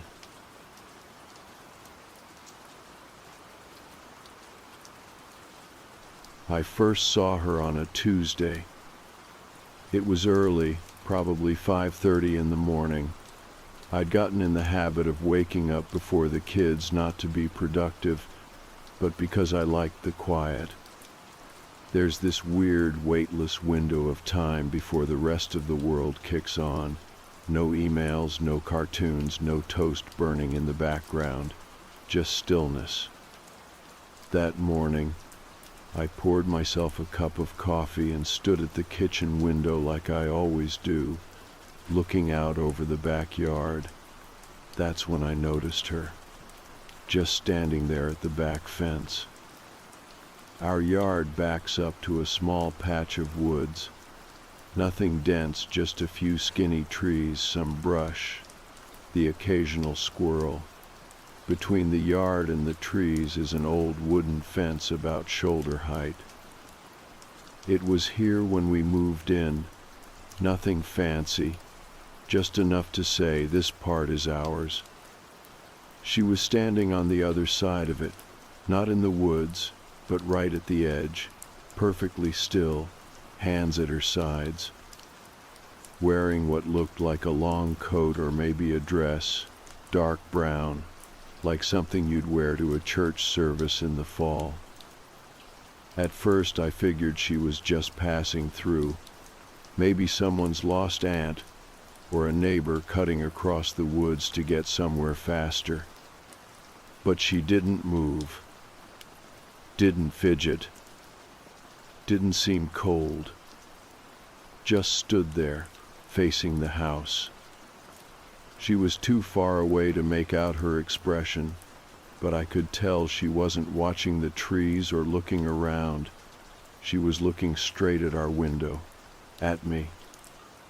I didn't wave or say anything, just stood there with my coffee, watching her, trying to figure out if I should call someone or open the back door. But I didn't want to wake anyone else up, and honestly, I wasn't even sure what I'd report. Eventually, the sky started to brighten. Not full sunrise, but that soft gray blue that means morning's on the way. I looked down to check the time, 5:42, and when I looked up again, she was gone. No rustling, no footsteps, just gone. I stepped outside and looked around, but the woods were still. The grass was wet with dew, no footprints. Weird, but not alarming. Not yet. The next morning, she was back. Same time, 5:30 on the dot. Different outfit this time, a pale green blouse with a tan skirt that hit just below the knee. Her hair was down, neatly combed, almost too neat for that early in the morning. Again, she stood there without moving, just watching the house. This time, I stepped out onto the porch. I didn't go down the steps, just stood there and stared back at her. I thought maybe she'd wave, or speak, or do anything to make this make sense. But she didn't react. She didn't even blink. I raised a hand halfway, not quite a wave, more like a cautious hello, and she still didn't move. When I called out, "Can I help you?" her head tilted just slightly to the right, like she was studying me or recognizing me. That was the moment I felt the first real thread of unease. Not fear, not yet, but something that made me step back into the house without fully realizing I'd done it. I watched her through the window again, waiting to see if she'd leave, or at least shift her weight. She didn't. And just like the day before, as the light started creeping in, she was gone. I told my wife about her that night. Jen laughed at first. "You've got a little fan club forming," she said. But when I told her how long the woman had stood there, how she didn't move or speak, her smile faded. You think she's homeless? Jen asked. Maybe, I said. But she looks put together. Her clothes are always clean, hair brushed. She doesn't have a bag or anything. It's weird. Should we call someone? I shrugged. She's not on our property. That's what I kept coming back to. She wasn't doing anything technically wrong. She was just there. And the next morning, she was there again. 5:30 sharp. This time she wore a red sweater, same length skirt as the day before. Her shoes were always flats, modest, practical, like she dressed for a very specific kind of appointment every day. I stepped outside again. This time, I walked all the way down to the edge of the yard. She didn't move. I stood about 10 feet from her, only the fence between us. Up close, she looked even more ordinary, early 50s maybe. No visible scars or dirt, no signs of injury. Her eyes were pale, almost colorless in the dawn light. "Why are you here?" I asked. She blinked, once, maybe twice, then said in a quiet, even voice, "I used to live here." Her tone wasn't angry, wasn't sad, just matter of fact. I didn't know what to say. I waited, thinking she'd explain, tell me she grew up here, or that she was confused, but she didn't. She just said, "He said I could come back when I'm ready." I asked, "Who?" But she didn't answer. She turned her head slightly to the left, like she was listening to something deep in the woods, then back at me. And then, as the sky began to brighten, she turned and walked into the trees. No rush, no fear. Just left. That was the first time I felt afraid. Not because of what she did, but because of how calm it all was. That kind of calm only comes from believing you belong somewhere. And I couldn't shake the feeling that she thought she still did. She didn't come the next morning. I got up early, like usual, still groggy from staying up too late reading the same news stories on my phone. I stood at the kitchen window with my coffee, watching the fence line. 5:30 came and went. Nothing. Just dew on the grass and the slow crawl of morning light through the trees. I waited longer than I'd like to admit. At 6, I stepped out onto the porch, half expecting to see her walk out from behind a tree like she'd been hiding there the whole time. But no. The yard was still. The woods were quiet. And I told myself I should be relieved. But I wasn't. All day, I couldn't stop thinking about her. Not in an obsessive way, at least not at first. Just a quiet itch at the back of my mind, like a riddle I hadn't solved. Who was she? What did she mean by he said, "I could come back when I'm ready"? I checked the county records online during nap time. Our house was built in the early 90s, 2 owners before us. A couple with no kids, and before that a family who'd been here since it was first constructed. Their name was Riddick. I didn't find any mention of a woman, no news articles, no obituaries, just sales records and mortgage info. That night, after we put the kids to bed, I brought it up to Jen again, told her what the woman had said. "She told you she used to live here?" she asked. "Yeah, and that someone told her she could come back when she's ready. Jen frowned. That sounds like, I don't know, like something out of a movie. I nodded. She wasn't threatening.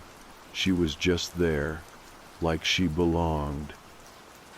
We sat with that for a minute. You think she's confused? Jen asked. Maybe, or she thinks we're the ones in the wrong. Should we call the cops? She hasn't trespassed.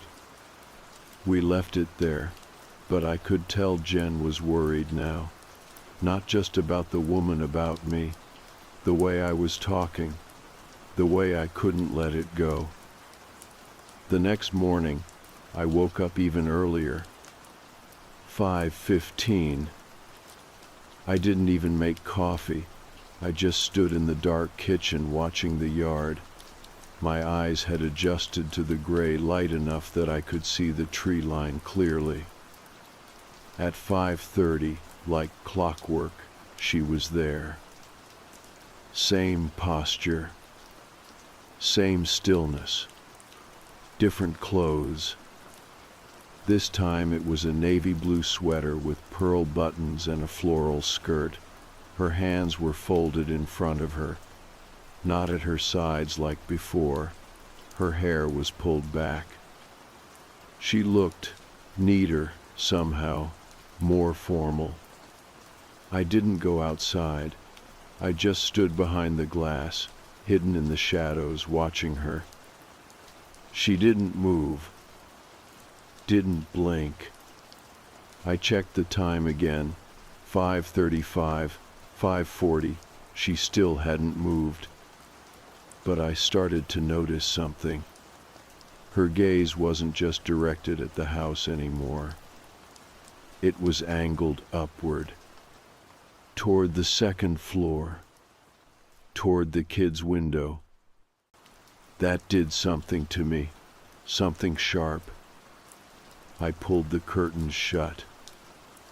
I went upstairs and checked on them, both asleep, both safe. The room was quiet, nothing unusual.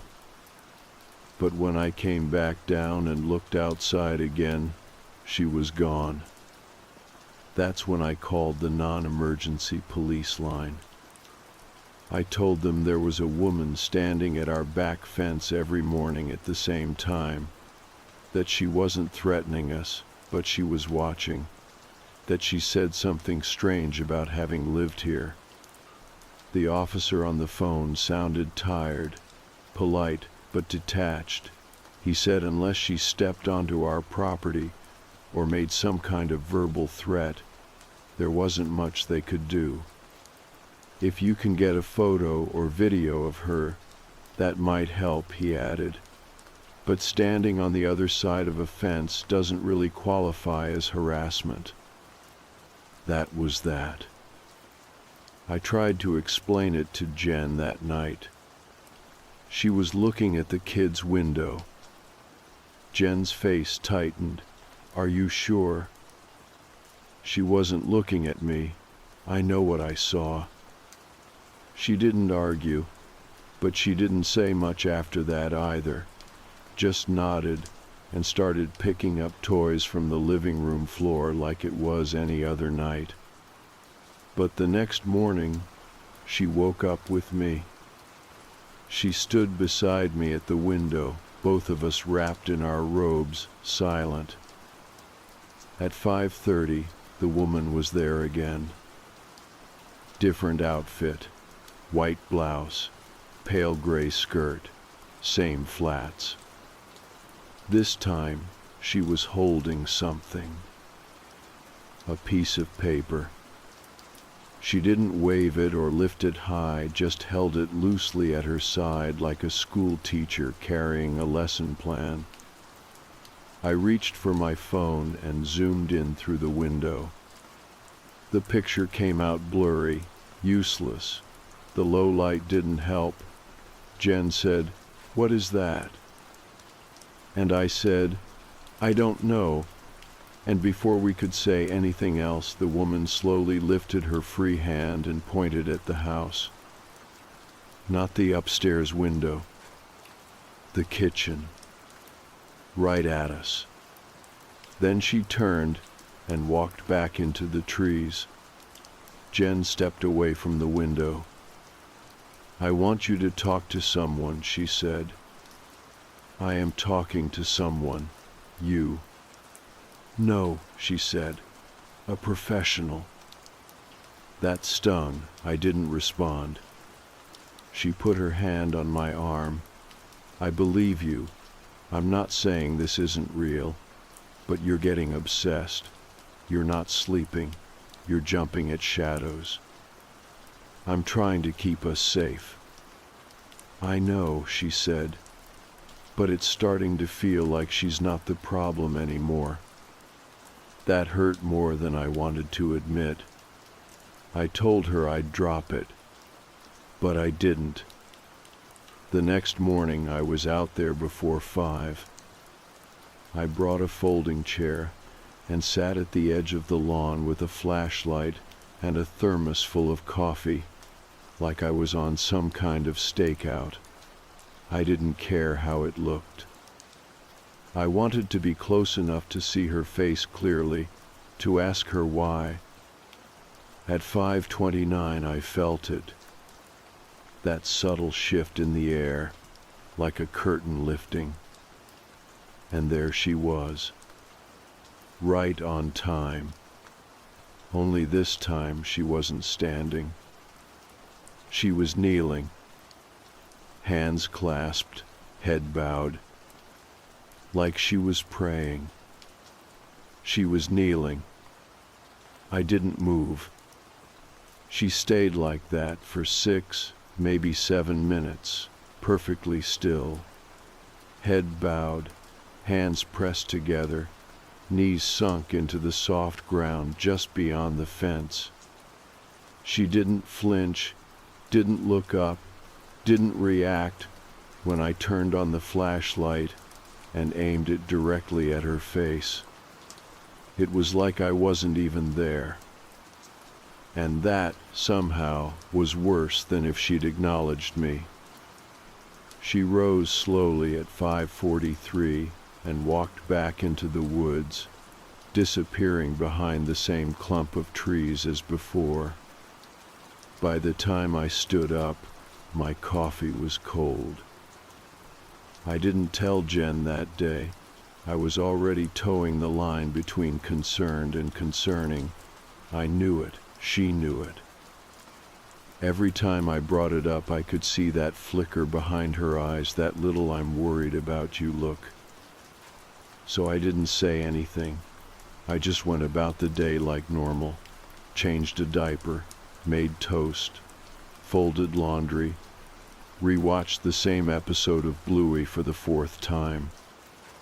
But my mind stayed fixed on her. Why had she knelt? Why now? Was it ritual? Was it a signal? The next morning, I was back out there before 5 again. Folding chair, thermos, flashlight. This time I brought my phone on a tripod, facing the woods, recording. At 5:29, nothing happened. At 5:30, still nothing. 5:31, 5:32. She stepped out from the trees like she'd never left, walking slowly like she'd been underwater. Different outfit again, light blue dress with tiny white buttons. Her hair was up in a low bun. She didn't kneel this time, just stood with her hands at her sides. But she was closer. A step or two, maybe. Not much. But I knew. I felt it. I turned the flashlight on and aimed it toward her again, and this time I saw her face clearly. It wasn't blank. Not expressionless. She looked sad. Not weeping, not dramatic.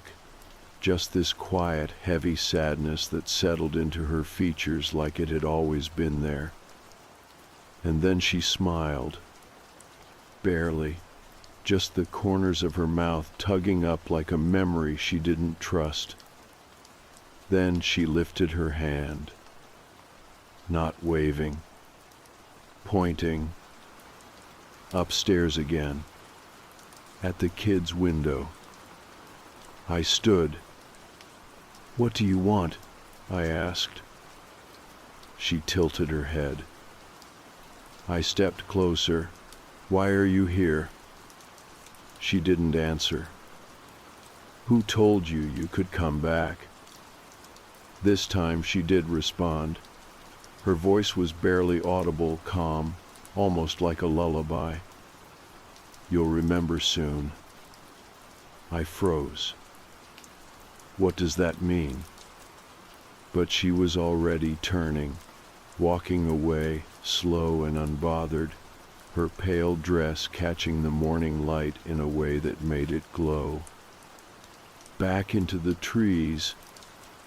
Gone.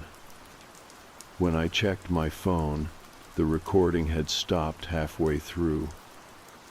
Storage full. Even though I'd cleared it the night before.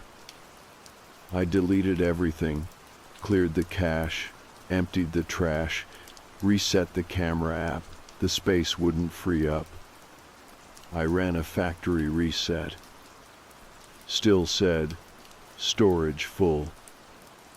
The video was gone, but the space it occupied stayed.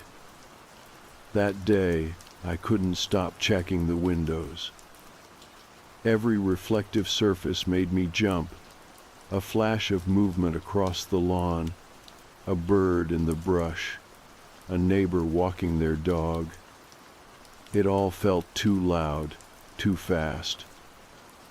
Like the world was spinning just a little harder around me than it was for everyone else. That night, Jen found me sitting at the kitchen table with the lights off, just staring into the backyard. "You're doing it again," she said gently. I saw her face today. Jen sighed and pulled out a chair. "Do you think maybe she's part of your past? Something you've forgotten?" I looked at her. "Why would you say that?" She hesitated. "You keep saying things like it's personal, like she's here for you." "She is." She pointed at the kid's window. She told me I'd remember.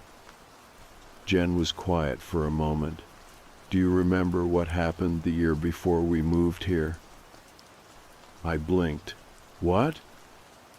"Do you remember what happened in May the year before we moved?" I opened my mouth, but nothing came out. I couldn't remember. Not clearly. Just flashes, boxes, a hospital, a quiet room with a window that didn't open. But those were dreams. They felt like dreams. Jen touched my hand. "You got help. You're okay now. But maybe something's getting stirred up again." "She's real."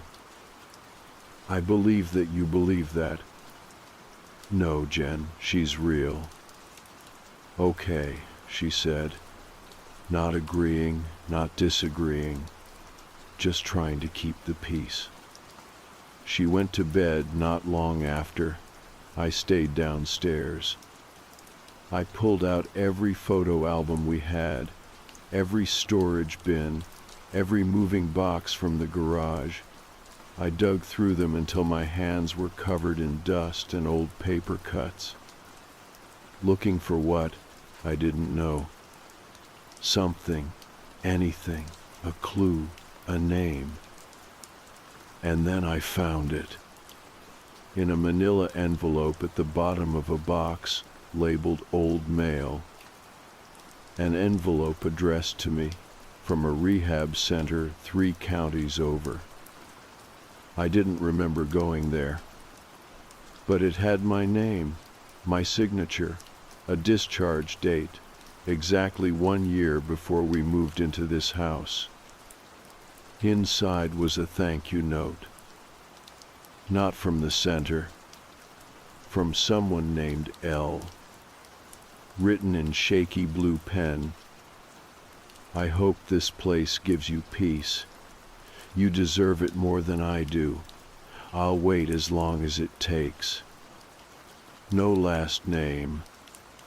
No return address. Just L. I stared at it until the sun started to rise. I looked out the window. She was already there. She was there when the sun came up.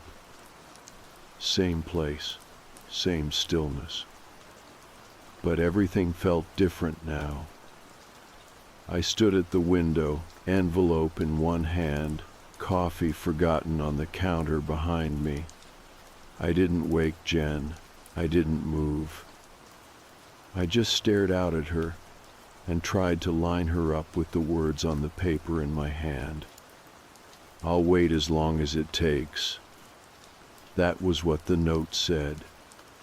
And now here she was. Had she waited? I tried to remember, really remember anything about someone named L, but nothing came. No face, no moment, just that constant sense of almost, like a song you can hum but not name. The woman stood like she always did, hands folded, posture straight, eyes fixed on the house. She wore a pale yellow sweater today, tucked into a brown skirt with pleats. Her shoes were the same, always the same, and her hair was down again. It looked familiar. I stepped away from the window and pulled the curtain closed. I didn't know what scared me more, that she was watching us, or that some part of me might have invited her. The kids were up by then. I made breakfast like normal, or tried to. Toast burned. I poured juice into a coffee mug by mistake. Jen noticed, but didn't say anything. She watched me from across the kitchen, waiting to see if I'd bring it up. I didn't.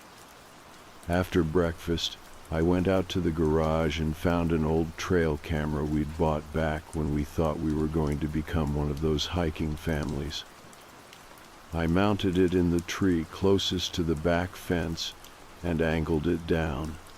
Motion activated, night vision, should have been enough to catch something. Just in case. Just so I'd have proof. That night, I lay awake for hours. My mind kept circling the same drain. Who was she? What did I forget? Had we met before? Had I promised her something? Had I hurt her? Or worse, had I loved her? The next morning, I didn't go outside. I stayed inside, lights off, curtains cracked just enough to see. She came at 5:30. Same spot. New clothes. White blouse, dark green skirt. But something was different. She wasn't looking at the house. She was looking at me. Not at the window, not at the upstairs room. At me. She met my eyes through the sliver in the curtain and just stood there, blinking slow, like she'd been waiting for me to really see her. I wanted to go out there, but I didn't. I don't know if it was fear or guilt, or maybe both. My hand was on the doorknob, but I stayed still. At 5:46, she turned and left. That afternoon, I checked the trail cam. The screen said, motion detected, 5:31 a.m. I opened the clip. There was nothing. No figure, no movement, Just a 30-second shot of an empty yard, the fence, the woods behind it, quiet, still. No woman. No proof. I stared at it, trying to make sense of the footage. Did I aim the camera wrong? Did something glitch? But I knew what I saw. She'd been there. I put the trail cam back in the garage. That night, I sat on the porch alone with a blanket over my lap and a flashlight in one hand. I watched the tree line like it owed me answers. I didn't sleep. I didn't blink for long. At 5:28, I heard it. A soft shuffle in the leaves. And then she was there. Not walking out of the woods this time. Just appearing. Like she'd always been standing there and the world had finally caught up. I stood slowly. Walked to the fence. She didn't move. Up close, she looked tired, not disheveled, just worn. Her eyes weren't threatening, they weren't demanding, they were asking. I cleared my throat. "What's your name?" She tilted her head. "You used to know it." "I don't." A soft smile. "Not yet." "You keep coming here, why?" She looked up at the house. "Because he said I could." "Who's he?" "You." I swallowed. "I never said that." "You did, a long time ago." I took a step back. My voice was shaking now. "You can't be here." "I know." She looked down at her hands. "But I don't have anywhere else to be." We stood like that for a while. She never crossed the fence. And eventually, like always, she turned and walked into the woods. Jen was waiting in the doorway when I came back in. She didn't say anything. She just pulled me into a hug and held on longer than usual. The next day, I made an appointment. A therapist. Someone new. Someone who wouldn't start the conversation with "How long has it been since your last visit?" I didn't tell them about the woman right away. I started slow. Just talked about the unease, the guilt I couldn't place, the memory gaps, the feeling that something was waiting for me to catch up to it. We talked about my past treatment, about the breakdown, the hospitalization, the weeks I didn't remember. They told me it was okay. That forgetting is sometimes what the brain needs to survive. I nodded, but I wasn't sure I agreed. Because whatever I'd forgotten, it hadn't forgotten me. That night, I went back through the mail again. Every envelope, every piece of paper, every scribbled note in every old notebook we still had stuffed into drawers. And I found another one. Different handwriting this time. Smaller, tighter. Just 3 lines, written in pencil on the inside of a greeting card that said, "Thinking of you" on the front. He told me to wait here. He said this would be home. I don't know how long that means.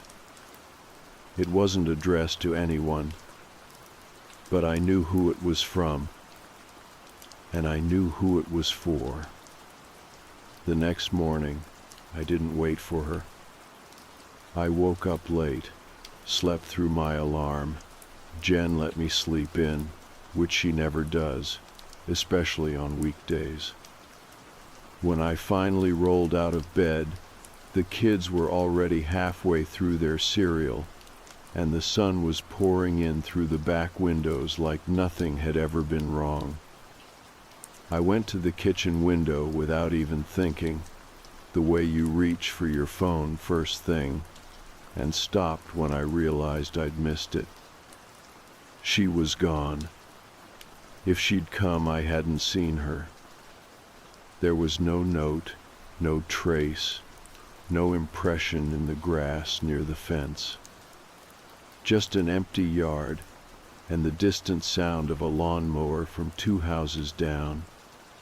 But that didn't bring relief. It brought something else. A hollow, buzzing weight in my chest.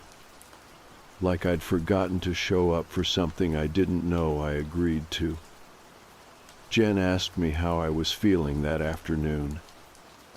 We were standing in the garage, the door open, kids riding scooters in lazy loops down the driveway. I shrugged. "Better," I said, "just tired." She handed me a folded sheet of paper. "I found this in the laundry room. It was tucked behind the dryer." I opened it carefully.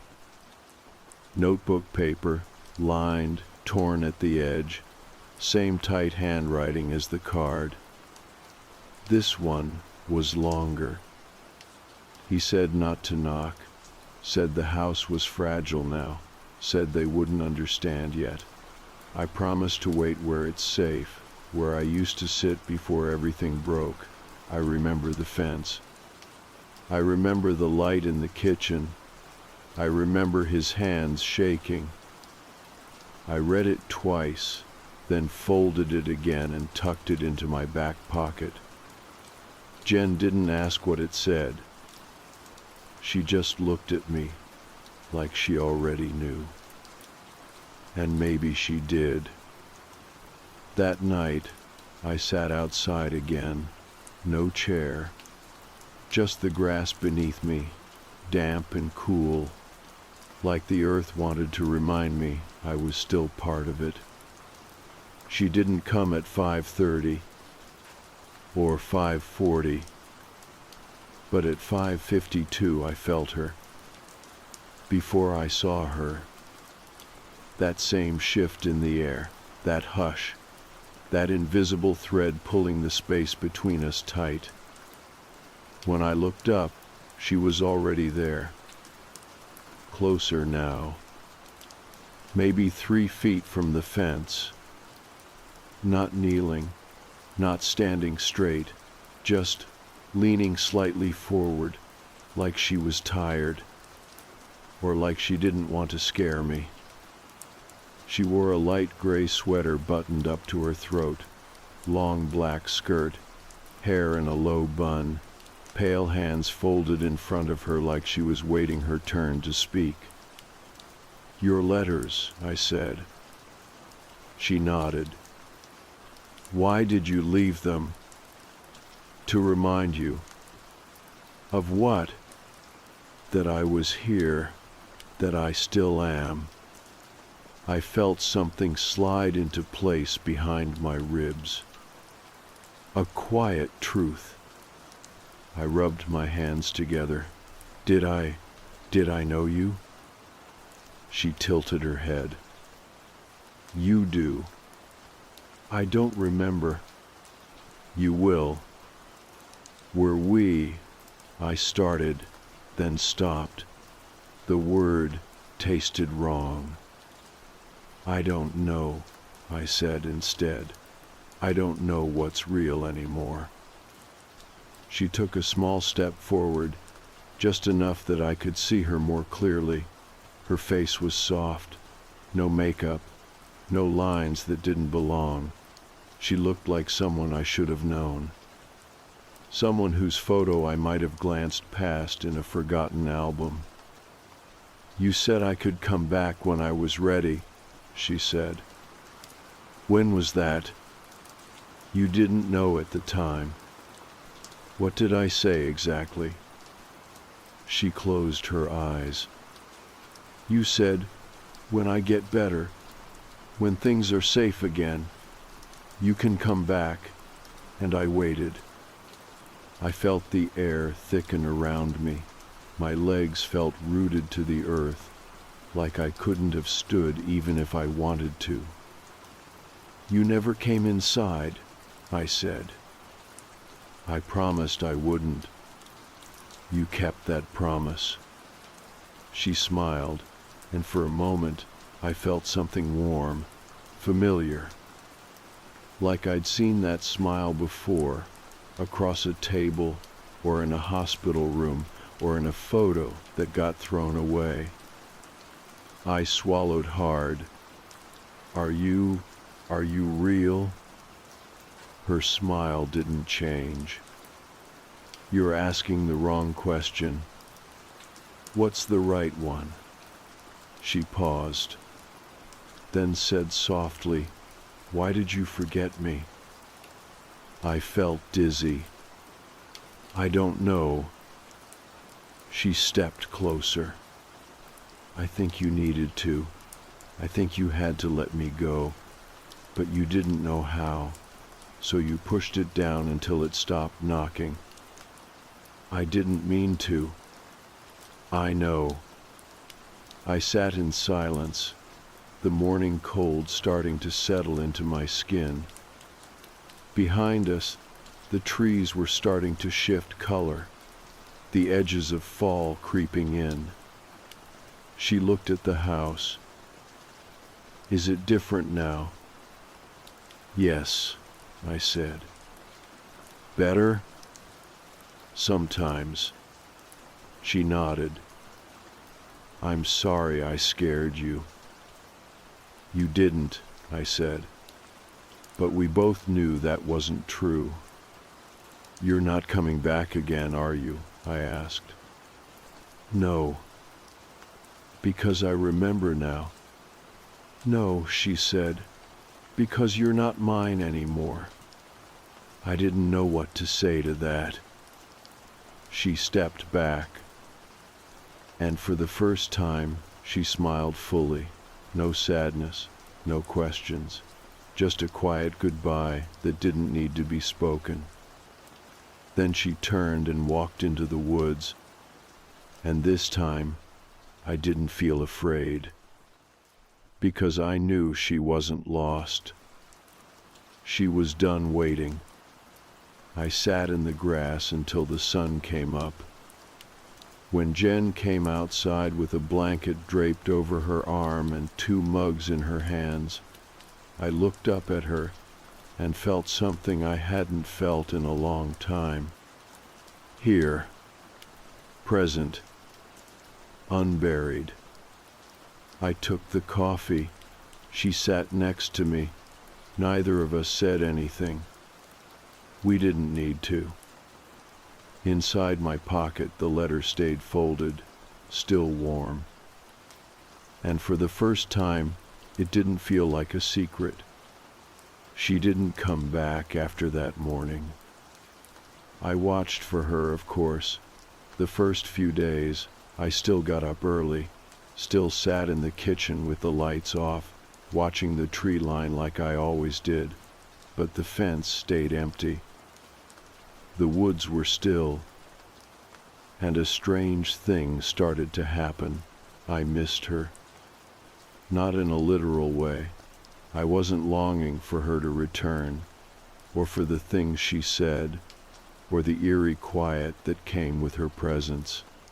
I missed the weight of her, the tension, the way her presence had pointed me toward something I didn't want to face until I had no choice. Now that she was gone, there was nothing between me and the truth. And it was quiet. Too quiet at first. For a few days, I wandered the house like I was waiting for something to snap back into place. Jen kept her distance, gently. She didn't press. She just stayed nearby, bringing me coffee, checking in with her eyes more than her words. I think she knew I was finally facing something I'd kept buried long enough to forget I'd buried it. I kept that letter, the one I found behind the dryer, in my pocket for a while. Then I moved it to a drawer in the hallway, then to a small box in the closet. I wasn't hiding it. I just didn't need it to be close anymore. The memories didn't come all at once. They never do. But little things began to surface. The sound of a voice I couldn't place. A small silver necklace knotted in the bottom of an old toiletries bag. A memory of a hospital room that wasn't mine, but felt familiar. Someone crying softly while I stared out the window. Someone telling me I needed time, that I needed space. The grief came later. Not sharp and loud, like I thought it might. Just slow, like water through a cracked ceiling. A steady drip of realization, of acceptance. She was someone I'd known, someone I'd loved. I didn't need the details to feel the loss. The absence was enough. Jen was the one who finally said it out loud, a few weeks later, when the kids were with her parents and we were sitting out back in the early evening. The sun was low, casting long shadows across the grass. I was staring at the fence just out of habit, and she said, her name was Lila. I didn't say anything at first. She continued, it was a long time ago, before me. You were both very young. You told me about her once, during your recovery. When we first met, you said she was the reason you got better, but also the reason it got so bad. I looked over at her. She wasn't dangerous, Jen added quickly, not in the way people usually mean. She was unstable, not well, but she loved you, and you loved her. My throat felt tight. What happened to her? Jen hesitated. She left, voluntarily, checked herself into long-term care. You said you told her to come back when she was ready, that you'd wait, but when she got out, you were already with me. I nodded slowly. Something in my chest pulled tight, then let go. You didn't remember any of it, Jen said. Not until now. I think I needed to forget. I think you had to. We sat in silence for a while. I looked at the fence again, not with fear, not with expectation, just with a kind of reverence, like you'd look at the edge of a page before turning it. I didn't want to hurt her, I said. I know. I thought I was doing the right thing. You were. The crickets started chirping as the sky darkened. I kept seeing her, I whispered. I believe you. It felt so real. Jen took my hand. Maybe it was. I've thought about that moment a lot in the time since. Whether Lila was really there, or if she was something my mind conjured to finally make me remember. I've read about that trauma taking shape, manifesting, giving your memory something it can look at until you're ready to let it back in. But the truth is, I don't need a definitive answer.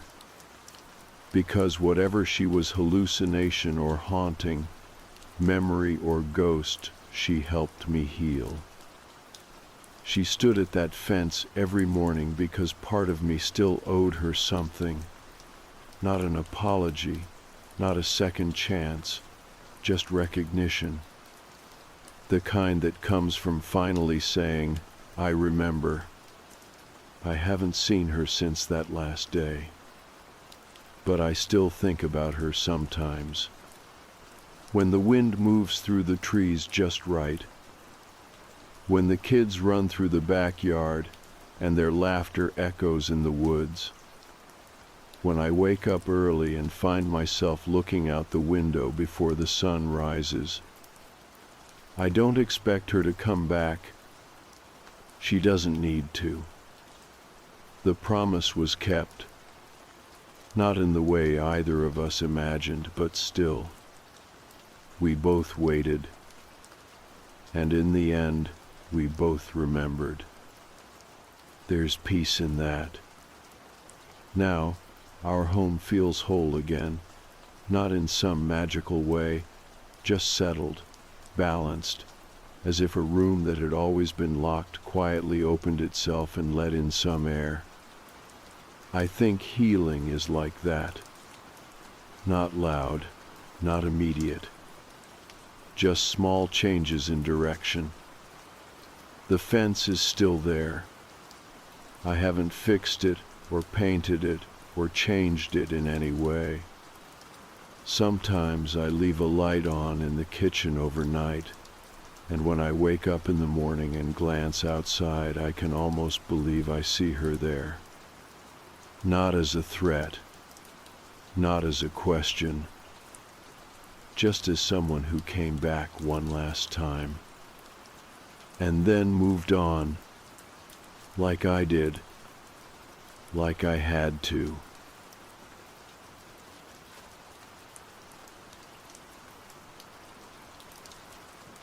We lived at the edge of the bayou, just far enough from the Gulf to miss the salt spray, but close enough that every inch of our house smelled faintly of mildew and fish bones. My uncle used to say the water here wasn't water at all, just old sweat from the swamp's back, hot and heavy with secrets. Cypress knees jutted out of the banks like crooked fingers, always reaching, always waiting. Our dock was warped with sun and slick with algae, and my dad wouldn't walk on it barefoot anymore after slipping and busting his tailbone last spring. He blamed the wood, said it had softened over time, but the way he looked at that dock now was different, like it had betrayed him. He called our boat the Idle Current, 18 feet of faded fiberglass and cigarette burns, with a trolling motor that worked half the time and a cooler welded shut with rust. The kind of thing you'd find parked crooked behind an abandoned bait shop, half sunk in the grass, but to my dad, it was the last honest thing he owned. He'd wash it every Saturday with water from the rain barrel, talking to it under his breath like he thought it could hear him. The heat that summer had teeth, not sharp, sudden ones, but dull and deep, like a jaw clamping down and never letting go. By 9 in the morning, the porch boards were already too hot for bare skin, and by noon, even the dogs stopped barking. You'd just hear the hum of the air units trying to outrun the sweat. Nothing moved unless it had to. That morning started like the rest.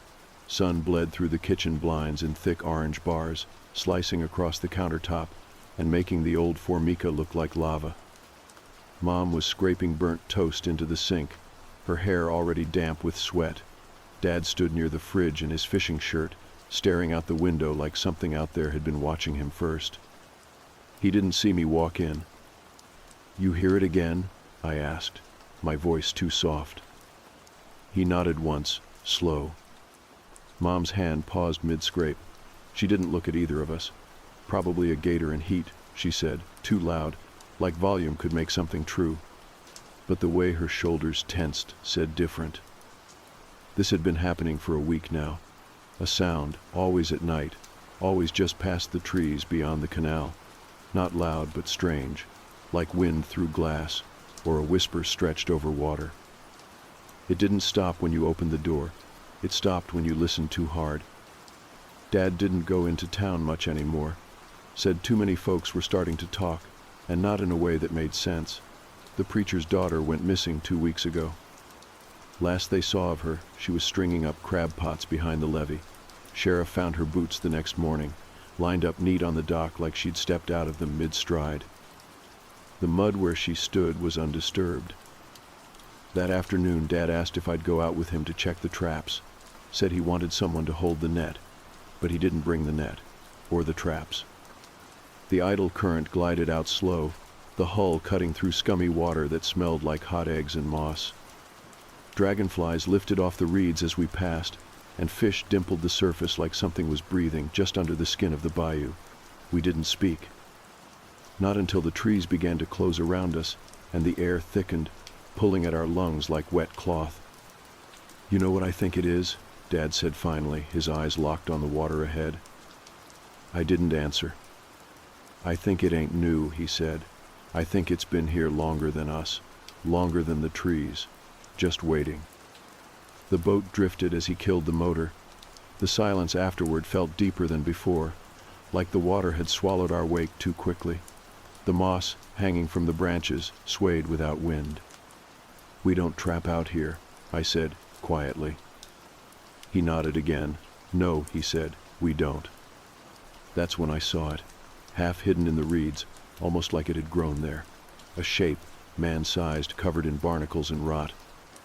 It looked like driftwood at first, but then I saw the curve of shoulder, the way the light bent wrong around its edges.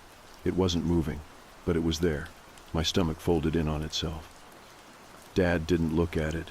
He reached for the anchor instead and dropped it with a slow hand, the chain rattling like bones against the side of the boat.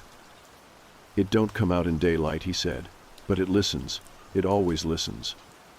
The thing in the reeds hadn't moved, but I swear the water around it started to boil. Just small bubbles, barely visible, but they rose in a line, a pulse. "Why are we here?" I asked.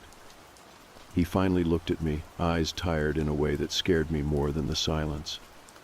"To see if it remembers me," he said. I didn't ask what that meant. We stayed there until the sun dipped low and the cicadas stopped screaming. That silence came again, thick as syrup, and my skin prickled like the air itself was watching. Dad lifted the anchor without a word, and we drifted home under a sky gone purple with heat and distance. That night, I heard the sound again. Closer now, just outside the window. And this time, it called my name. That night, I didn't sleep. I stayed curled beneath the sheet, the fan clattering above like an old engine about to seize, its blades wobbling unevenly in the humidity. Outside, the chorus of frogs had stopped, replaced by a stillness that pressed against the house like rising water. The sound I'd heard, a voice shaped like mine, rattled inside my head long after it stopped echoing. It hadn't been loud, not a scream. Just a whisper, close enough that the window pane had fogged. Dad was already in the kitchen when I came down the next morning. He didn't look up. His coffee sat untouched on the table, steam curling off the surface like something trying to escape. The morning news was playing low on the old TV, but no one was watching. I sat across from him and waited. "You heard it," he said. "It wasn't a question." I nodded. He exhaled, slow and steady. "It knows you now." I didn't want to ask what it was, not yet. There was a weight in his voice, like he'd been holding something for a long time and finally let it slip, but not far enough to fall. Just enough for me to see the shape of it. Mom didn't come downstairs that morning. Her ginger ale can was still on the counter, half full and flat, with a wet ring around the base. Dad rinsed it out in the sink, his back to me. "We're going back out," he said, "tonight." I didn't answer. That evening, as the last light bled from the sky, we packed the cooler with old batteries, a pair of flashlights, and a bundle wrapped in canvas that Dad didn't explain. The idle current looked the same, but I could feel the tension in the air around her, like she knew we weren't going fishing. We left the dock without speaking. The engine's hum was soft beneath the buzz of insects. The canal twisted through the trees like a scar, and the moss above us sagged heavier than usual, catching the last rays of sun and turning them the color of weak tea. Birds didn't call out as we passed. Even the water seemed slower. By the time we reached the clearing where we'd stopped the day before, the sky was deepening to a bruised gray. Dad shut off the motor, and we drifted in without sound. The boat rocked gently. The only noise came from the occasional slap of a fish breaching the surface in the distance. Dad unwrapped the canvas. Inside was a hunting knife, an old one, the bone handle yellowed and cracked. Beside it, a faded photo. He handed it to me. The picture showed him younger, maybe just out of high school. He was standing beside a boy who looked like him but thinner, with the same eyes. They were on this boat, maybe 20 years earlier. The edges of the picture were warped by water damage, the image soft like it had been kept too close to something wet for too long. "Your uncle," Dad said quietly. "Last time we saw him, we were right here." I looked up, suddenly aware of how far we were from everything else. The trees had closed around us, tight and still. The same reeds moved on the far side of the water, and I knew before I saw it that the thing was there again, waiting, watching. Dad didn't look at it. He sat down beside me, staring into the water. "He heard it first," he said. "Same as you. First the whisper, then the dream." "What dream?" I asked. He glanced at me, then away. "You'll know it when it comes." The sky was black now. The moon was just a sliver, a thin grin high above the trees. Somewhere far off, something cried out, a sound like a bird dying slowly, high and thin, and too close to human. I felt the boat shift, like something had nudged the hull from beneath. The flashlight in my hand felt too small. "He came out here alone one night," Dad said. "Didn't tell me. I found the boat drifting 2 days later, empty. The engine was fine, gas full, no damage. Just no one left to steer." I tried to swallow, but my mouth had gone dry. I could feel the weight of the air pressing down. It wasn't just heat anymore. It was presence, something heavy and patient, just out of sight. Dad leaned forward and dropped something into the water. A small jar, maybe glass, with something dark and coiled inside. It sank without sound, the ripples fading almost instantly. "It takes," he said. "That's what it does. It waits until it knows your name, and then it starts asking." The reeds shifted again. This time I saw something emerge. Just a shoulder at first, or what might have been one.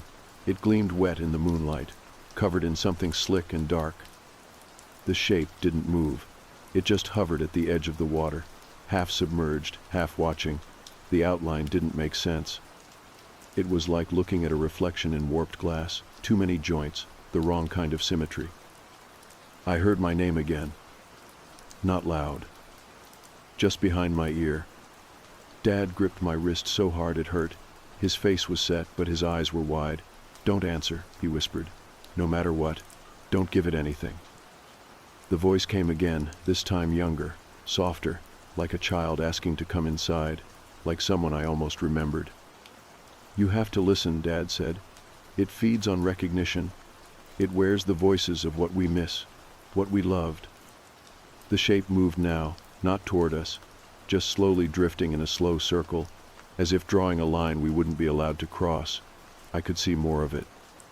Long arms, or limbs that passed for arms, trailing just under the surface. No face, just a space where a face should have been. And still, the voice came. My mother's this time. Telling me to come home. Telling me she was scared. Telling me to help her. I clenched my teeth and looked at the floor of the boat. The fiberglass was warm beneath my fingers, but it didn't steady me. The voices shifted faster now. My own, my dad's, my uncle's. All tangled together like weeds in a current. Then silence. The kind that pushes into your ears like pressure, makes your head throb. The shape vanished beneath the water, not sinking, just gone. Dad stood slowly. "It's enough for tonight," he said. We started the motor and left the clearing. I didn't turn around. Back at the dock, I saw something on the boards, just a smear like oil, a footprint, bare, human-looking, pointed toward the house. And next to it, one small white seashell.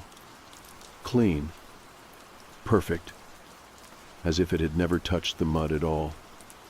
Sleep was a slow, sick thing that night. Not real sleep.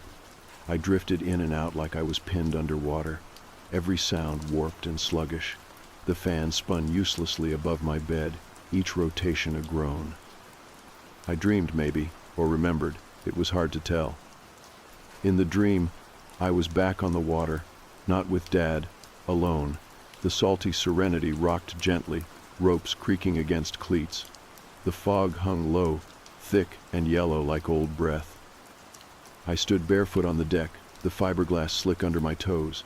There was no sound, just that awful hush, and then a whisper, not from outside but from deep in the hull. Like the boat itself was speaking, my name, again and again, each time more broken, until it didn't even sound like a word. When I woke, I was still holding the flashlight. The clock read just past 3. Outside, the tide was high. I could smell the salt even through the window, and faintly, beneath that, something sour, something turned. Downstairs, the house was silent. No TV hum, no fridge kicking on. I crept to the back porch and pressed my hand to the screen door. It was wet, not from rain, just wet. As if the night itself was sweating. I didn't step outside, not yet. In the morning, Mom finally spoke. She didn't ask about the night, just set a plate in front of me. Toast and overcooked eggs, the edges rubbery, the yolk split. Her hands shook a little as she poured the juice. She wouldn't meet my eyes. "I know what he's doing," she said softly. "He thinks if he shows you early enough, it'll change something." I said nothing. Her fingers drummed the table, soft and fast. "You know why I stopped going on the water?" I nodded. Sort of. I'd always been told it was seasickness. "I heard it too," she said, "years ago, back when your uncle disappeared. It called to me from the mangroves one night, used his voice, same laugh. Same way he used to say my name when we were kids." Her mouth twisted around the memory. I answered, "Just once." That was all she said. She didn't explain what happened next. Just stood, wiped the counter, and went upstairs. Dad came home from the bait shop around noon, his shirt salt stiff and his eyes red from squinting into the sun too long. He didn't mention the night before, just asked if I was ready for another trip. I didn't answer, not then, but by dusk, I was waiting at the dock again. We didn't take the usual route this time. Instead, we looped around the Spoil Islands, past rusting crab traps and sunken driftwood. The water was a deeper color now, almost black, and cold.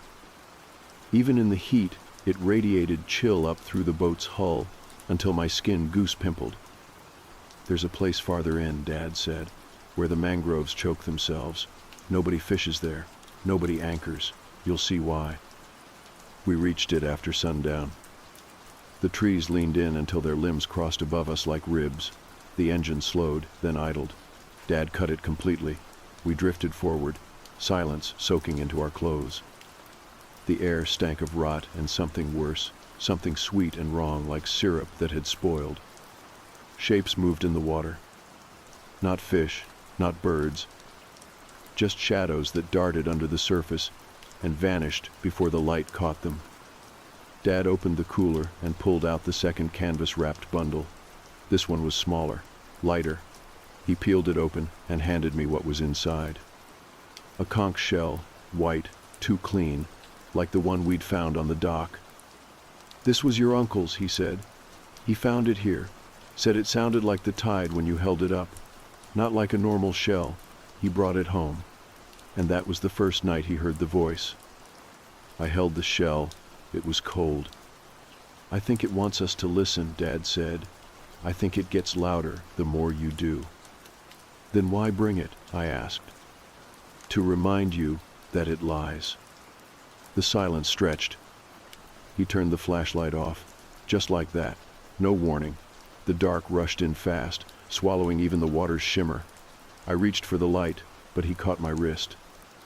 "No, you need to feel it first, before it starts calling again." And it did. A ripple, a breath, a tremor that moved through the mangroves like a cough behind thick curtains. The water shivered. A low sound began, like someone whispering a prayer while drowning. "You know what it wants?" Dad asked. "It wants memory. It feeds on it. It picks through your thoughts until it finds the voices that still echo." A shape surfaced near the bow. Just for a second. Long enough to catch the glint of an eye that wasn't really an eye. It was glassy, too large, set too far apart, the head tilted. It vanished. Then came my uncle's voice again. Not calling this time. Laughing. That same choking laugh I remembered from videos we used to watch in the attic. Rough, hoarse, always 2 notes too high. But it was wrong now, warped. The trees echoed with it. Mangrove roots swayed without wind. Something brushed the side of the hull. Dad stood slowly, his eyes wide. "You can't speak," he whispered. "If you do, it will no more." I gripped the flashlight like a weapon, but I didn't switch it on. The voice came again. My uncle, then my mother, then me. Overlapping. Each one whispering something different. "Come back. Help me. Why did you leave me here?" The pressure in my skull mounted.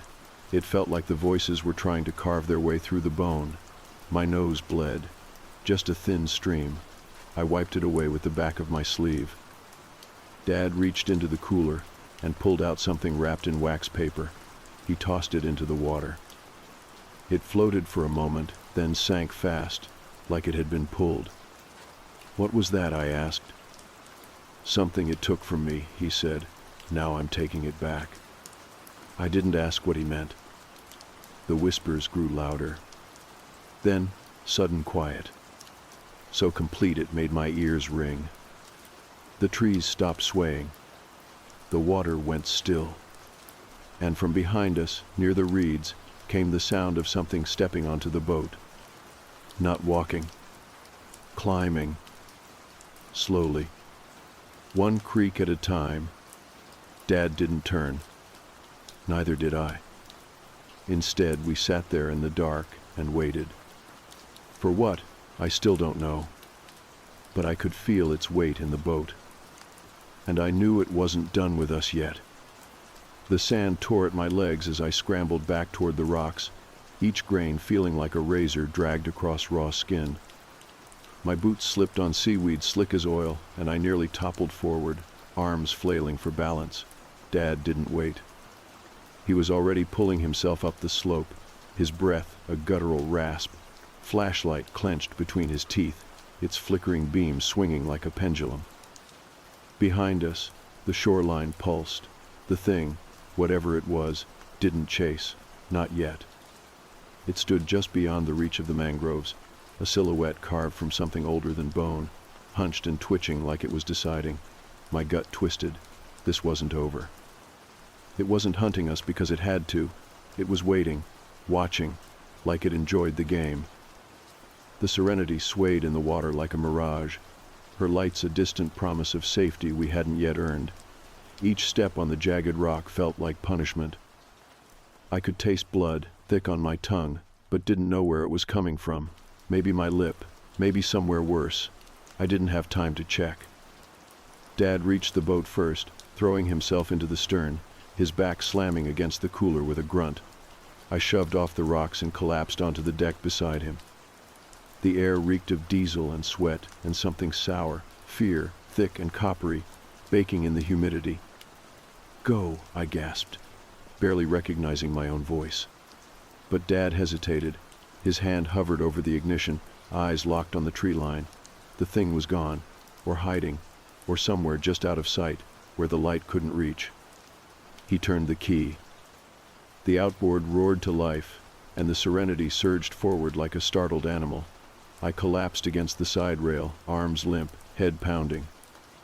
The wake behind us boiled with bioluminescent trails, little blue ghosts spinning in the foam. Dad didn't speak, just stared straight ahead, jaw locked, knuckles white on the wheel. We didn't slow until the lights from Sharky's shack shimmered in the distance. The floating docks groaned as we approached, the music long since cut off, the shoreline reduced to quiet silhouettes and swaying palms. Dad finally let the boat drift, the engine down to a low murmur. "I don't know what we saw," he said. Not a question, not a theory, just those words, quiet and final. I wiped the sweat from my forehead, hand shaking. It used her voice. He nodded, and her fear. We sat there, the silence stretching. Somewhere out there, the island hunched in the dark, still and smug, like it had tasted something it liked and was already dreaming of the next bite. We didn't go home right away. Slept on the boat, anchored just off the marina, with the lights still on and a knife clutched in my hand. The night passed in a blur of twitching shadows and half-sleep, the slap of water against the hull rhythmic but never soothing. When we finally pulled up to our house, the sun had already climbed high, painting the walls in gold and heat. Mom was waiting on the porch, a dish towel slung over one shoulder, her face unreadable. She opened her mouth, probably to ask how the fishing was, or if we wanted breakfast, but then her eyes met ours, her lips pressed shut again. She just nodded and stepped aside. We didn't tell her everything, not yet. Later, after showers and burned eggs and a long, heavy silence, Dad stepped into the garage. I heard him rummaging through the old dive gear, the clatter of tanks and tangled fins, the hollow thud of things being moved aside. When he came back in, he was holding a single item. A bottle, thick glass, stopper still sealed tight with wax. He set it on the kitchen table between us. "What is it?" I asked, voice hoarse. "From your great-grandfather," he said, "passed down, kept for emergencies." He didn't explain further. He didn't have to. That night, I couldn't sleep. I stood by the window, watching the black line of the mangroves swaying across the creek, and tried not to imagine long fingers curling around the roots. The bottle sat on my desk, catching the moonlight. I hadn't opened it. Couldn't bring myself to. But the thought festered. We'd escaped that night, yes, but it hadn't felt like victory. More like being released. Let go for now. That island was still out there, and so was the thing that had worn a woman's scream like a mask. It knew us now, knew how we sounded, how we looked, what we feared. And I couldn't shake the feeling that it wasn't done. At school, the weeks passed in a daze. I stopped talking during lunch, didn't laugh at jokes, fell asleep in classes and woke sweating. Every night, I'd check the creek, flashlight beam cutting through the darkness. Nothing, just the hiss of the tide rolling in, and the rustle of palmetto fronds scraping the fence. One evening, I overheard Dad on the phone, voice low. "No, we didn't find anyone, not a trace." Pause. No boats missing that night, no distress calls logged. Another pause. "No, we're not going back." The next morning, the Serenity was gone from the dock, sold maybe, or moved. I didn't ask. Then one night, I woke to a sound that hadn't been there before. A click, then another, like fingernails tapping glass. I crept to the window. The creek was still, the mangroves unmoving. But on the far bank, just beyond the cattails, something reflected the moonlight. Two eyes. Not glowing, not shining, just wet, watching. I blinked. They were gone. I didn't scream, didn't run, just stepped back, closed the curtains, and sat on my bed, heart drumming. It hadn't followed us. Not really. It had just waited. And now, maybe, it wanted to see how far we'd come. Tomorrow, we'd leave town. Mom had already packed most of the kitchen. Dad said something about work up north, a change of scenery. But I knew the ocean doesn't forget, neither do the things that crawl from its dark. And I hadn't opened the bottle yet, not because I was afraid of what was inside, but because I was afraid it might recognize me. The wind screamed louder now, like it knew we were leaving and hated us for it. Foam lashed against the hull of the salty Serenity, her outboards groaning under the strain. The deck vibrated beneath my knees as Dad fought the current, his jaw clenched so tight I could see the veins in his neck pulsing like cables under tension. I knelt beside the console, soaked to the bone, mouth full of salt and fear. Behind us, the island faded into mist, its shape dissolving into the dark like a bruise vanishing beneath the surface of the skin. We didn't speak for a long time. There was nothing left to say. Whatever that thing was, whatever it wore like a voice, like a mask, was still out there, watching. Maybe it always had been. Maybe it had never truly needed to leave the island to reach us. That thought wrapped around my spine and stayed there. Dad finally eased the throttle back when the lights of the mainland blinked into view, smeared halos on the horizon. We drifted into the marina in silence, the Serenity bumping gently against the dock, ropes looping around cleats like muscle memory. Everything was quiet, still, almost too still. The kid with the anchor tattoos wasn't there this time, No one was. Just the faint crackle of a neon sign humming from a shack across the street, its red glow flickering weakly against the dark water. We moved in slow motion, securing the boat, gathering our gear, both of us careful not to meet each other's eyes. Inside the truck, the air conditioning roared like a storm and stung my skin. It couldn't scrub the smell, though. The scent of rot and brine clung to our clothes, soaked deep into the fibers like it had marked us somehow. Dad drove without saying a word, knuckles pale on the steering wheel. I leaned my head against the window, watching the trees blur past, wondering if something followed just out of sight. Back home, the porch light still buzzed like always, casting a familiar yellow halo over the chipped welcome mat. The scent of Mom's conch fritters drifted faintly from the kitchen window. But it didn't smell right, too sweet, like something had been added or something left out. Dad opened the front door slowly, as if he wasn't sure the house would still be ours. Mom looked up from the sink, her face backlit by the warm kitchen light. Her eyes flicked from Dad to me, pausing just a beat too long. Her smile was hesitant. "You boys look like hell," she said softly, drying her hands on that same faded lobster towel. "What happened out there?" Neither of us answered. She didn't press. She just guided us to the table, set down plates already prepared, still warm, untouched by time or whatever had followed us. We ate in silence. Every fork scrape echoed like thunder. Outside, the crickets had gone silent. That night, I couldn't sleep. I lay in bed staring at the ceiling fan, its blades casting slow, stretching shadows across the walls. Somewhere far off, a gull cried once, sharper than it should have been, like a voice breaking through. I got up, walked barefoot to the kitchen. The clock read 2:17. I opened the back door and stepped out onto the deck. The lagoon behind our house looked still, too still, like glass frozen in mid-ripple. The mangroves were silhouettes, their twisted roots tangled like veins crawling out of the mud. I held my breath. Waited.